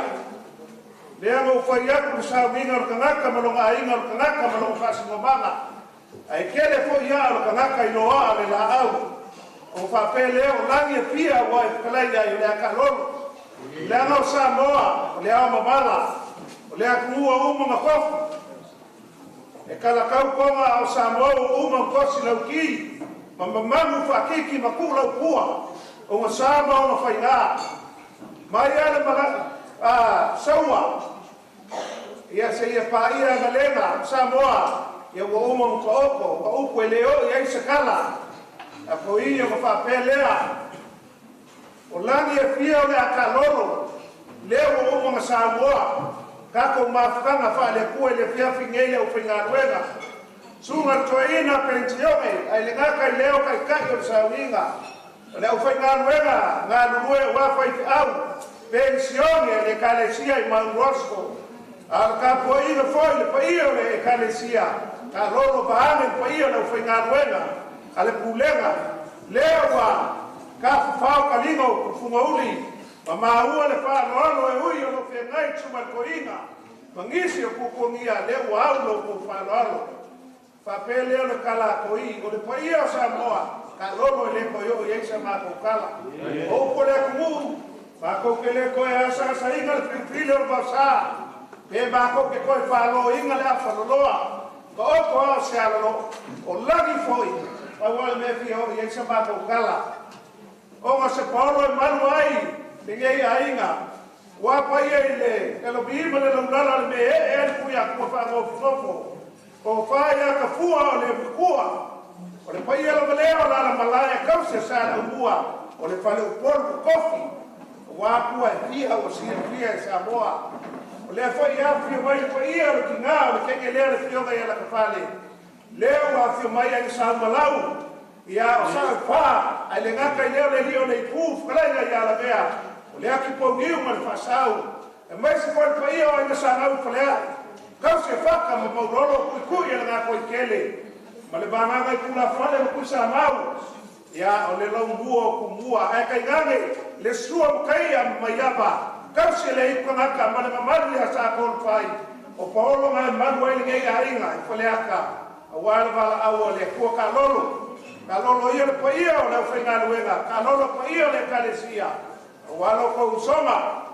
Aingo kupu, aingo e, aingo wafo, aingo whapama, aingo kawhaipa. Kau se le usonga ku mua mapule. I ku au malakaua ainga le kai ma le vao fonki. Pe o ia se whamkalana ko i pele ai. Ka oko a. Pa pele o se wako kala. lau sunga le kai al saulinga lau sunga le koinga pensione sunga le fai au pensione ma le lo le kalesia mai se lau fenga luenga ngal due ba lo fai le faiva wasila fia ile akua me uma o kalinga e fia lomo e mai no le upu le kala le lei ma lo fa ma fa kai mo le upu ko makau ko ngalea o le ka opo e lafo du le manga wa fa moi le fionga ya la kafale o le fionga ya moli le fionga ya iui e fia malanga aku Samoa e fia ka opo I va ya la le mesuai le kama le fale o mkaia por ka pa au kausi le la ko fa pelea ya o le ala le ma ko kauso so aku male nga fa lo ele o anga I o aso fa pengei ai popo e ale leo ko I mal kausinga le ainga ia po se mga ku foi le ala ka ia ku au ko ko ainga mai se foi po ia ainga ia o uma ma ko fa ino ye ia no alu la ma ko malanga ku Samoa ai le ku ala va io ma nga o le ala le o le ma ko ko foi aku na waki o le ma ko ko fai o le ase ma lo fa le fionga ia la ka fale o le fionga le fa por suma le fa ku le a so sangi le ka u ma fai ka u ai ko wosi ka langa pa penga foi nga ma ko ku inga ia murka ko kaulanga wala wala au le ko ila au o le ma ko kala o le ase ka fai ngal far ku le a so ma ko wa fige po so ko fige ya ele ia se fai vai asa ma se ma upunga le ku o e ia ka kai ma ka pala ele a ko ngi aku le ni ulo ba fa ma ngalo kero ba ngel fale ku ya o le o so soani ba ke le aku so ma fa le ko le ma fanga ko ko le ka le sia I mo Roskill ai mai se foi sila mai mo le punanga awale wa so le ya punanga ngal fa mo ya nge I umi na ka se fululua sa loa ya ma fai ka ku me ya ka fa pelea alo mai o la ma ko ko foi aku o wata suma kai o sa winga ya siata la ma ko ko foi aku wa ku na fa mo la nga o lea sa e ka I wala saulinga ko saulinga ia ko saulinga fale ainga I ko komo ma o te wrong ei saulia ko I ma pai ya las ya ole fa ka mali lea da suma Josefa siacha kai o saulinga pa malu dua ko le pai dono nga mo ke u ole sale o fo wa ai palo alo ai mangaku le foi ngalo na ko le kwa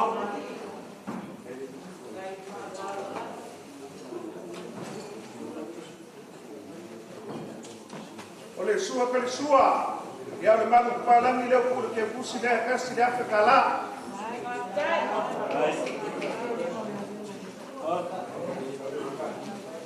ya ai ka ya ko le ko le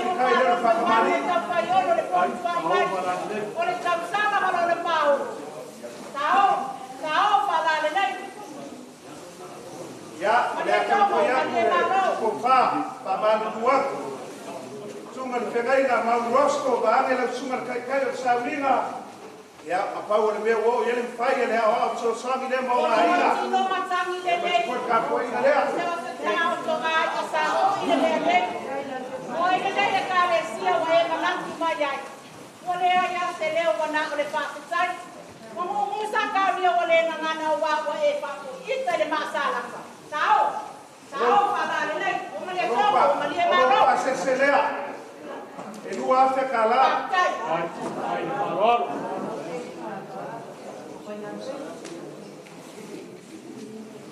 Josefa, taange na sunga I le pekai ngā Mount Roskill. I le whaianga ngano ia ke oe lau mā moe vaange whaikua le oa. Sa e whānoalo mai. Ia upua le kū. Ia I loa upo mau e kamu uloa isu lepa. O whakamari lea walau whānoalo mā ulunga. Teikele le ngaku mai. Sa mea kawia.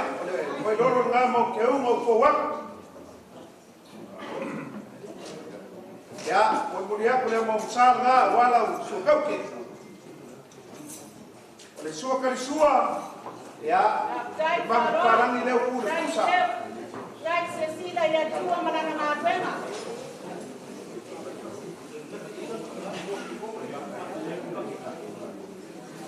Ya, oleh ufikai leo wale fakamali. Sao, panale.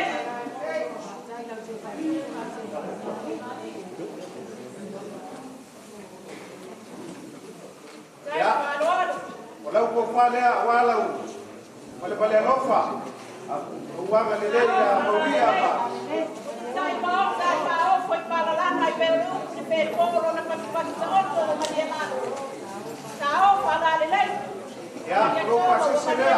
Kasi dah kekala walau kalau mau rumah.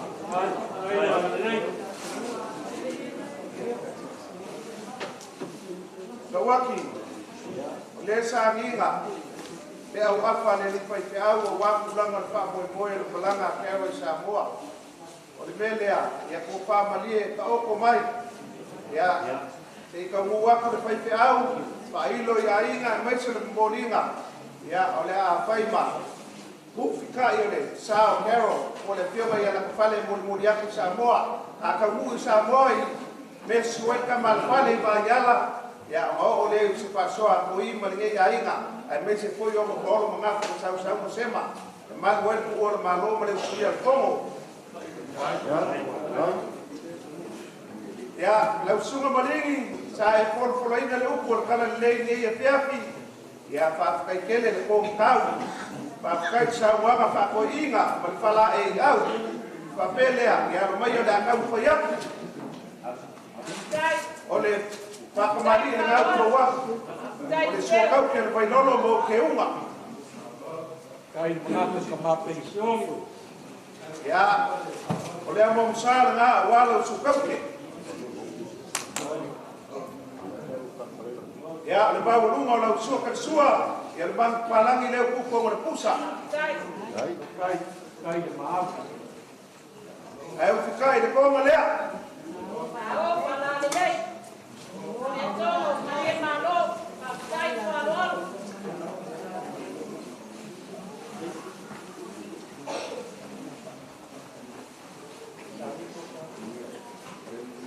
ole ko fale ala suma le pai te au Sao, no pensione Eto, mai malo. kai farol e boli aku ya ilo pase se le hace kala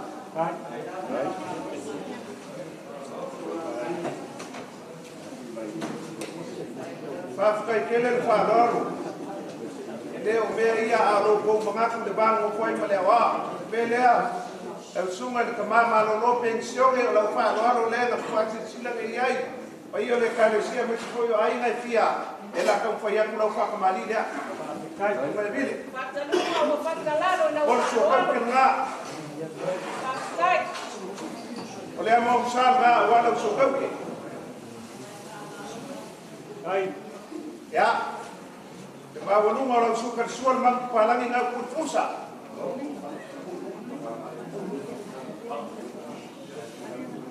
ya ora ko fa le pa kele va mo fa ai kai jangan le ya aku ka ma pension manolo bang Gracias, Celia. Súbale, y para que hago, para la pensión. Dime si la ojalá.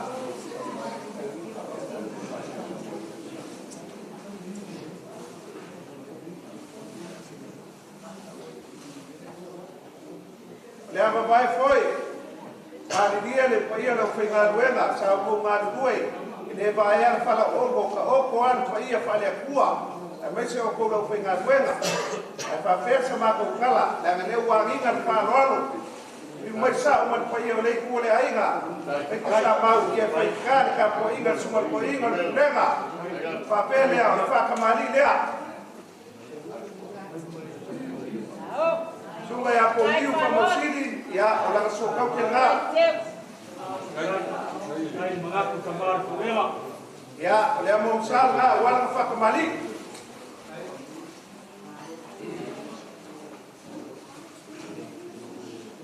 ya falea.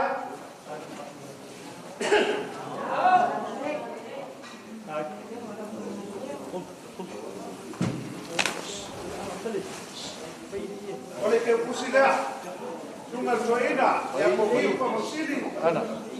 Ya, laku biasa.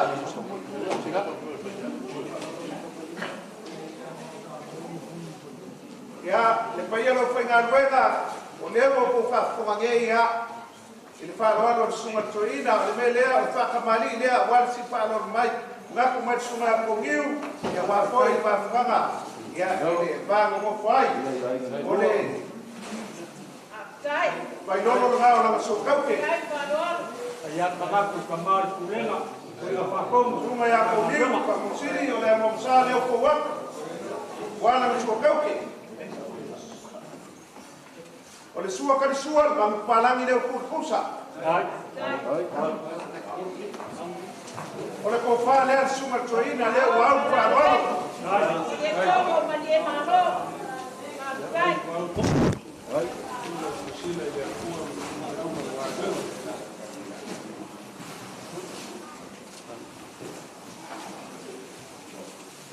Ya, oleh pasese leo Joina ya EFKS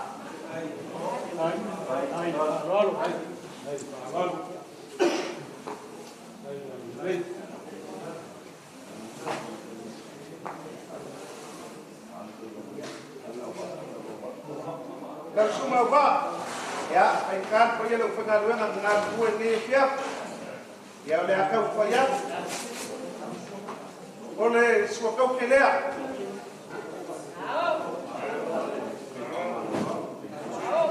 Fefeau malolo pensión ya con fefeau foi malolo malo suakau kelea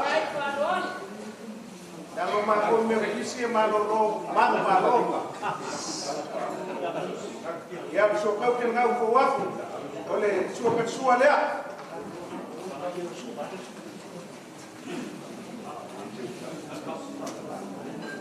ya oleh kopalea sudah ismail apa pada sana warsa wino pada aiga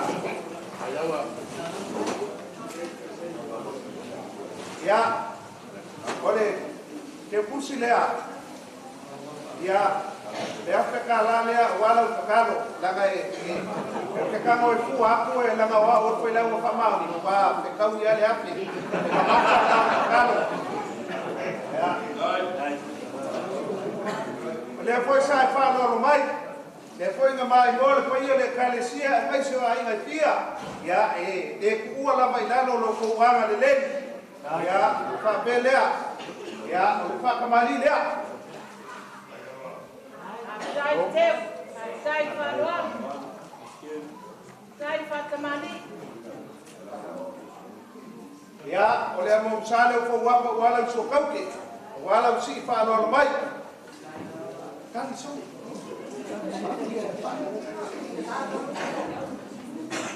Ya, walau sual kan sual mang palangi leo pun pusat. Ya lah malakama le pale ko mau mau. Ya, oleh kofalea. Aro, amaros. Ahí.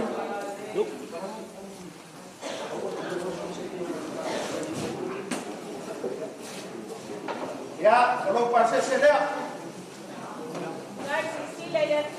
Bandai farol. Por selau no pasarse. Jangan dia memar mereka sesuai.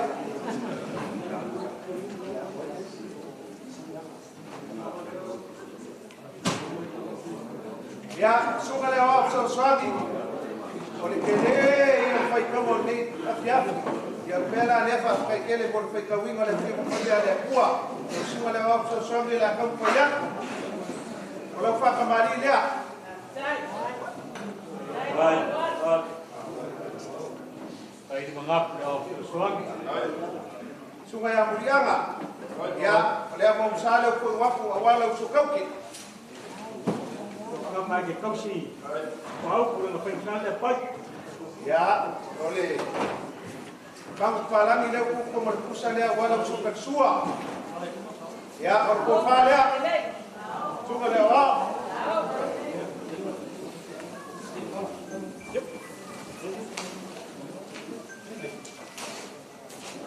Ya. Lea whakala lea. E kau o koe au e whai u whaparangi, whai kaunga mai matus whai u parangi e whai kau. Ya. Langa o lea iai ia. Mai ka mai ki a parangi o mai mai Australia. Ia palesi paenga lea. Ai mesi maa kou e le lei whasa hoa.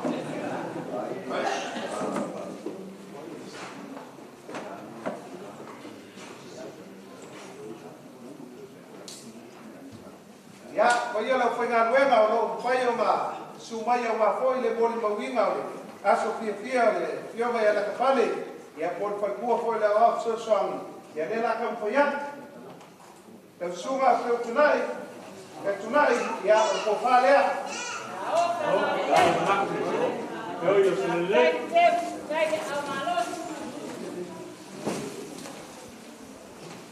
ia lau kia pusi lea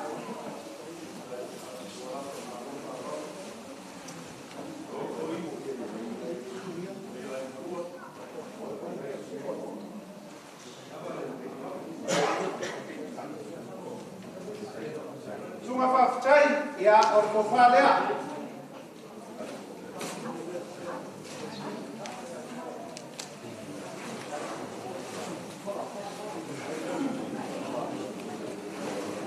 Ai whalal. Ai maklo ke karuenga fua. Ia, o ke pusi leo ko wapu.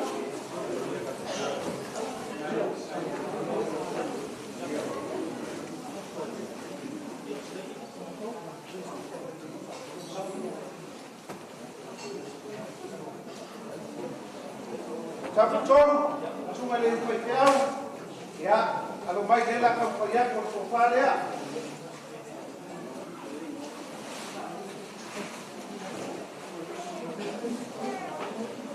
Ya, le ko wa ko fa.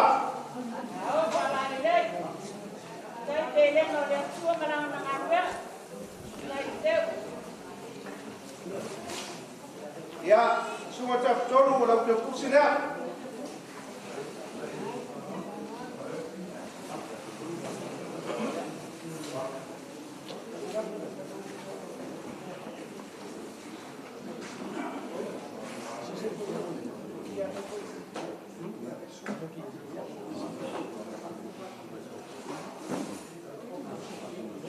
Ya, ko pale ai.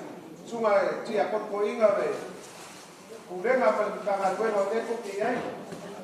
Sai wa ko. Ai de mangati le roi. Ya boli aku le. Mat wo, ya boli aku le lima salau sala le. Ai de aku le. Ah, sai pa ngalwa.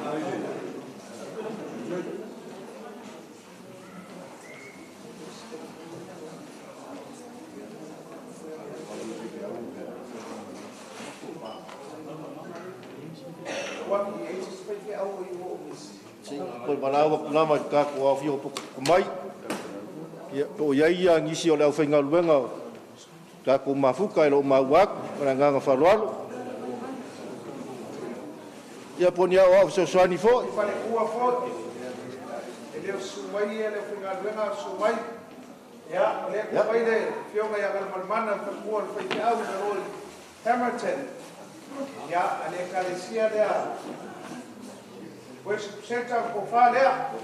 Ai mangak. Ao wala ni le.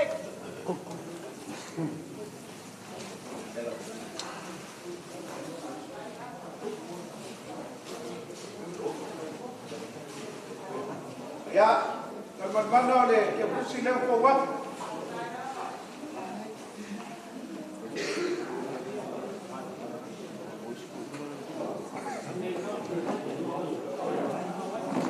Ya, nai. o mawak lo ka ko ya wa so swani lai ya mawak nga falualo so toi ya sunga la wa so swani.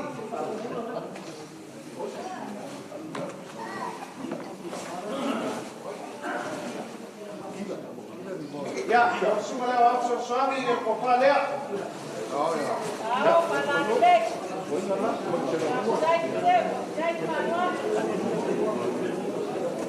Tunga Matila. Ya, kalau ke busina, tunga na o seu swami.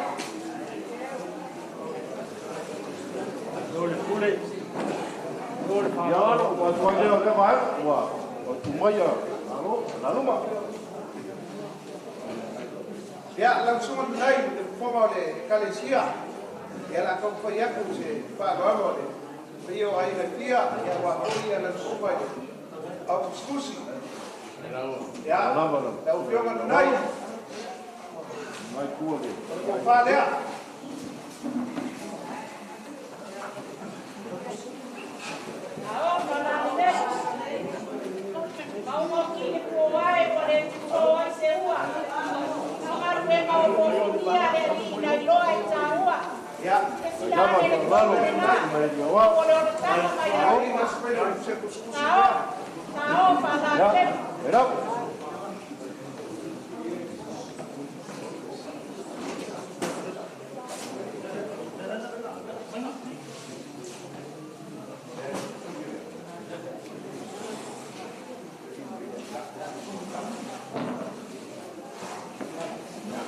Mereka que fakasi matsunga le au seu swami. Ya, mai me ponge, ya le fai ku ina lo le ya ko pa ya. Captain Sam. Ya, malam ke pusi dia. Ya o le ba ko ku ma lo mo wale ku le ese ku loa. Ese ku mi ka ko lo winga ese bea. Ongi pa ongi.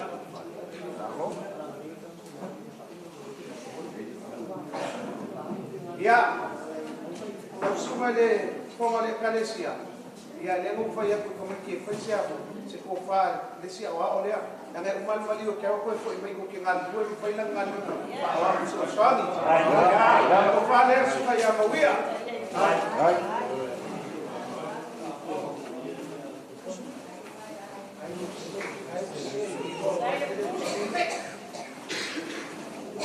Ya, asemea Wa kweli kwa hiyo ni Kalesia. Ya, so gile ya mawia. Ya, wala ke busi dia lena ku ia mkilika.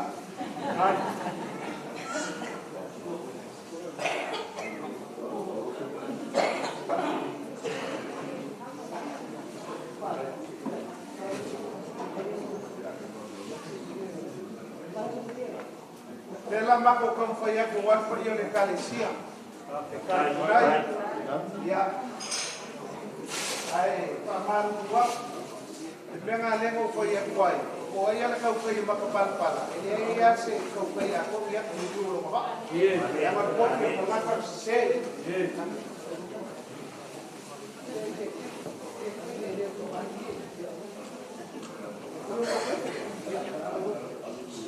ya. Da kan ko yakul fa no wal ko yele Kalesia la suma fa kaiga ya me se pone ko yele Kalesia ya ol bailolo le mo ke uma ai masalado ya fa Roma o fa na de fa sai de fa sai fa no ya ole mo sal na wale fa sai fa tamari Valpayo de Kalesia. Ya, oleh manpa lagi. Ya, leo aku como el que puse hace cala.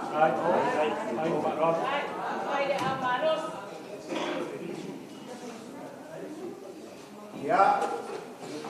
Oleh kofale Valpayo de Kalesia. Ya,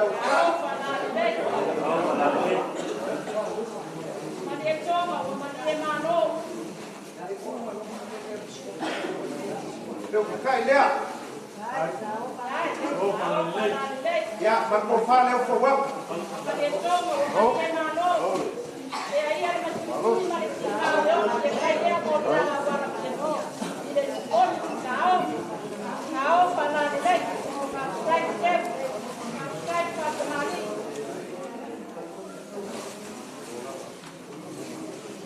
Ngai, berpasang sela Valpayo de Kalesia y Roskill. Ese pulu hace cala. e la ba ku kai rua fe ko ku mo ke kusi ai go fiel go ke le me discussão dia dia ya vai kasna rua male vai ke le ko ke nge ale o wa ya o kai rua fe su rua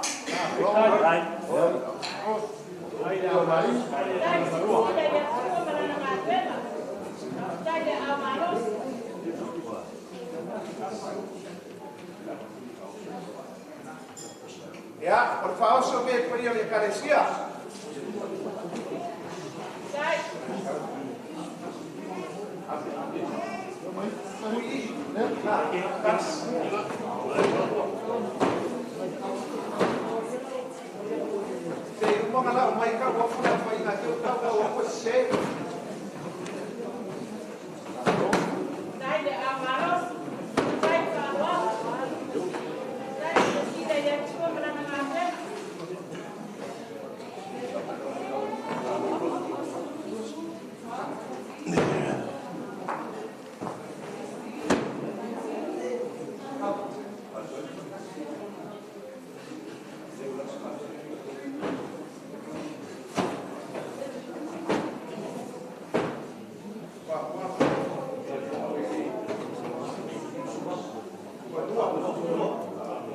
Ya, duas grupos que supoía o algo medio le carecía, lo pulsa el gobierno.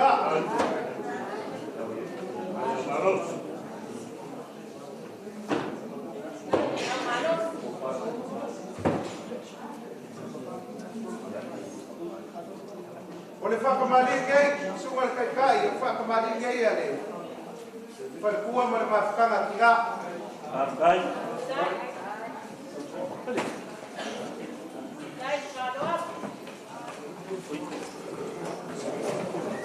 Ya, vai loro le amo que uma.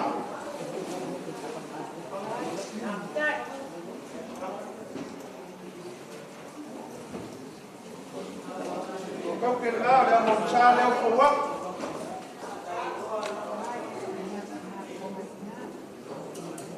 Dai fanoa, ai kola ba.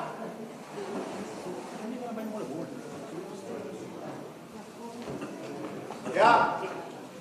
Mau rumah pak kemari dengan fengkal perkuala awak sangat dua male mafangat tinga ya memang palang ile ku ke sekat sedia fekala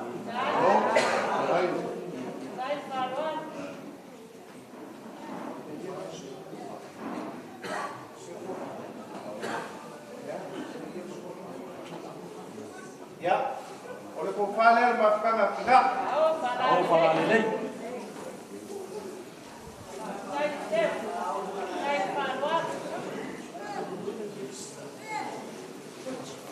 Porque vos se der mais para que não se der ficar lá, aí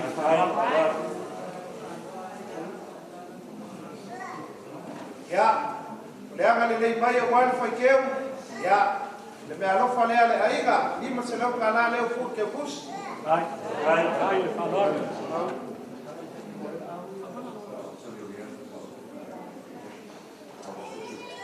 Por qualquer businal, vou falar sobre ela.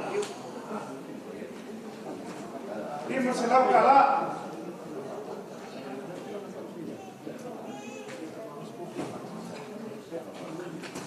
Nang sungai di tengah na mai se so ele.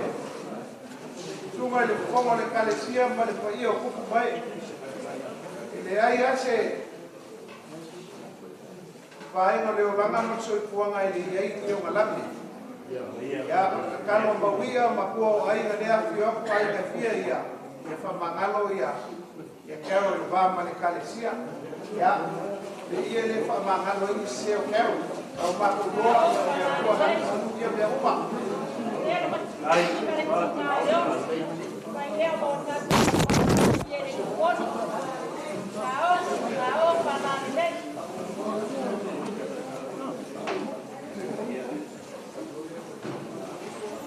é mais para acabar. Ya fala pecado, ya.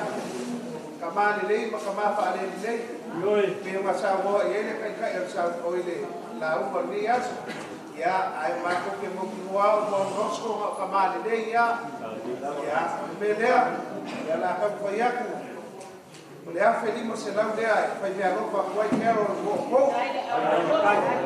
Ai mangaku mafutanga kama.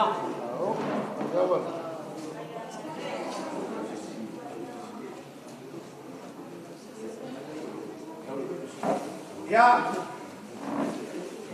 ele ngalo foi le ngalo ngalo foi pese. Ya, lau sunga le fumo le kalesia ma lau sunga le. Pega ina kako kalesia. Ya, o le afe lima se lau lea. Ya, wale kako o foi pese.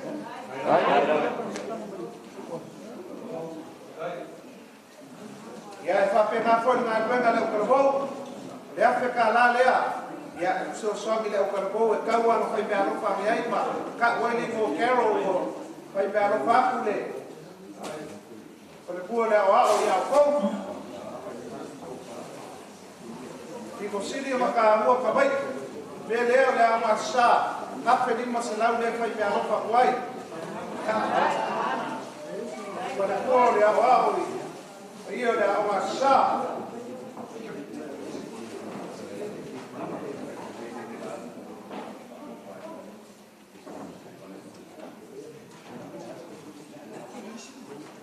ya dengan lesa mol mau place kenge skopa e bebe ya pai masi idu nga pe fa ko mo kal ku sa boa ya le kalesia le ya o la mang kai mai mo fuang ila ko da ko tenta mang ila ko be ko ko ni de mele ya ka wa fa ka u ai por ko fa le place kenge skopa ka le ai na ni fa ke le Tapi boleh skopa.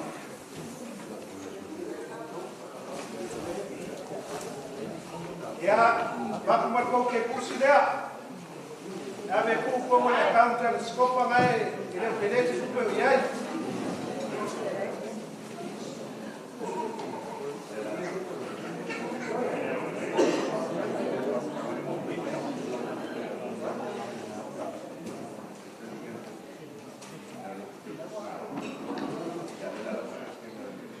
Pepe, oleh kongso suami mai, ya ela kau faya ku ke fusilea a oleh olau po falga lau fio mas pleskenge, ya mai se foi o ko ngam fai o mai, alo ko agalele ya leu ku ke fusilea, lo ko fa osolea.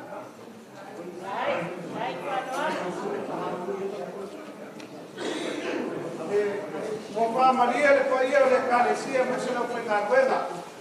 Ya, esse ano faz pouco de bacão e o que na pão ia por levar o melhor sugar ele for mais vai fiar é tu não e a o fala ele lá vai para rua e não ele lá o ele ia vai para também o fala ele sugar ele for mais vai fiar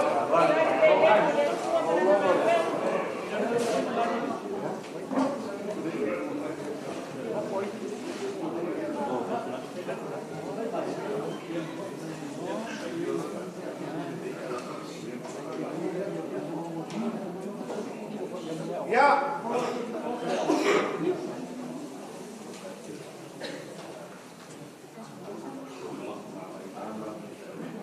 Josefa, kapa koe lo suapo e leo sukuri o vale. E uia e leo selangi o kero le fai. Ia o langa mea lofa i le kalesia e wesi koe o ngai fai fi au e kurenga. Ia kari kumuma o kui maligei a inga vange le lanka ia. O kua e wesi koe o kauia o kore koa. Ya marigo foi o lavea maligei ainga pa pelea ya ole tua ma vaenga le ma fale tua ya kau pa ele tua ma lo le fio ya la kafali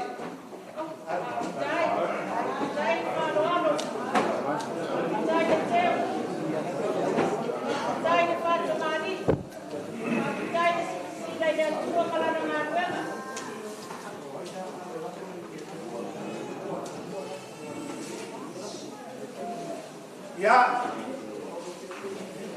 waktu ke musuh kalau mau belea langa o lawa ya apa pilih ya langa ngam lau yorkuri o ngam lau yorkuri le kuat ko ke no ke ya no se man ko mai ai nga ka o pa pengale ko ye su sa ma dia belea o lo la folea ma lo kala ya wa ko yo le kalesia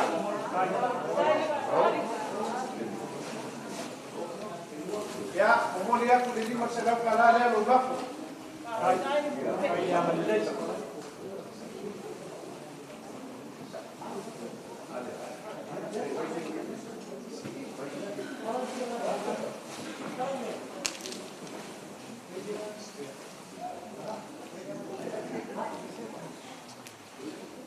Kau, ya. Ela Paulo suba wa ko pa le oinga suba ko inga le belea. Ya, ono la folea.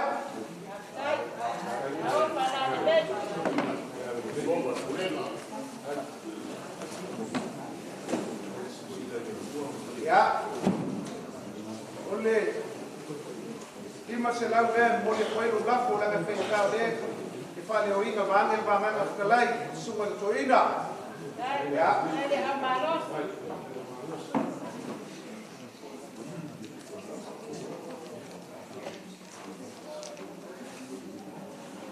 Ya. Nai, pa boponga le ko sa moria na lewa. Ya na fai ko pa mai le da ro le ka ko se ya. Ya, ni malea. Lo fulli mai ya. Sa moria pa yo le calesia. Ya, nai ma da waki. Ni si ina. Isi awa oma. Ya, mai ka waku pa ira lewa mai le lei pa kai ku paron. Ngalo le mo sama ko kala. O le asa ka mo foi na vai ngai ainga, yo nga ainga fia. Ai mai se foi sama ko Paulo e manwai.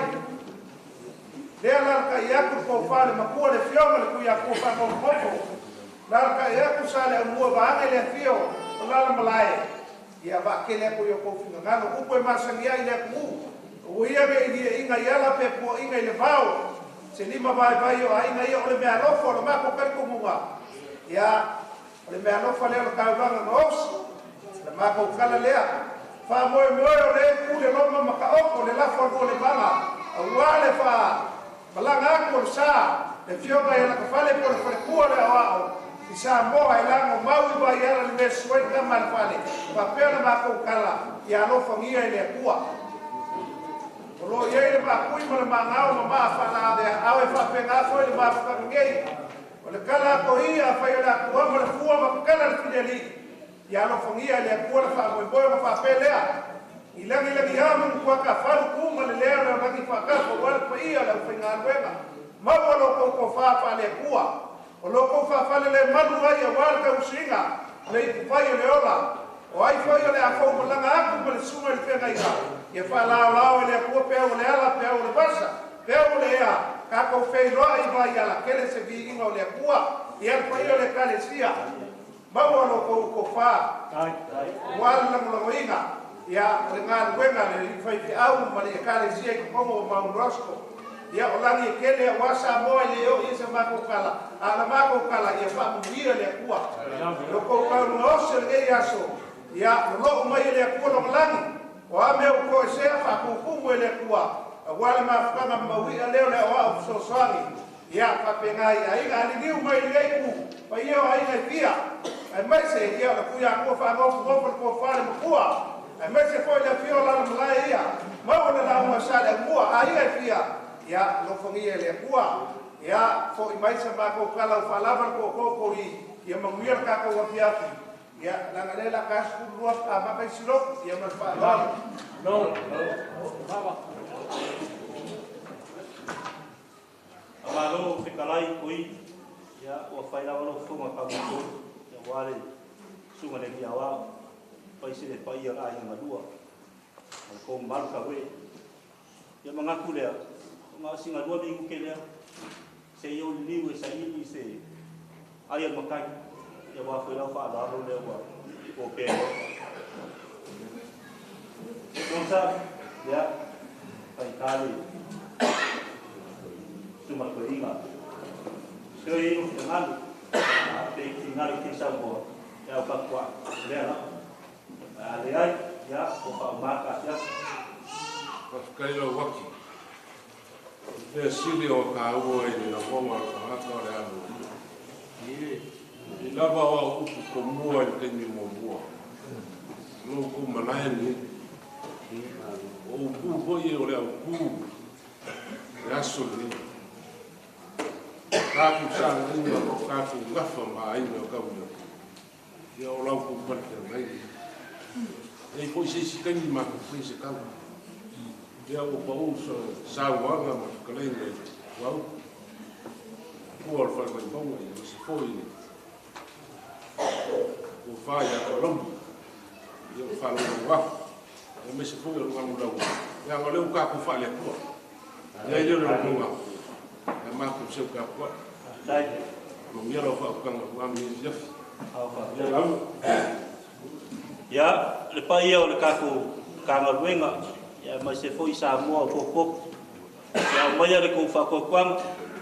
Ya si ofres kaku fakai. Kan masih ngei foi fala no le go pe mo.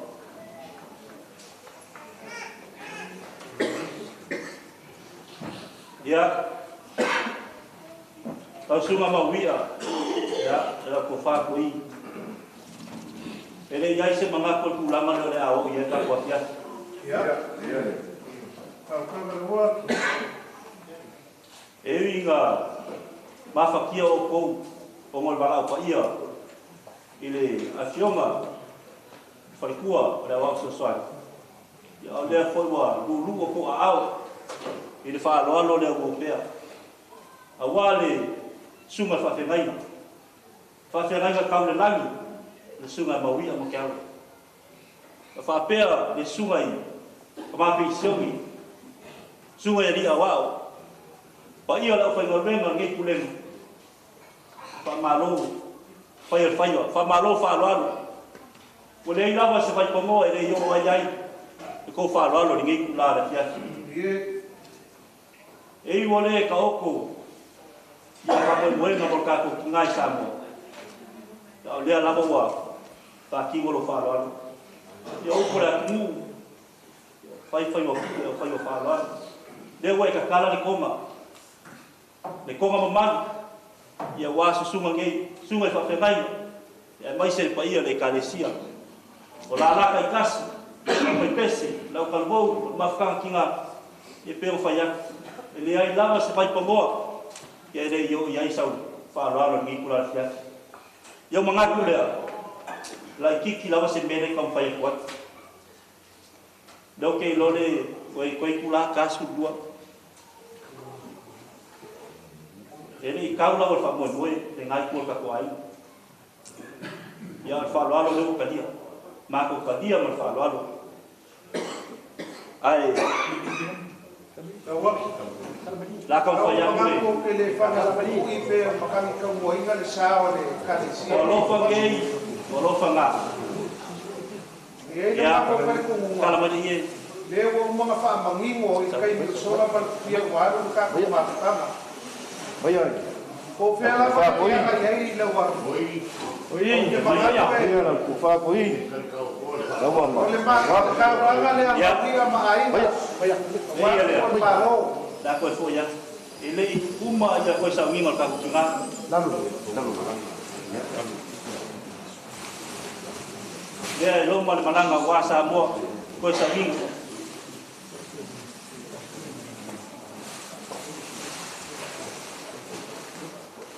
ya o se le o ma ko ka dia para nganga pa kai fa lo silsila le sunga fa tengainga mal pa ia le kale se ni melhor le ima ka fa mo a ko ga ko nge spaces o me ge fa ti ni le ka mo fi ai silsila bai ya da ko fo ya suma ya o mama ko ya Sewaki. Ya. Tei fa ko ma le mai la fa. Ya. Le wa e fa ma fa le avenga. Lo mo winga. O le a ko mi le si o pa se ko sa o ke. A le pa ko mi le pa se o ko ya e fa. E fa ko ma mai a ko ke pizza e fa lo mo le mai. Ma ko le le. E a mo ka ko uma, ele o kala ba me ai. Ya. O sa mo uma ka ko be uma.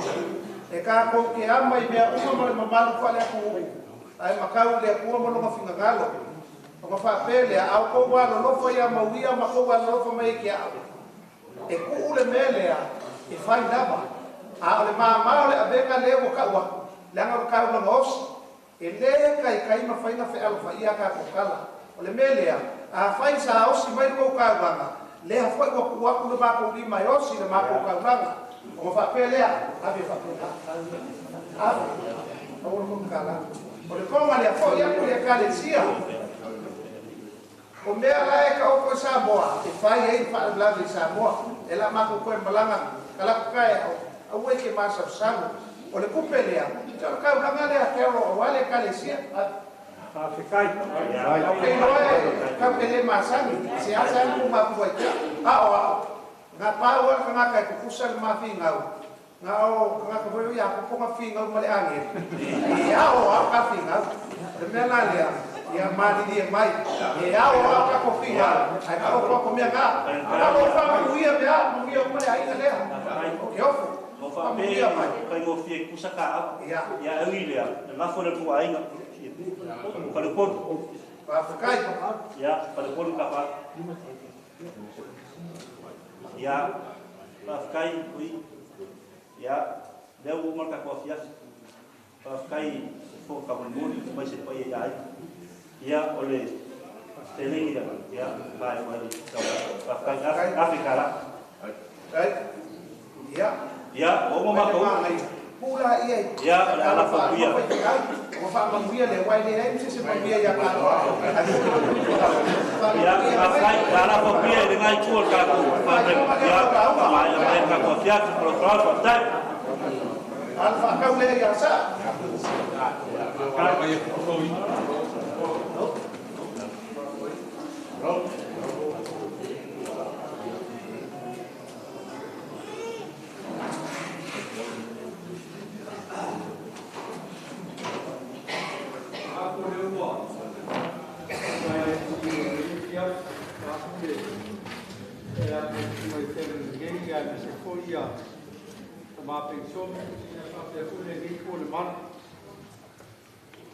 Koi ka po foi le swafa ya ka ya kuna pa male nga ka palo kel le wa sa wa kule o fa ya la wa ya pa koi ma su yo le ngi ku le ka ko e ka le simi ya wa koi le so ma fa mo e le ala o le ko ya carol e la ko mai ka wa ku ngi fia ya ele mo lu ngolo fa lo ya me se le sumai le a ya mo wia ya mal pa ya me se le fa